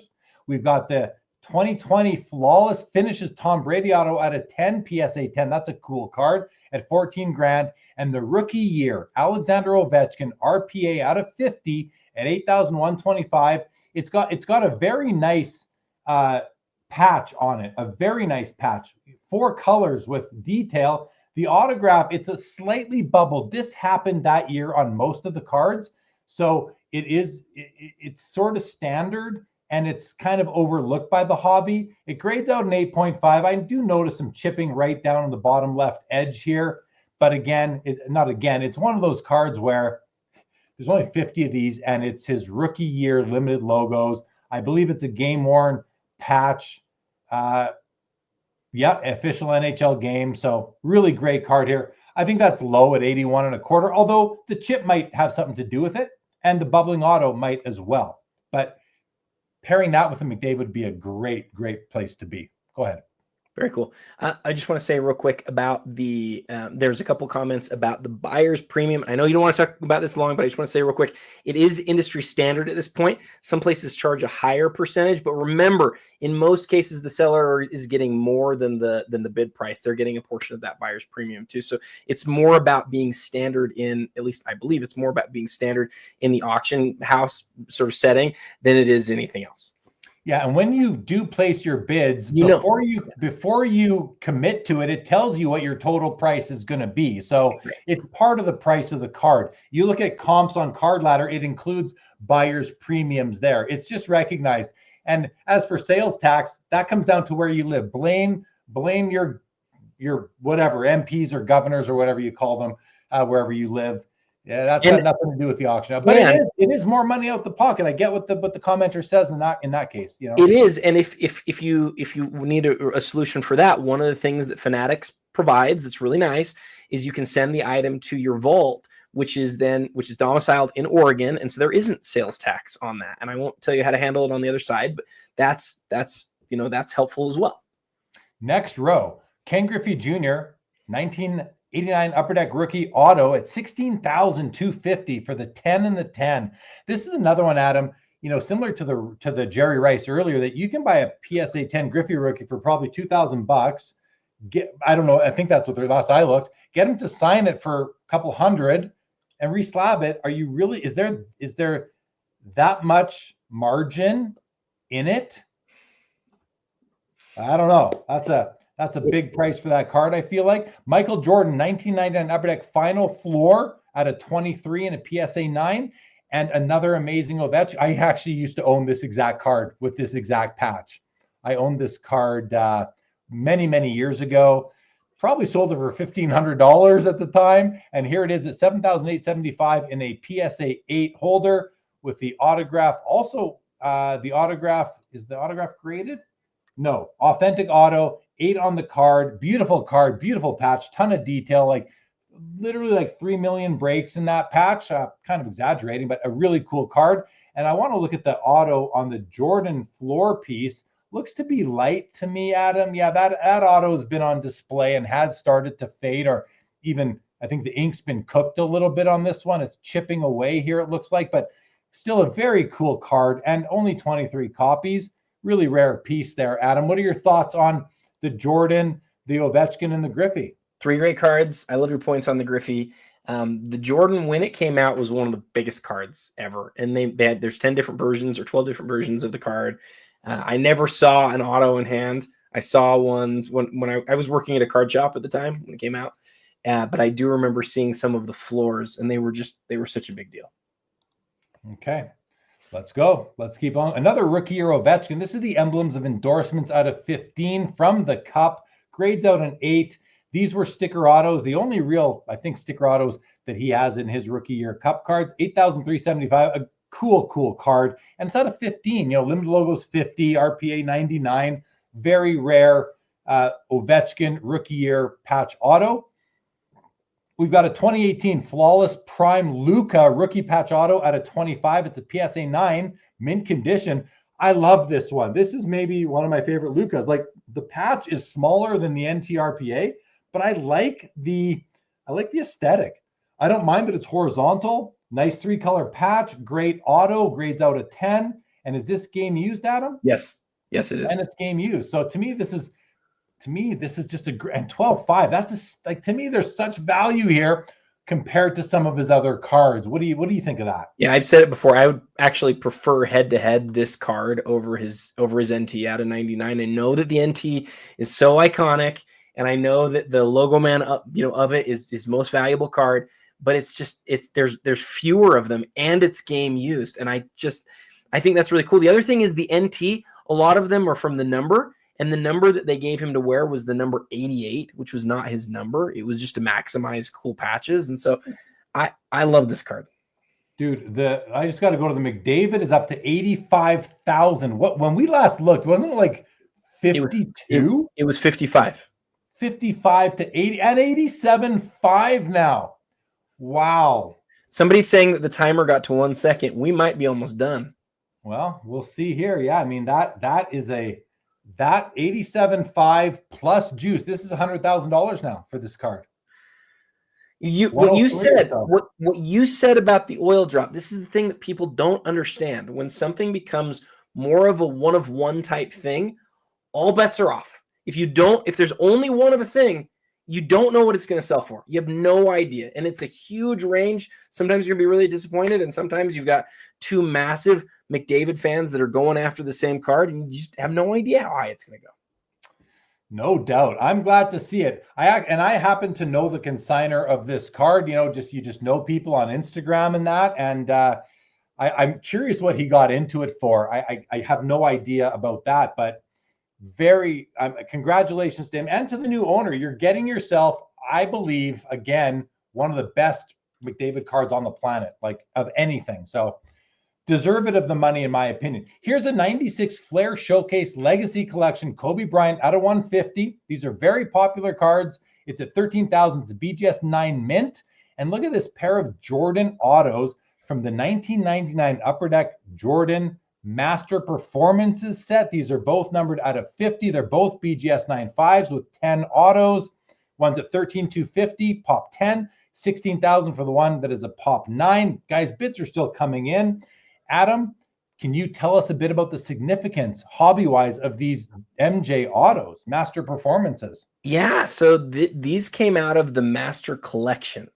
And the Master Collection was this. There's like several different Master Collections. I sort of get them confused sometimes, but there's a few different Jordans. And I can't remember how many there are, but you can see these are each out of 50. And you open the box, you didn't know exactly which ones you were going to get, but it's sort of exquisite before exquisite. It was the first time the Upper Deck did some of these like really high-end pieces that were $500 or $1,000 a box. The Kobe, I've told you before, though, is one of my favorite cards. I think aesthetically, it's incredible in hand. It's got a really nice soft back, a glossy front, and it's from the very first serial number year, right? It's this and the Ultra Platinums that year. Those are the very first serial numbered basketball cards. I love that card. Very nice card for sure. TR says, can you talk more about the oil drop? Is that the design of the oil drop? Is part of the Oilers logo on their jersey. The oil drop sits at the very top of their main logo. And if you can get a piece of patch from that, that's the sweet spot. That's what you're looking for. So it's not the design of the patch. It is the patch itself. The patch is in this case, it just has this orange. This is orange. It's not red, as I saw in the chat. This is orange, and this is part of the oil drop that we can't see on the card because the autograph is blocking the emblem, but that's what that is. Let's keep on going, Adam. We got another MJ rookie, SGC 9 at $8,250. We got a Dennis Rodman PMG red numbered out of 100, but it's really at a 90. It's a PSA 5 at $12,500, and a 2007 Exquisite Emblems of Endorsements Tracy McGrady out of 10, BGS 8.5. Adam, 12.5 on the Rodman PMG red color match, if I might say. PSA 5. What do you think of this card? I used to have two of those at the same time, and you'll laugh. I sold one to a very good friend of mine for $5,000, and it was BGS 8. I sold the other one at auction because I needed to pay for something. It was $2,500. This was circa 2019, 2018. The world changed on us for sure, but a 5 in that. A 5 is a fine grade. That's a fine grade for that grade. Yeah, it's original. The card looks good. I mean, I think the biggest issue are these chips at the top here, but those are a little bit bigger than usual, but not that bad. No, usually, PMGs normal. Come with chipped edges. Do you see anything else wrong with this, Adam? No, I think that's a perfect copy. I want to see chipping. That's how they exist. So it's auction's over. Auction ended. Auction's over, guys. Whoa, that happened kind of quickly on me there, didn't it? And on you too, hey? It did, yeah. Auction's over, guys. We did warn people. It was sort of kept getting down to the last few seconds, but I thought we might go for another 10 or 15. Let's just see what we didn't get to, okay? I just want to, and we're not going to get into them, but okay, we missed out. We didn't get to the Cobb Piedmont, great card at $5,460. We didn't get to these three. We got a Rodman limited logos. We didn't get to these. And on page 10, we missed out on some wax. So we did a nice Kobe molten metal fusion. We missed out on the LeBron rookie Another Jordan auto, Shohei. So we missed out on something, but listen, this was the biggest auction we've ever covered, and we did all right. 250 people with us right now across all platforms, not including Instagram. Let's see. I got 6 people with me on Instagram right now, Adam. I'm sure you have a few as well. So I want to just thank everybody for joining us and being here tonight. Crazy auction tonight, guys. Adam, any thoughts? Any? I mean, we should go to the tops hold on. We should go to the top items here. And okay, so final prices now, guys. I'm going to refresh this. Here we go.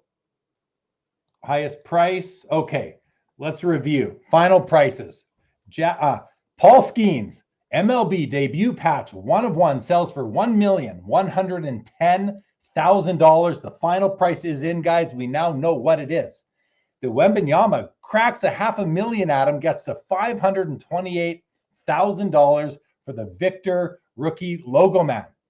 Next up is the 1980 Topps basketball Larry Bird Magic Johnson PSA 10 gets $432,000. Right here, $2 million in cards, guys.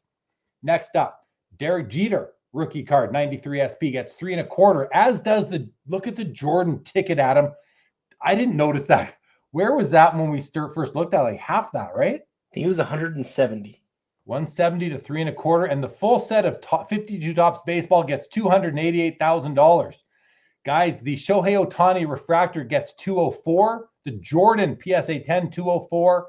The Juan Soto gets 204 as well. The Jackson Holliday gets 198. The World Cup Cristiano Ronaldo gets 162, and the Cracker Jack Shoeless Joe Jackson gets $150,000. The Michael Jordan Exquisite RPA Tribute 144. Luca RPA at a 10, 144. SGA at a 99, 114, guys, 114. The Jordan limited logos 108. The McDavid limited logos cracks 100, gets 105, and the dual exquisite number pieces Jordan and LeBron gets 102. We'll do the first page, Adam. The Legends dual auto 102. The Tiger Woods gold auto rookie out of 100 gets 99. Shohei here gets 96. LeBron essential credentials out of 6 gets 93. The Tatum gets 84, and the Jordan gets 81. That is our first page, everybody. As Joe Perot says, great coverage, historical auction. Yes, this was a historical auction, everybody. Crazy prices, says Carlo.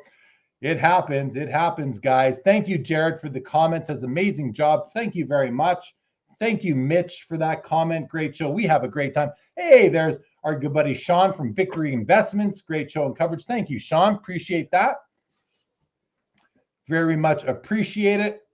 Final prices. We got them for you there, Carlo. Thank you, private account. Appreciate that. It says these prices were nuts. Guys, the hobby is on fire. Linda's first. It says thank you, too. Did anyone win anything? Did anybody in the chat win anything? Let us know in the comments, please. Thank you from Australia to Ty. Thank you for being here. Appreciate that. Adam, if you're seeing any comments in the chat you'd like to respond to, now would be the time. Well, Linda's first asked a question about a card, and I'll message Linda's first on YouTube that was in another auction. I don't think that 8 was original to the card. That's what I could figure out. But the other thing that I'd say is I wanted that Jordan today, Jeremy. I'm sort of disappointed because I really came in tonight thinking I had a really good chance at it, and I thought I gave it a good go. So I'm kind of bummed, honestly, that I didn't win that. But you know what? It was a great night. Stuff sold really well. It was fun to see that McDavid take off there at the end. I really thought that was cool. That was cool. But yeah, it was a great night, dude. I loved it. We still have some Would You Rathers. Hopefully, we'll do them. We will do them. I did win a card tonight. I did win a card in the auction tonight. You did? I did. Well, I thought it went for more than you were planning on. Yeah, but I got caught up in it. I saw you look away several times, and I don't know if you could feel, but I tried to talk a little bit longer on some of those because I knew you were doing some things, but I did not think you would do that. You extended further than you thought you were going to. Way more. And now I literally have to pilfer my collection to pay for it because I can't afford it. I cannot afford the card I bought tonight. I spent 50% more than I wanted to. No, I was willing to go. I just like, Joe, I wanted Joe. So I'm going to fill you guys in on something. I've spent the last week obsessing and researching and trying to figure out how badly I wanted this card. And it's all I've thought about for a week. I've literally been, and during the auction tonight, Adam, because I had to bid on my phone, I was locked out because I have 2 accounts with Fanatics Collect. One I can't bid on. That's the one you're watching here. It's for my shows. And the other one is for me to bid on. And I got locked out. It's like all of a sudden it locked me out, and I didn't remember. I had to go through the whole password reset and everything. So I did, and luckily I got my bid in, and I won the card. And I'm literally like, I don't know how I'm going to pay for it. Like, I'm going to have to pilfer my collection to pay for it. You will find those things. You'll have to make some hard decisions, but I'm telling you, every once in a while, looking at your collection and figuring out, what do I not really need? How do I pay for this thing that I really want? You're not going to regret it. You're not going to regret it. 100%. No, I know I'm not, but I'm literally going to have to give up. Like I've got a very, what I believe to be a very nice collection with lots of great cards. And I'm going to have to give up a lot of my cards to get this card. Like not my whole collection, not even close to my whole collection, but a lot of them. Like this is by far, this is going to be about 7 times more than I've ever spent on a card. Ever. How do you feel? I feel like, I don't know. Number one, I'm glad I got it, but I'm not glad that I paid what I did. I wanted to get it for about 30% less than I'm paying for it. We talked about it before the show. When I saw it got to a certain point, I said to myself, he didn't win it. Darn. He's out. But dude, I'm not telling anyone. I would not give this advice to hardly anyone. But I know you. I know enough about your collection. I think you made a good decision. You have a card that is now, as you've sort of identified, it's 7 times more than you've spent. It's the cornerstone of your collection. You can point to it and you can say, I own that.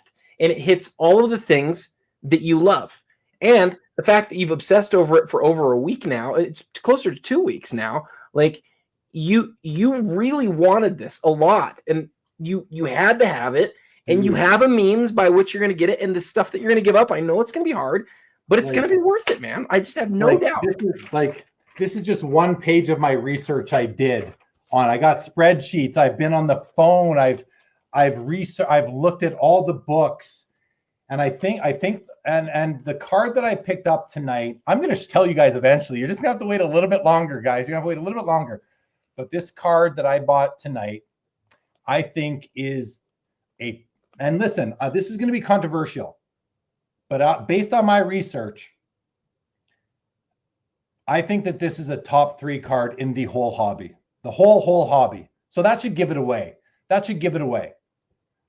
And I'm not going to. It does give it away. I'm not going to put out $1 on the card. I will not put out $1. This is all going to be through my friend Mark at Fund Your Cards. He knows all about it. This is going to be I am not going to put out I can't afford to buy many cards right now. Literally, this was a big discussion that I've had with my wife. I've had it with a couple of my closest friends in the hobby. And I am going to be giving up a lot of cards from my collection. And like literally, okay, so this stack is going toward, like I've already been working on, I've been going through my collection. And this stack, these are all going towards what I believe is a top 3 card, and this stack. So far, that's it now. But after tonight, I now got to like double this. You guys. You do. I got to like double it. And when you oh my God. When you were selling stuff, maybe a year and a half ago, and you had to let go of some really big cards. I know you really had to prune the collection then. I know it was hard. But again, doing that regularly for stuff you really want, at least for me, I mean, I'm not going to speak for everybody, but for me, dude, it's the best, because you almost never look back and go, gosh, I really wish I still had that. Instead, your feeling is like, I've got this new thing. It's the cornerstone of my collection. It's like you said, you have a reason to believe this. It's a top 3 card in the hobby. It's such an important card. And it's your copy. It's exactly what you would want. It's perfect. Top 3 card in the whole hobby, in my opinion. The only 2 that I think may be more important are the Honus Wagner and the 52 Topps Mickey Mantle. I will. If you guys haven't figured it out yet, some of you have. I'm going to share it right now. That's my new card, guys. I don't know what I'm gonna pilfer, but I believe that this and someone else in the chat was bid. I was like, let's go, Jordan, bid me up. Like I went way beyond what I wanted to bid on this card, but I've done my research, guys. I have I've got spreadsheets about like the rarity of it, the scarcity of it, everything. I've lost sleep over this card. It's all I've thought about for about 10 days. And I'm very proud to have it. I think that this is the pinnacle. It's the pinnacle. So can I just say a couple things about the set real quick? Is that okay? I know this is your time to shine, so I shouldn't do this, but is it okay if I just talk about the card real quick, in my opinion? Yeah, sure. So I have not thought about it in terms of like hierarchical, like where it falls. What I do know is this: the Cracker Jack red is, I mean, Cracker Jacks and the word iconic really go together. It's in the song, right? Like it is baseball. It is, and when you look at this set, you're left asking, gosh, what if Babe Ruth would have been in this set, right? Like what if other players could have been in the set, but Joe Jackson, he's the star of the set. The card's almost as rare as if it was a Wagner, and the image is iconic. That's the card that's on the list, right? It's everybody knows that the card is iconic, but it's as rare as it is, and it's from the era that it's from. And 1914, again, they're all in boxes with the candy. They all touched caramel. They're not going to be perfect, but this one is a 1.5. Has Jeremy Lee written all over it, because it's a 1.5 that doesn't look anywhere near a 1.5. It looks about as nice as any copy of this card that you're ever going to find. And so, you paid a lot for it. It's the most expensive card you've ever bought. I just don't think you're going to miss the stuff. I know I've said it 3 times. You're not going to miss the stuff that you had to give up for it, because it is the pillar of your collection now, and it hits all the things that you love in cards, other than that it's not hockey. But it's more iconic than every rare hockey card ever made. I know that's true. So I love it for you. I love it for you. I'm just, like I'm nowhere near in a position to spend this kind of money on a card, which is why I'm not going to spend money on this card. Like it's all going to come from cards. It has to. And I have a great collection. I've been doing this for 45 years. I've got even after I had to move a chunk of my collection a year and a half ago for personal reasons, this is different. This is going straight into cardboard. Like you said, it's the first year Cracker Jack. It's not the 1915, it's the 1914. The reverse is right side up. 1915s, the back is upside down. It looks beautiful. I've inspected this card pretty as close as anyone possibly could. I've spoken to the previous owner, but I stopped talking to him a long time ago. 7 days ago or so, because I wanted to keep my cards a bit close to myself. And I, it's a big thing for me. The fact that, because I considered his E90-2 card, which is his American Caramel which is actually his rookie from 1909. This is not a rookie card, but the E90-2 American Caramel, when you go to any baseball park in the MLB and the 7th inning stretch, they don't sing, buy me some peanuts and Imperial tobacco. No, they sing buy me some peanuts and Cracker Jack. To me, Cracker Jack, Joe Jackson, the legend behind him. Now, he's not Honus Wagner. He's not a Hall of Famer. He should be, but he's not. I just think that, to me, and I mean, I've got all sorts of reasons for it. And then I did research into the scarcity. I went through this book and I went through this book very carefully. And I said to myself, you know, outside of modern day cards, what vintage card has true, organic, natural, rare scarcity, you know? And there's like nothing that really compares to it. Sure, the Honus Wagner is I think all grading, there's 74 like known copies of Honus Wagner or so, and there's only 76 of these in any slab. 76. You go to any other card that is an all-time card in our hobby, whether it's the 1915 Joe Jackson, the American Caramel. There's 192 American Caramel Joe Jacksons, only 76 of this.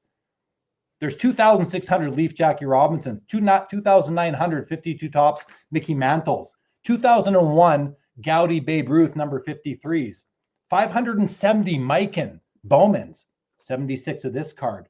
There's 243 Bronco Nagurskis. There's only 76 of these. There's 89 Babe Ruth M101s. 89 Babe Ruth M101s.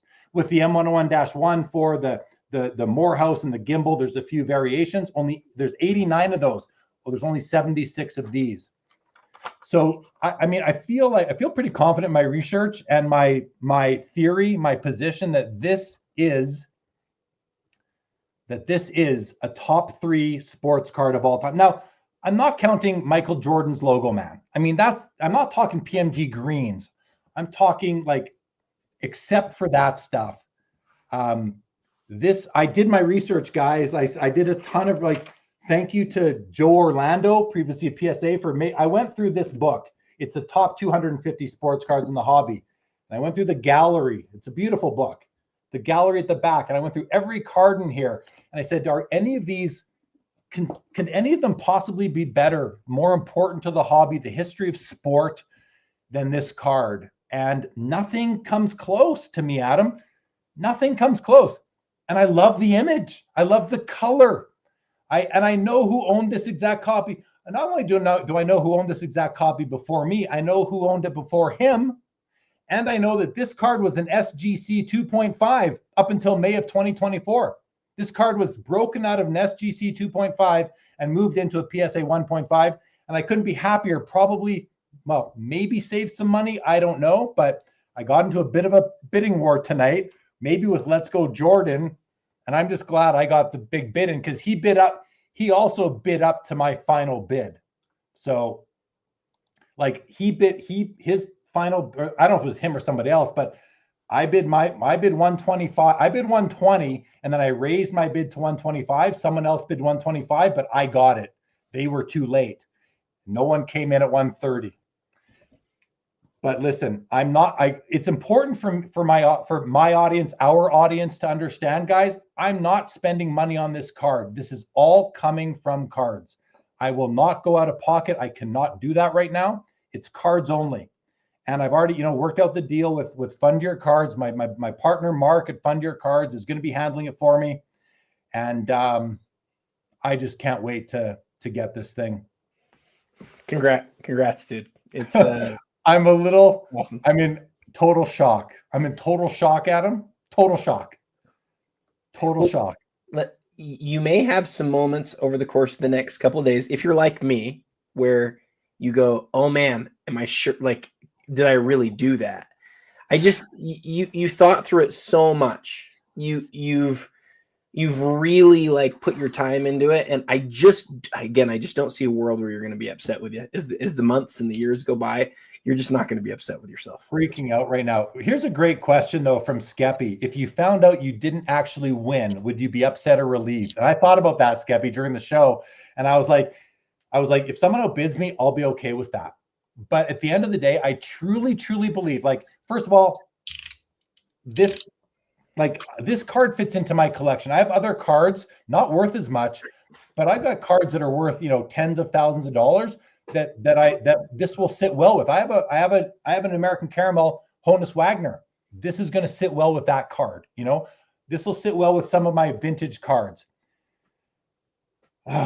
this belongs in my collection, but I truly believe, and maybe I'm the only one, and maybe I'll be wrong, but I compare it to the T206 Honus Wagner and Patrick Ryan collection on Instagram. This was his card. He owned this until I do now, and he put up a story today comparing it to the Honus Wagner, and he said, "Look, I know it's not Honus Wagner, but I think he feels the way I do." And he only sold this because he upgraded. He got another copy. So I'm getting his hand-me-downs here. Very happy to. It's a beautiful copy. And I love that it's a 1.5. It'll go really nicely with the Babe Ruth 33 Gaudy number 144 that I bought back in August in a PSA 1 holder. I love PSA 1s. They're beautiful. I believe that this card could be a card that is eventually worth $500,000. Like, why not? I believe, after my research, that it is a top 3 card in the hobby. That's my thesis. That's my thesis. And it's based on, like, this is my main research right here. This is a list of all the cards that I think are contenders for top, whatever, 3 or 5 cards in the hobby. It's the PSA, BGS, SGC, and total amount that are like encapsulated. To me, that's an important number. And it's not completely accurate because there are resubs. P. Ryan did tell me that he did talk to SGC and they removed it from their pop report. So that's not overstated, at least. But now the stress is on me to figure out what cards to give up, because I can give up 100 cards worth. Well, I've already picked out a bunch, but I can pick out, like, I got to get now to this bigger number. I can give up 1 or 2 cards that are worth 25 grand, or I can give up 100 cards that are worth what, $250 sort of thing. And I don't know which way I'm going to go, because I don't want to give up other rare cards. So it's can you talk a little bit about, a few people have asked this question. Can you talk a little bit about the Superior and the Fanatics Collect eye appeal assessment and what that meant to you? I know if I remember right, you talked to Tedmus a little bit too. Yeah, I talked to Ryan Tedmus, who is a friend of mine and comes on the show here and does the eye appeal. And I asked him about the card. I said, you gave it S. Can you tell me about it? And so we had a talk, and he told me what he told me. And I wish it didn't have the S. I wish it had an A or an E. It probably would have been a bit cheaper. Maybe I would have saved 5-10 grand, US and all that. So the E, what it means is this is an S. So Fanatics Collect has an eye appeal department, which Ryan Tedmus leads up, and they look at any card that I think is from before 1980 something, maybe 80 or 83, something like that. And if the card is really strong for the grade, they give it they give it the eye appeal designation. They just say that it's for the grade from an eye appeal perspective. It is either A for above average, meaning the top 30% of the population, or E, exceptional, the top 15%, or S, superior, the top 5%. I looked at all the cards that have been sold that I could find in Card Ladder's database. Like, there aren't many that are nicer than this one. Even like 3s and 4s. There's some 5s that are not as nice as this card from an eye appeal perspective. So this made all kind of sense to me. And of course, I put eye appeal above the technical grade. If anything, the technical grade here, just let the card sell for that. This exact card. Now, here's where it's like, well, I paid a lot more than this card. P. Ryan bought this card from Heritage in, I think, June or July of last year for 85 plus BP. So it was 102. So I paid a huge premium for it. Like, it went up 50% since then. And it came down in grade from an SGC 2.5 to a PSA 1.5.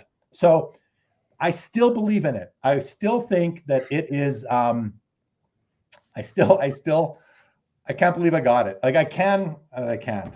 But Adam, I've been, you don't know as well. Joe has been on the phone with me 3 hours a day for 10 days talking about the card. Literally, we've spent 30 hours talking about it. And every time there's a bid, it's like, uh-oh, it's at 70 now. Uh-oh, it was at 80. This, oh man, another bid. Like, what's it going to go for? Because, oh my God. I like what you said about wishing that it wasn't an E, because you would have gotten it for a better deal. But here's the thing, Jeremy. It is an E. Like, it is. It should be. Like, that's what the eye appeal. Sorry, I'm slouching so much you can hardly see me here. But that's what the eye appeal designation is all about. Is like, you look at that card. I mean, zoom in on it. Can you take some time to like zoom in on this card? This does not look like a 1.5 in anybody's world. It just doesn't. It looks like, I mean, it looks as nice as you could pop. Like, look at that card, dude. It's phenomenal. Yeah. Well, so I also saw on Jeff Wilson did a video where he went with Ken Kendrick, the owner of the Diamondbacks, and went through his collection with him just a couple weeks ago. And I wanted to see the cards, and Ken Kendrick has this card in, I think, a PSA 8 maybe. And it also has this white, see, there's like a little bit of faded white across the top here, like it almost spans the whole width of the card. Well, his has the same thing. So I thought, okay, there are other copies that have it. So I can live with that, no big deal. The problems with this card, as I said when we looked at it, there's a crease right here, but it's so minor, like it's not that bad. And I don't even know, can you see? I don't even think I could see it on the back. Oh yeah, you can. Here, you can see it on the back. It's like right there. That's nothing. That's nothing for me. The bigger flaw is the bottom left corner. Right there. There's like a bend. These things are very thin. And then as I showed during the episode, if you look at it in 360, it's got like a wave to it. Like it doesn't stand straight. It kind of stands straight, but it kind of down here, it kind of comes out a little bit. So these things were raw in a Cracker Jack box with caramel popcorn rubbing up against it. Like, look at the image, the registration, the color, the centering. Look at the centering. I know. Ooh. Is there any staining on the back? There is some staining. So again, I've looked at this thing closely. I want a little bit of a stain right there. You can see there's another one right there, but it's light. There's some staining on the right here. There's a little right there. Maybe popcorn was right up against it there. The back is pretty clean. Like, you know, right there. You see one right there on Savannah. You see one up here on Was Born. Yeah, but it's there. That. I want that there. I want to see the staining. I do. I want to see. I do too. And so I do too. And it's there. It's clearly there. I mean, you have to look for it, but it's there on the front. It's there on the back. But your point about its centering and just the overall image, like it is an S for 1.5. It is an S. Yeah. And I mean, you're right. But even regardless of whether or not Fanatics Collect and their eye appeal department gave this an eye appeal award, it has the eye appeal. It's just gorgeous. I'm blown away. I'm blown away that I did this. I've never done something like this before, this crazy. And now really I have to make some tough choices. Like I've already made tough choices to come up with these two big stacks of cards here that you can't see, but these are all slabs. This is all going to be made available.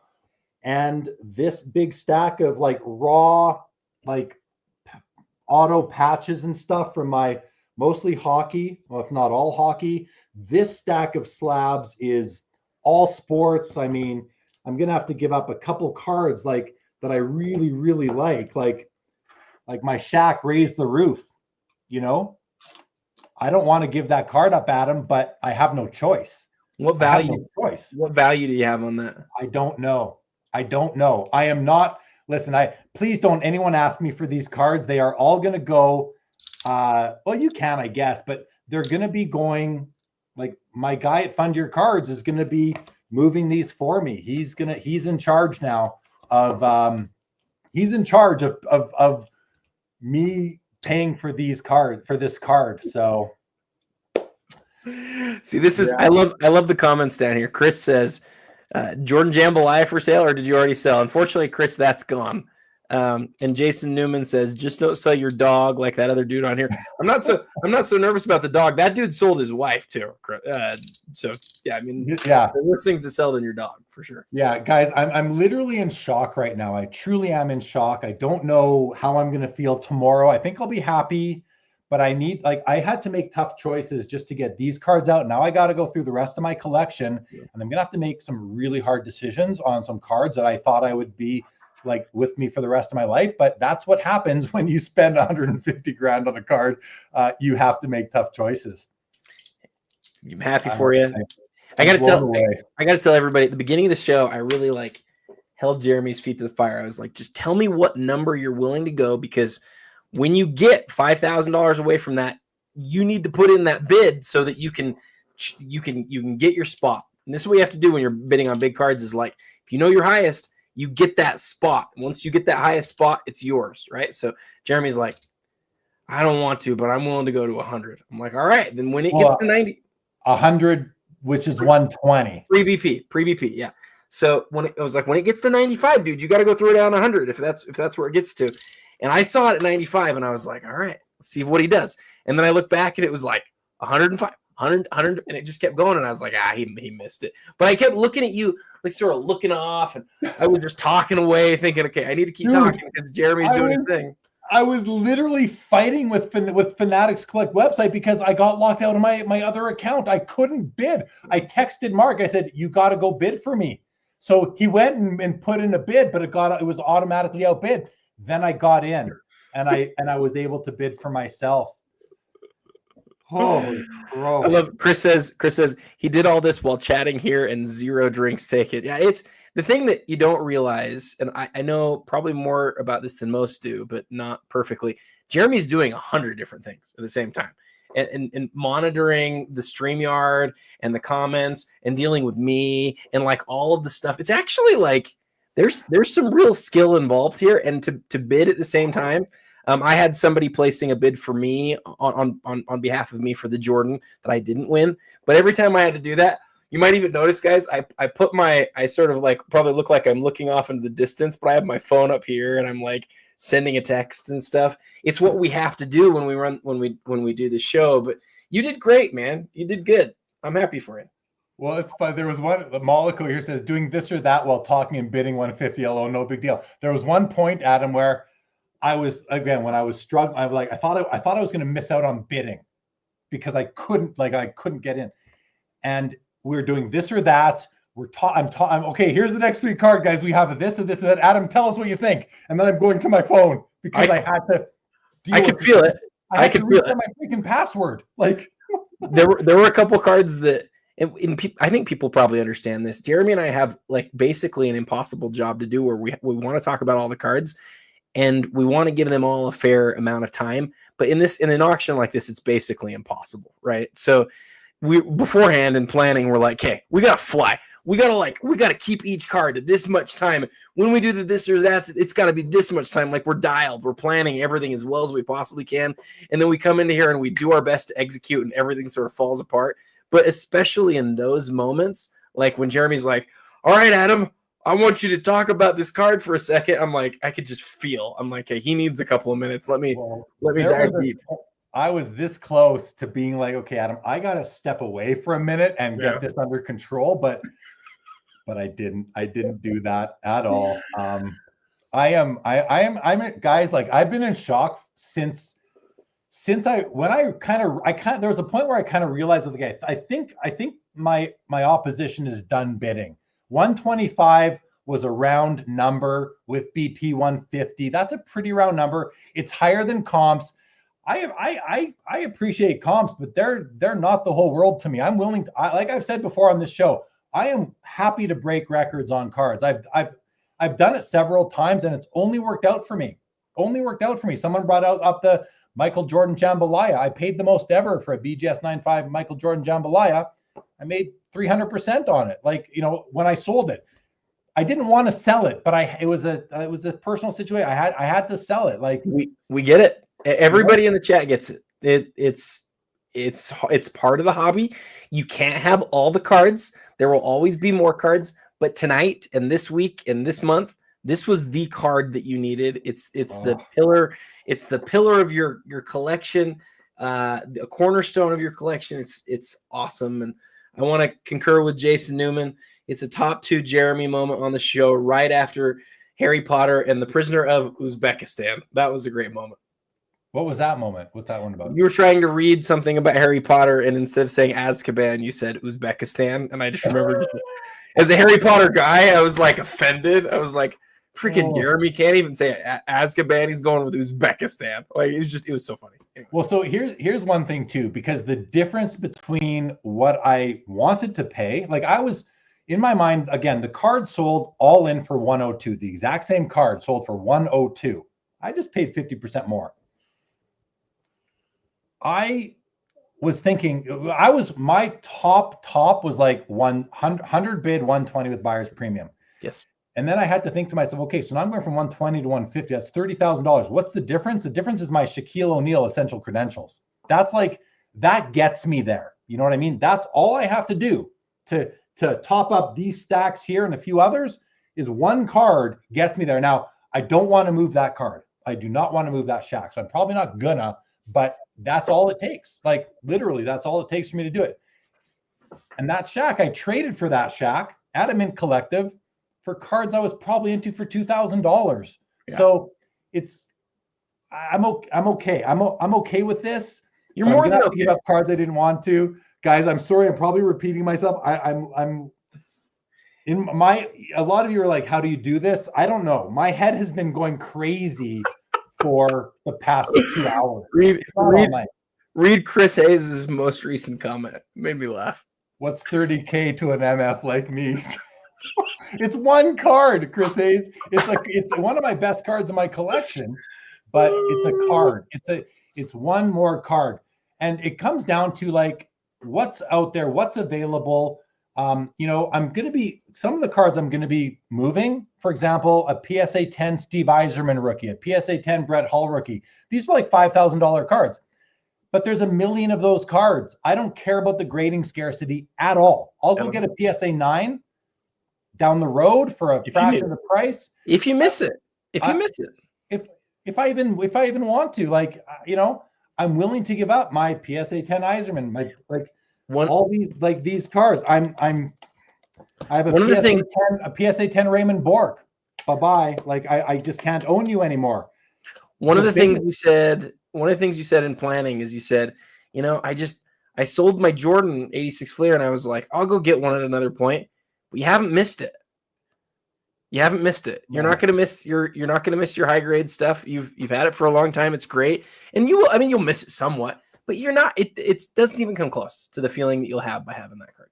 Yeah. And like, thanks for all the comments, guys. I've been seeing some of them. I'm literally like, my mind is going crazy to read everything. But the comments that are like this one from Kinger, you can get that Shaq again before Shoeless.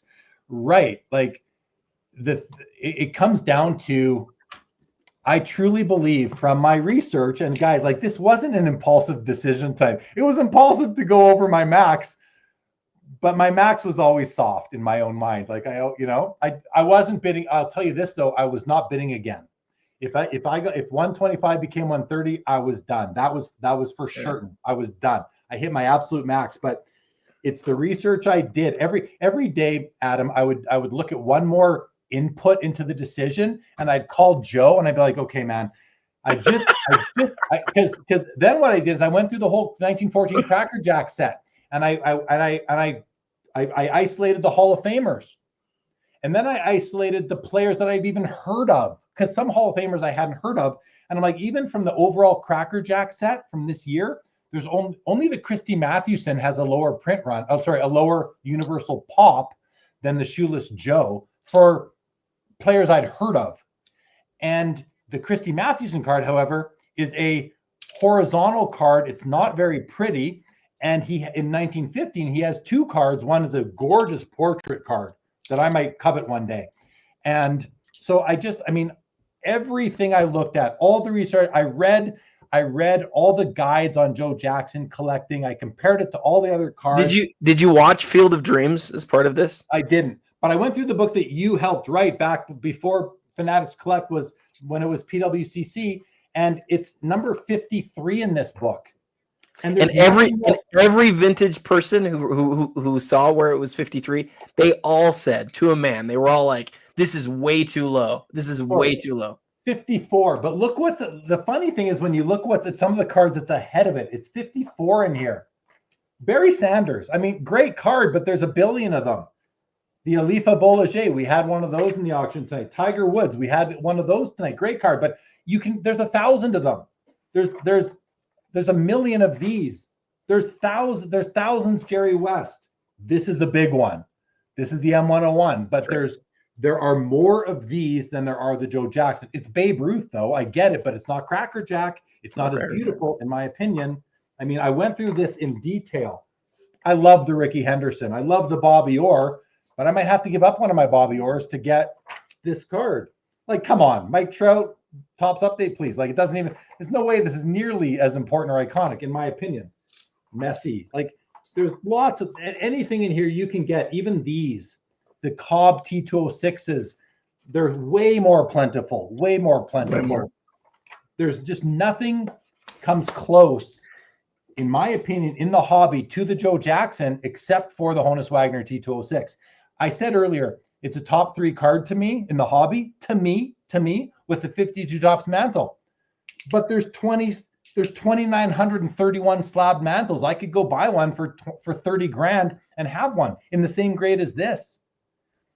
I know it's Mickey Mantle, and I know Joe Jackson is different, but that's my thesis, guys, that based on probably 50 hours of research and contemplation on the card. Hey, I've got a lot more thoughts. I guarantee you when this chat's over, you and I are gonna be on the phone for a while. But can we do these other would you rathers before we go? Yeah, should we? I'm down. I'm down. How many people do we still have on? Do we still have 3 figures? 184 people still with us between platforms. You're crazy, people. You're crazy. Yeah, let's do them. Should we do them? By the way, Instagram kicked out after 4 hours, so you can close your Instagram window now. It's not being there anymore. Okay, I'll do it. So here are the rest of the this or that's. Let's see. We did that one. We did that one. We did not do this one. Oh, here, let me just do that so I can put us on the side. Actually, I'm going to try something different. Let's try that. Okay. So Kobe Bryant Molten Metal Fusion Titanium or the Kobe Bryant Limited Logos from 2003, I believe it is. Yeah, 03. Very first year. Card that almost made the iconic 25 and 25 most iconic cards of the first 25 years of the century. And I'm going to go see what they sold for now, if I can. The fact that the molten metal is a 10 is a huge deal. So which one? Okay, the limited logos did 49,200, and the molten metal fusion titanium did 30,900. So 31 grand versus 49. So I'm 100% taking the Kobe limited logos, even though it has an imperfect autograph, because I'm not going to throw the baby out with the bathwater. It's a great patch on that card. It's an iconic card. The molten metal is a great card, but it's not the best version of it. I love that it's a PSA 10 and all that, but the limited logos Kobe is an elite card. Again, I'm not throwing out the baby with the bathwater on the bad autograph. I still like the card, so I'm taking that one. All right, well, so you're taking the limited logos. I think I am too, Adam. I do like the molten metal fusions. This is maybe not the titanium version, but I like the molten metal fusions, but I do prefer the platinum portraits because of the bigger laser cut image, but I do like the full body shot, all color on top of the silver foil. But I don't love them as much. I love the limited logos is beautiful. It's easy for me. Limited logos. Let's see what the chat says. Jacob Thiessen's taking limited logos. Ziggy No is taking limited logos. Lantern, limited logos. Carlo, logos. Skeppy, logos. Mollico is taking the logos. Mike Double V, patch auto every time. I find it hard to argue with that. Townsend is taking the logo. So is Newman. So is Linda's first. Dan says, would you rather Joe Jackson or first Kobe? Well, for me, it's easy. Joe Jackson. I mean, I could have 3 of these Kobe's for the one Joe. It's not even close for me. Well, but here's what he's asking, though. He's asking, because my big card, I think this is what he's asking. The first Kobe logo, man. That's the big card. Man. Sorry, it says logo man. That's the big card. That's the big card that I bought. So he's saying, what would you rather have? The big card that Jeremy bought or the big card that I bought? I'll save you the breath here. I would rather have the card that I bought, and Jeremy would rather have the card that he bought. 100%. Me too. Yeah. I've never come close, guys. The most I've ever spent on a card before that was the Michael Jordan Jambalaya. I think I paid $20,300 for it, And I just like 7.5 times, like multiple that. Oh, 7.25, I guess, multiple on that. Worth every penny. You did great. Whatever it is. Okay, Linda is taking the limited logo. So is Joe Perot. So is King Sethos. So is Robert. Everyone. Robert Scott, Jeff McMahon, Zeke, Jeff Hart, MSG, Chris Hayes. There's our first vote. I love it, Chris Hayes. Good job. But he doesn't disagree. All right. That was that one, Adam. Let's go to the next one. Number 9 is the two jambalayas, the Jordan PSA 6 versus the Kobe. I thought of this. I thought of this one too. I think this is a great one. This is a really good one. So the Jordan they sold for almost exactly the same. Jordan sold for $22,800, Kobe $22,200. Only a $600 difference. Adam, you want to hear my answer? Sure. It's easily Jordan. Me too. I'm replacing my old Jordan. Now it's funny. This Jordan sold. Mine was a BGS 9.5, and I got it for cheaper than this PSA 6 just sold for. But again, I bought mine in January of 2020, pre-pandemic, like the cusp. So I bought mine in 2015. I think I paid $1,500 for it. The reason that it's Jordan here to me is that, and I, by the way, I don't think there's a wrong answer here. 9.5 and a 6 are really different, and it's that the Kobe's just gorgeous. It is a gorgeous card. It is. But to me, it's Jordan because the 90s are Jordan's era. I don't like my biggest Jordan cards are from the 90s because that's his era. This is his set. Him jumping off that card. This is the Jordan card. For Kobe, it's a really cool card, but it's not like the Kobe card. This is one of the Jordan cards. And so even if it was a 5 versus a 9.5, I would still take the Jordan personally. Yeah. Yeah, I'm taking the Jordan. The 6 doesn't bother me. And I looked at the card. It's mostly the back anyway, some chipping on the edges. So, and again, the grade, I'm just not driven by grades like I once was in my past. I appreciate an opinion, but that's all it is to me is one other and honestly, like I just feel like my opinion is better than most graders' opinions. Better for me. I'm not saying I'm a professional grader. I'm not, but I feel like I have as good of an eye at least than as most graders out there. So just my personal thoughts. So for that reason, well, among others, I'm taking the Jordan. Let's see. Ziggy is taking the Jordan. Jacob is taking the Kobe. Mollico the Jordan. What does Bean mean? Is Bean a nickname for somebody? Yes. Bean is Kobe. Okay. Zeke is taking Bean. Kobe. MSG is taking Kobe. Skeppy is taking Jordan. Don't care about the grade. Fist bump. Double V, Mike is taking Jordan. Ali is taking Jordan. Joe Perot is taking Jordan. Linda is taking Jordan. Jeff McMahon, Jordan. Justin Bode. What's up, Bode? He's taking Jordan. Laura's taking Jordan. Newman's taking Jordan. Jordan, too easy for Chris Hayes. Rob Scott's taking Jordan. So is Lantern. Chris Hayes says Jordan better than Kobe. Super easy. Ali is taking the Jordan. Looks like exactly Ali. That's exactly right. It looks like he's jumping out of the card. The Kobe looks like he's about to run off the card. Look at that shoe coming off the border, though. They're both gorgeous cards. They're the two best. They're the two best looking cards. But Jordan from top right to bottom left across. Look at how the ball just passes the black border and his foot's just past the board. It's the best, dude. I love that card so much. Kinger says I appeal is king for sure. Sundin is taking Jordan, and so is Jeff Hart. So Jordan with a landslide victory, but there were a couple of votes for the Kobe. All right, next one, guys. I still have 1, 2, 3, 4 more. So here's the next one. LeBron black refractor out of 500 PSA 9 or Luka Prism Gold 2015 auto BGS 9. 2018. Sorry, 2018. So the LeBron, we had a couple LeBron black refractors tonight. So let's see. We had 2 of them. This is the 9. The 9 sold for 21.6 and the Luka Gold sold for 37.2. So not that far off. I know what I'm taking, Adam. I'm taking a LeBron. I'm not even thinking twice about it. And that might not be the right move financially, but That's what I'm doing right now. I'm taking the LeBron. I think I am. Hold on. There's 500 of them. But Luka has other Prism golds out of 10. He's got other. I'm taking the LeBron. The hobby has sort of determined that autographed Prism cards aren't cool. And it's so hard for me to overcome that in my mind. But it's funny because if that's not signed and if it's a parallel of the base set, it's literally like 300 grand, you know? So I get why somebody would take the Luka, but I sort of have been convinced by the hobby, by the way that the hobby has moved, that the autograph's not the thing. And I would love the LeBron. So for me, the LeBron's the answer. I just want to thank Ziggy No for the $20 tip for the host, Ziggy. I really briefly saw that when I was talking about the Joe Jackson, and thank you for the support, man. I appreciate it. Okay, so let's see what everyone picked. Chris Hayes has taken Luka. Jake Thiessen has taken LeBron. LeBron for Mollico. Luka for Global. LeBron for Linda. LeBron for Jeff Hart. LeBron for Lantern. LeBron for Thorson. LeBron because of Vicky Sticker. LeBron for Terp. Anything not LeBron for Skeppy. He's taking the Luka.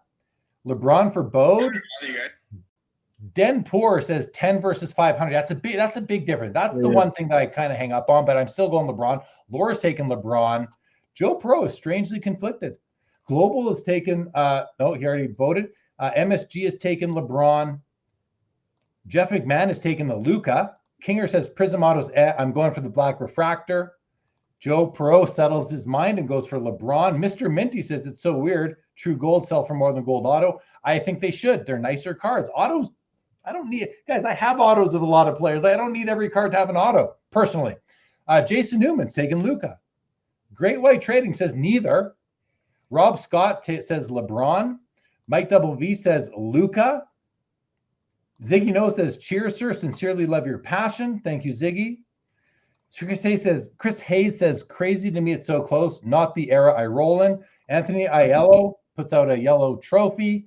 Thank you, Anthony. And Defend Pro Canada. Oh, Defend Pro makes great sleeves and top loaders. Hey, Chris, what's up, buddy?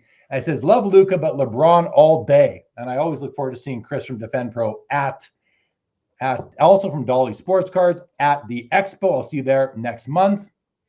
Thorson says, Jeremy, we want the wife's reaction. Go get her. I cannot wake her up. There's no way I'm getting her right now. And honestly, she doesn't really care. Like I said, I had a discussion with her. More or less, I just told her what I might be doing. And she just kind of said, okay. Like she doesn't care either way. She just wants me. Her answer will be, I know you know what you're doing. That's what she says. I know you know what you're doing. And that's all I need to hear. Your wife and my wife are similar in that way. It's a good thing. All right, next one. 2 Barry Sanders cards, the PMG Red and the Rubies. So the PMG Red is out of 135 and the Rubies is out of 50. Now, I really like these two cards. And, you know, here's the thing to ask me right now. If I didn't buy the Joe Jackson tonight, would I have made a play for either of these? The answer is no. I probably wouldn't have. And that's just how much I love and value and appreciate like exceptional vintage cards. Not any old vintage card. I don't mean like gosh. That's how much I like the Joe Jackson. But here, this is the next one, Adam. I'm going to check what these two sold for. While you're pulling them up, I'm gonna take the Rubies, and it's because of what I talked about earlier. The red is definitely the more recognizable set, but 135 to 50 is a really big difference, like a really big difference. So I'm taking the Rubies for sure. So sale price very close. The PMG Red actually outsold the Rubies. The PMG did 35,100. And the Rubies did 31,500. So about a $4,000 difference. Wow. With $4,500 difference, right? I'm saving that $3,500 and taking the Rubies.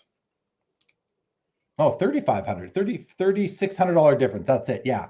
I'm taking the Rubies as well. Why? Well, here's the thing. If I were to get the Rubies, I like pairing. I would pair it with my Ken Griffey Jr. from the same set. If I bought the Barry Sanders, I could pair with some Barry Sanders cards I have, or with my Jerry Rice PMG red, which is another card I might have to give up now, is my Jerry Rice PMG red. That's one that could hit the chopping block for me. Unfortunately, I told Joe I don't want to give it up, but I might have to. And he was, you know, I'm trying to stay away from my top 15 cards in my collection in this whole thing. I'm trying to stay away from my top 15, my top 20 if I can. And after that, I'm going to literally pilfer. It's going to be probably close to 200 cards, if not more, that I'm going to have to give out. But for me, we're both on the rubies, Adam. I'm still going with the ruby. Plus, it's out of 50 versus 135. Yep. We're thinking the same way. It's my favorite rubies design. Okay, Jason Newman has taken the PMG red. Mollico has taken the rubies. Sundin the PMG. Lantern the rubies. Now we have a couple of PMGs. Chris Hayes, Jake Thiessen. MSG has taken the rubies, as is Linda's first. I think we're tied up until now, Adam. Yeah. Skeppy has taken the rubies. Hayes has taken the PMG. Still even. Laura has taken the rubies. Joe has taken the rubies. Great White Trading has taken the rubies. Justin Boat has taken the PMG. McMahon has taken the rubies. Basically, they were very close in price, Chris.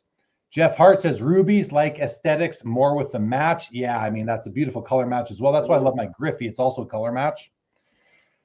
Let's see. Thorsten says, that's all right. Moss was better than Rice anyways, if I have to give up my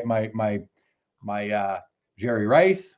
Linda's first says, I love pairing cards too, even like to triple up. Me too. I like to triple and quadruple them as well. Linda's first. And like the Joe Jackson, I'm going to pair that with card. That's going to be part of a pair or a trio or even a quad. Defend Pro says, rubies, younger gen still doesn't know about those rare gems. Not as many do for sure. And Jake Thiessen says, were rubies or PMG more popular when they came out? Adam, that's a question for you because I wasn't into them in those years. Yeah, it's funny. I just checked this the other day in the basketball Beckett's when they were first coming out. The rubies were worth quite a bit more than the PMGs were. They're worth a lot more. And it's probably based on print run at that point. It's and that's right. And in basketball, in football, it's even a bigger deal than it was in basketball. So I would guess that that's the same. All right. Before I show the next one, I'm just going to see what they sold for so I can give you that right away. Okay. Very close. Here's the next one, guys. 2 Gretzky's. The Master Collection Quad Patch Auto sells for $20,700, and the the PSA 8 O-Pee-Chee Rookie sells for $15,900. Adam, the rookie card or the Master Collection Quad Patch Auto? You know me well enough. Which one am I going to pick? You're picking the Quad Patch Auto by a mile. Yeah, by a mile. Know, me too. By a mile. Like, it's not even close. Why? There's only 9 of these cards out there. And this to me is a grail Gretzky card. 20,700 is a steal. This could be a 6-figure card one day. The rookie is great. It's a great card. But there's thousands of them. You can buy yourself a beautiful 5 and be fine. Like, you don't need an 8. Well, maybe you do. Like, go get yourself an 8. If you want 8s, go get yourself an 8. But I don't need an 8. I have in my collection a 7.5 that I've had since 1990 and a 4 that I love. Which one will I sell first? Probably the 7.5 because I'll get more money for it. And I love the 4. And I have to decide if I'm moving one of my 2 Gretzky's. Wayne Gretzky held that card in his hand back not that long after he retired, right? In 2000, there's four pieces of patch on there. And it came out of, at the time, the most expensive product of all time. It's a part of trading card history. It's not just that it's rare. There's so much to it. And at this point, it's getting a little bit older now. We've seen a couple of them move recently just in this auction. But up until those, we never saw these move. You're very likely to see hundreds and hundreds of the Gretzky rookie again before you ever see one of these big-time Gretzky's from this collection. So, yeah, I don't think it's close in this case. It's not close to me. Price-wise, it's a $4,800 difference, right? Close. I mean, just to show you guys really quick, there you go. It's 15.9 on the rookie, 20.7 on the other one. Okay, let's go to the final. I'm just going to do this first. So Skeppy says something cool here. He says there's only 9 of that card, but there's a lot of nice Gretzky patch autograph cards. Wish he'd sign less. This is the thing. That's why I point out it's 25 years old, is because it's one of the first ones, and it's Sorry. Hold on. There you go. Sorry about that. Just straight up deleted me in the middle of my comment. Get out of here. Don't Sorry. talk to Skeppy like that, Adam. Get out of here. I'm still a little bit in the clouds, dude. I can feel it. I can feel it. You're great. You're great. But seriously, like we at some point, I've said this for years. I really believe this. At some point, the collecting, the hobby base will look at older patches and autographs more as we do insert cards. They won't be just viewed as jersey cards or autograph cards anymore, but people will look at them more like inserts. And we've seen that. We've seen that Jordan often leads the way. We see it right now. We've seen some big early Jordan autographs sell for huge money, more along the lines of rare inserts. You can always get another Jordan autograph for a lot less money, but it's what set it's from. It's what card it is. And we've started to figure that out, I think. Right. Skeppy's comment is a really good one. And it's something that I think about, especially when I'm going through the cards I have to now give up for the Joe Jackson. I have to give up some really good cards. 150 grand. It's a lot of freaking money.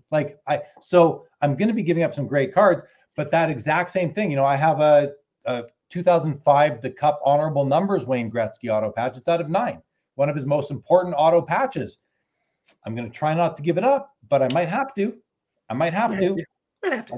And that's a very rare card, but I have other Gretzky auto patches, but I don't want to give that one up. I want to give up other Gretzky cards, which I'm going to try to keep that one too. It's one I'm going to try not. But I mean, anyway. Okay, so let's just go back to this and to that, and let's read the comments on this card. I think the first one was, oh no, that's on the PMG. So I'm going to find the first comment on the Gretzky if I can. Quad, Sundin, quad, gimme. So he's taking the quad patch, as is Mollico taking the quad auto. Mike Double V has taken the rookie card. Daniel Brown says, is the 57 tops spawn safe or in? No, that's safe with me. I'm keeping that one. Jacob Thiesens, I just bought that last Sunday on the weekly. Jacob Thiesens says the quad patch auto. Lantern is taking the master collection. Chris Hayes, I think he's taking the master collection for rarity. Jeff Hart is taking the quad patch. Ali says, no, they're not all Rangers. It's LA, Oilers, Rangers, and All-Star. They're all different jerseys, all 4 of them. Justin Bode is taking the quad. Jason Newman is taking the patch auto. Not a fan of a card I see 100 times a year. Yeah, I mean, the Gretzky card is a very important, iconic card, but it's not hard to get.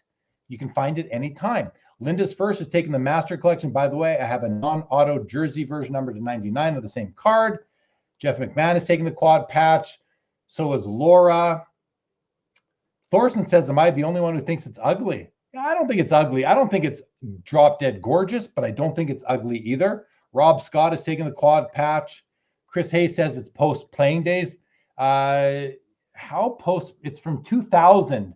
He retired in 99. I'm going to let it slide in this case, Chris Hayes. I'm going to let it slide in this case. Skeppy, that we talked about that one already. Den Poor is taking the quad. Buy the card, not the grade. It's me, Dennis. I know several Dennises. Dennis, which Dennis are you? I know Dennis. I know Dennis. Hi, Dennis. Dennis who? Which Dennis? On Instagram. Is he on Instagram? Too legit to quit. Oh, too legit to quit. Okay, I know him, of course. Chris Hayes says, manufacture until these old boys cash out. I don't know what that's about right now. Kinger says, speaking of top 5 eye appeal, I can't wait for you to discuss the PSA 4 Gretzky on Sunday. Great White is taking the upper deck, the quad. We are still live, Austin. We are still live. We're coming up on 5 hours, Adam. I know. We got to get through this. You got to read faster, bro. I got to go to bed. Linda's First says there's actually 18 of those Gretzky. Yeah, but there are 18. 9 have the star on the top right corner, and 9 have the maple leaf. So there are some different ones. Okay. I think I'm just going to kind of skip the rest of these. Quad auto looks nice, says Ty. Tampa's taking the master. Ali is taking the quad now. OC Trust. Thank you, OC Trust. Good to see you in the chat. OC Trust says Gretzky rookie. Okay, Chris Hayes congratulates me on the Shoeless Joe. Thank you. Okay, and the final one, Adam, for the night is this one right here. The Ovechkin rookie year limited logos versus the Ovechkin rookie year SB Authentic Future Watch auto patch. The limited logos is out of 50. The Future Watch auto patch is out of 100. Neither of them are true RCs, although the Future Watch auto patch is a parallel to the rookie card. It's actually got a real number on it. So sales-wise, here's what they sold for. Let me tell you that. Give me that limited logo. I don't even care what they were almost the exact same. 9,750 on the limited logos, 9,450 on the SPA. So basically the same thing, a 3% difference. That's it. Yeah. So, and they're both from the rookie year, right? Both on-card autos. I believe both are game-used patches as well. You're taking the limited logos? Yeah, I'm definitely taking the limited logos. I really like the larger patch, and it's rarer. And I do like that the SPA is a parallel. I think that's cool. But are you sure the Future Watch is game-used? Let me check. I have the auction open here. I'll turn the card over and take a look at what it says. It says on the front of this card, it's an authentic piece. Photo shoot. It's photo shoot. That's why it is in basketball. Right. That's why I asked. That's how it is in basketball. Yep, it's photo shoot. Give me the limited logos. I forget if we checked? Yeah, we checked this exact card, didn't we? It's an official NHL game. So that's the tie. I was really leaning toward the Future Watch. I for some reason just really like it, but no, I'm going limited logos as well. I like that it's a parallel. I think that's really cool, but it's less rare. It's a less big patch. It's not game used. It's also not from the brand. I'm definitely taking the limited logos. Sure. All right. Well, let's see what the chat says. Jake Thiessen says limited logos. Thank you, Jason Newman, for being here as always. You're the man, Jason. Kinger is taking the limited logo. So is Skeppy. Thorson says Future Watch auto patch, my favorite card among all hockey cards, period. Very, very fair. Love a good logo, says Ty C. Tampa's taking the logos. So is Sundin. So is Mollico. So is Mike Double V. So is Kinger. Thinks it was a steal. I can't disagree with that. Tampa says first year limited logos all day. Linda limited logos. Lantern logos. Robert Scott logos. Jay Mollico's going to be late for work tomorrow. Hayes says SPA looks nicer, but okay. Limited logos.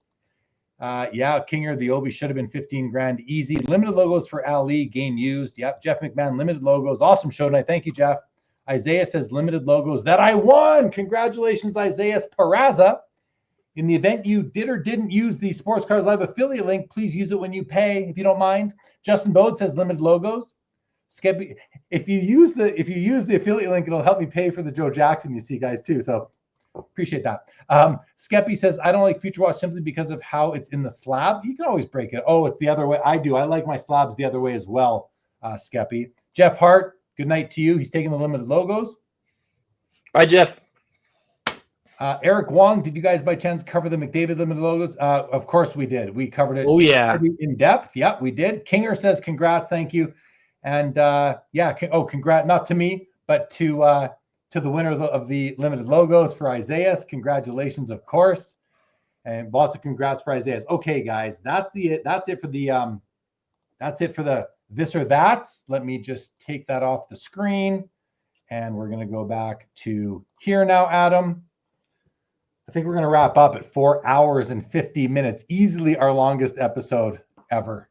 Well, there was the show that I did mostly by myself, and then you came, and then you remember that one? I think I was on. Yeah. I think I was on for 5.5 hours straight that time. That was pretty cool. Wow. Okay.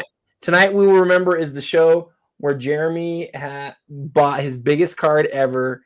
Congratulations, my friend. I couldn't be happier for you. I'm glad that you did it. I think you'd be regretting it more. If you didn't do it, I think you'd really regret it. I would have been very, very sad. I would have been, guys, I would have been sad and disappointed. Would I have regretted it? I don't think I would have regretted not upping my bid. I went past my max. I would have been sad and disappointed because in my mind, I kind of owned the card for the last few days. It's been on my, like I said, I've been obsessing over that card more than I've ever obsessed over a card in my life. And I have obsessed over cards before, guys. So yeah, Laura says, Jeremy, thank you for letting us be a part of your great evening. You bought the card and the grade. Just keep breathing. Welcome to your new home, Joe. Thank you for that, Laura. Chris says, if you want to make a video on your process for the 2014 Shoeless Joe, we'd love to see it, but congrats either way. Yeah, I think I'll share my whole research. At some point, I will do some content about it. I mean, it's such a momentous, it's maybe the biggest day in my hobby ever. I don't know. Linda's first. What a night. Just awesome. Thanks, Jeremy and Adam. Also, chat rocked again. Yes, it did. Thank you, chat. It did. And Skeppy, typical auction show turned into a thing. Sure did. I mean, we had the big Paul Skenes card go for $1.11 million. I mean, that's a big event in itself for the hobby. Whether you agree with the pricing or not, you got to think the person that bought it can afford it. The person that bought the Joe Jackson can't afford it money-wise, only cardboard-wise. That guy can't afford to buy the card. He has to spend cardboard to get cardboard. So what does Bode say? Jeremy, you're going to sleep like you just got back from war. I know. I'm wired right now. I'm literally wired right now. Are you going to fly to pick it up? I'll put it to you this way. I've got that all worked out already, and I'm just going to wait until I get the card in hand to share how that happens, guys. I'm going to just keep my cards close to me on that because I'm jumping through some hoops to make that happen. But I'll tell you, I'm working with Fund Your Cards. They are a channel sponsor of Sports Cards Live. I do the Fund Your Cards show with Mark once a month or so, and this is a funding project. He's going to make a fee on it. It's going to cost me more than $150. I have to pay his fee, and but hopefully he does well and gets the most out of my cards that he can to drill down that $150. So, but I couldn't buy this card tonight without Mark. Without Fund Your Cards, this would not have happened for me. And I have him to thank and Fund Your Cards. So that's all I can say about that. Thank you, Robert Scott. Memorable night for sure. Mollico came for Skenes and Shoeless Joe became the star. Cardboard for cardboard gods. That's right, buddy. That's right, Sundin. Sick question. And yes, share. I don't know what that's about. Sorry, Chris. Tampa says it's cool seeing Jeremy this excited. There's nothing like getting a true grail that you've dreamt about. Yeah. It's a card that before it came available in this auction, I never would have even dreamed I would be able to. It's like thinking about acquiring a T206 Honus Wagner. I know that's $5 million and this is $150K, but to me, that's what this is like. I never thought I'd be able to get this card ever in my whole life. And I'm only because of Fund Your Cards can I do it. Chris Hayes, it's such a big move. It's so cool to share with you. Thank you. I mean, I'm glad. It's really cool for me to Adam in the chat that I have you guys here to like kind of spill the beans on it. It's fun to do with you guys too. Grant Slayton, congrats, Jeremy. Adam, thank you for bailing on the shoe auto. You have a great eye. Thank you. Did he win it? Grant, you freaking outbid me, you jerk. It would be Grant who would win that. Dang it. It's Grant. He got it, buddy. I should have bid at least 3 more times. At least. No, that was a great card. And honestly, he didn't overpay either. I was cheap like I normally am. But dang it, Grant. Why'd you got to do that to me? Grant wins all the great stuff. Let me have one sometime, Grant. Come on. I'm sitting here like elated and in shock. And Adam's like, I'm sorry. Look, I'm sorry you didn't win your dream card tonight, Adam. If one of the two of us could win our card tonight, 100%, I'd rather have it be you. You 100%. You needed your card more than I needed that one for me. If it was going to be one of us, 100%, I'm glad it was you. And honestly, Grant has a great eye. He knows it's a great card. So I don't. I'm happy. I'm happy for both my friends for sure. Very kind of you. Ali, fun night. Congrats, Jeremy. Thanks, guys. Thank you, Ali, for being here as always. Skeppy, I don't even care about the Skenes, the Joe Jackson, and dozens of other cards more appealing to me. Fair. Kinger says, great show. Very exciting. Congrats again on making a great collector's choice. Thank you. I appreciate this kind of affirmation as well. Validation, if you will. Thorson says, when you're dead, your estate will appreciate only having to sell that one card over 500 you're selling. I did consider that as well. I did think about that too. I'm going to miss some of my cards, but I'm going to get over it for sure. Hayes says, all the emotions of an ended auctions for sure, the highs and lows. Grant says, sorry, Adam, I've missed it every time I've had a chance. So he made it happen. All right. Me too. And ironically, let me just add this real quick.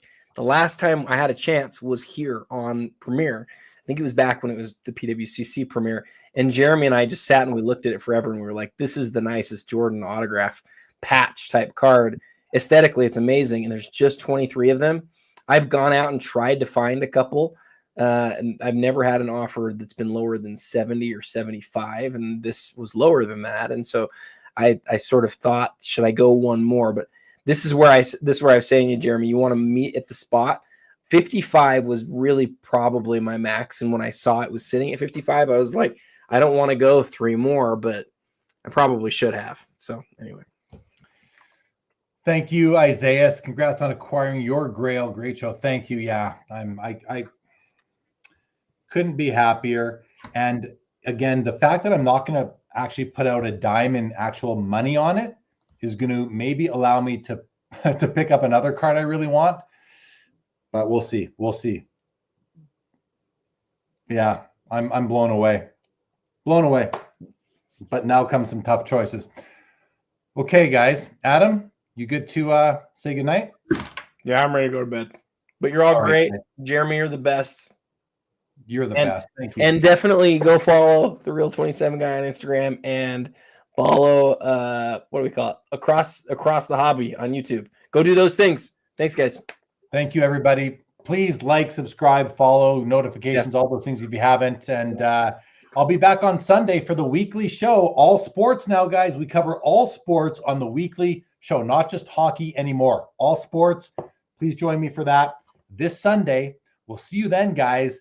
This epic evening, this epic episode here on the Sports Cards Live YouTube channel for the March 2025 Fanatics Collect Premier Auction Ending Watch Party on March the 20th, 2025 is now finally, and I don't know how I'm going to sleep tonight. It is over.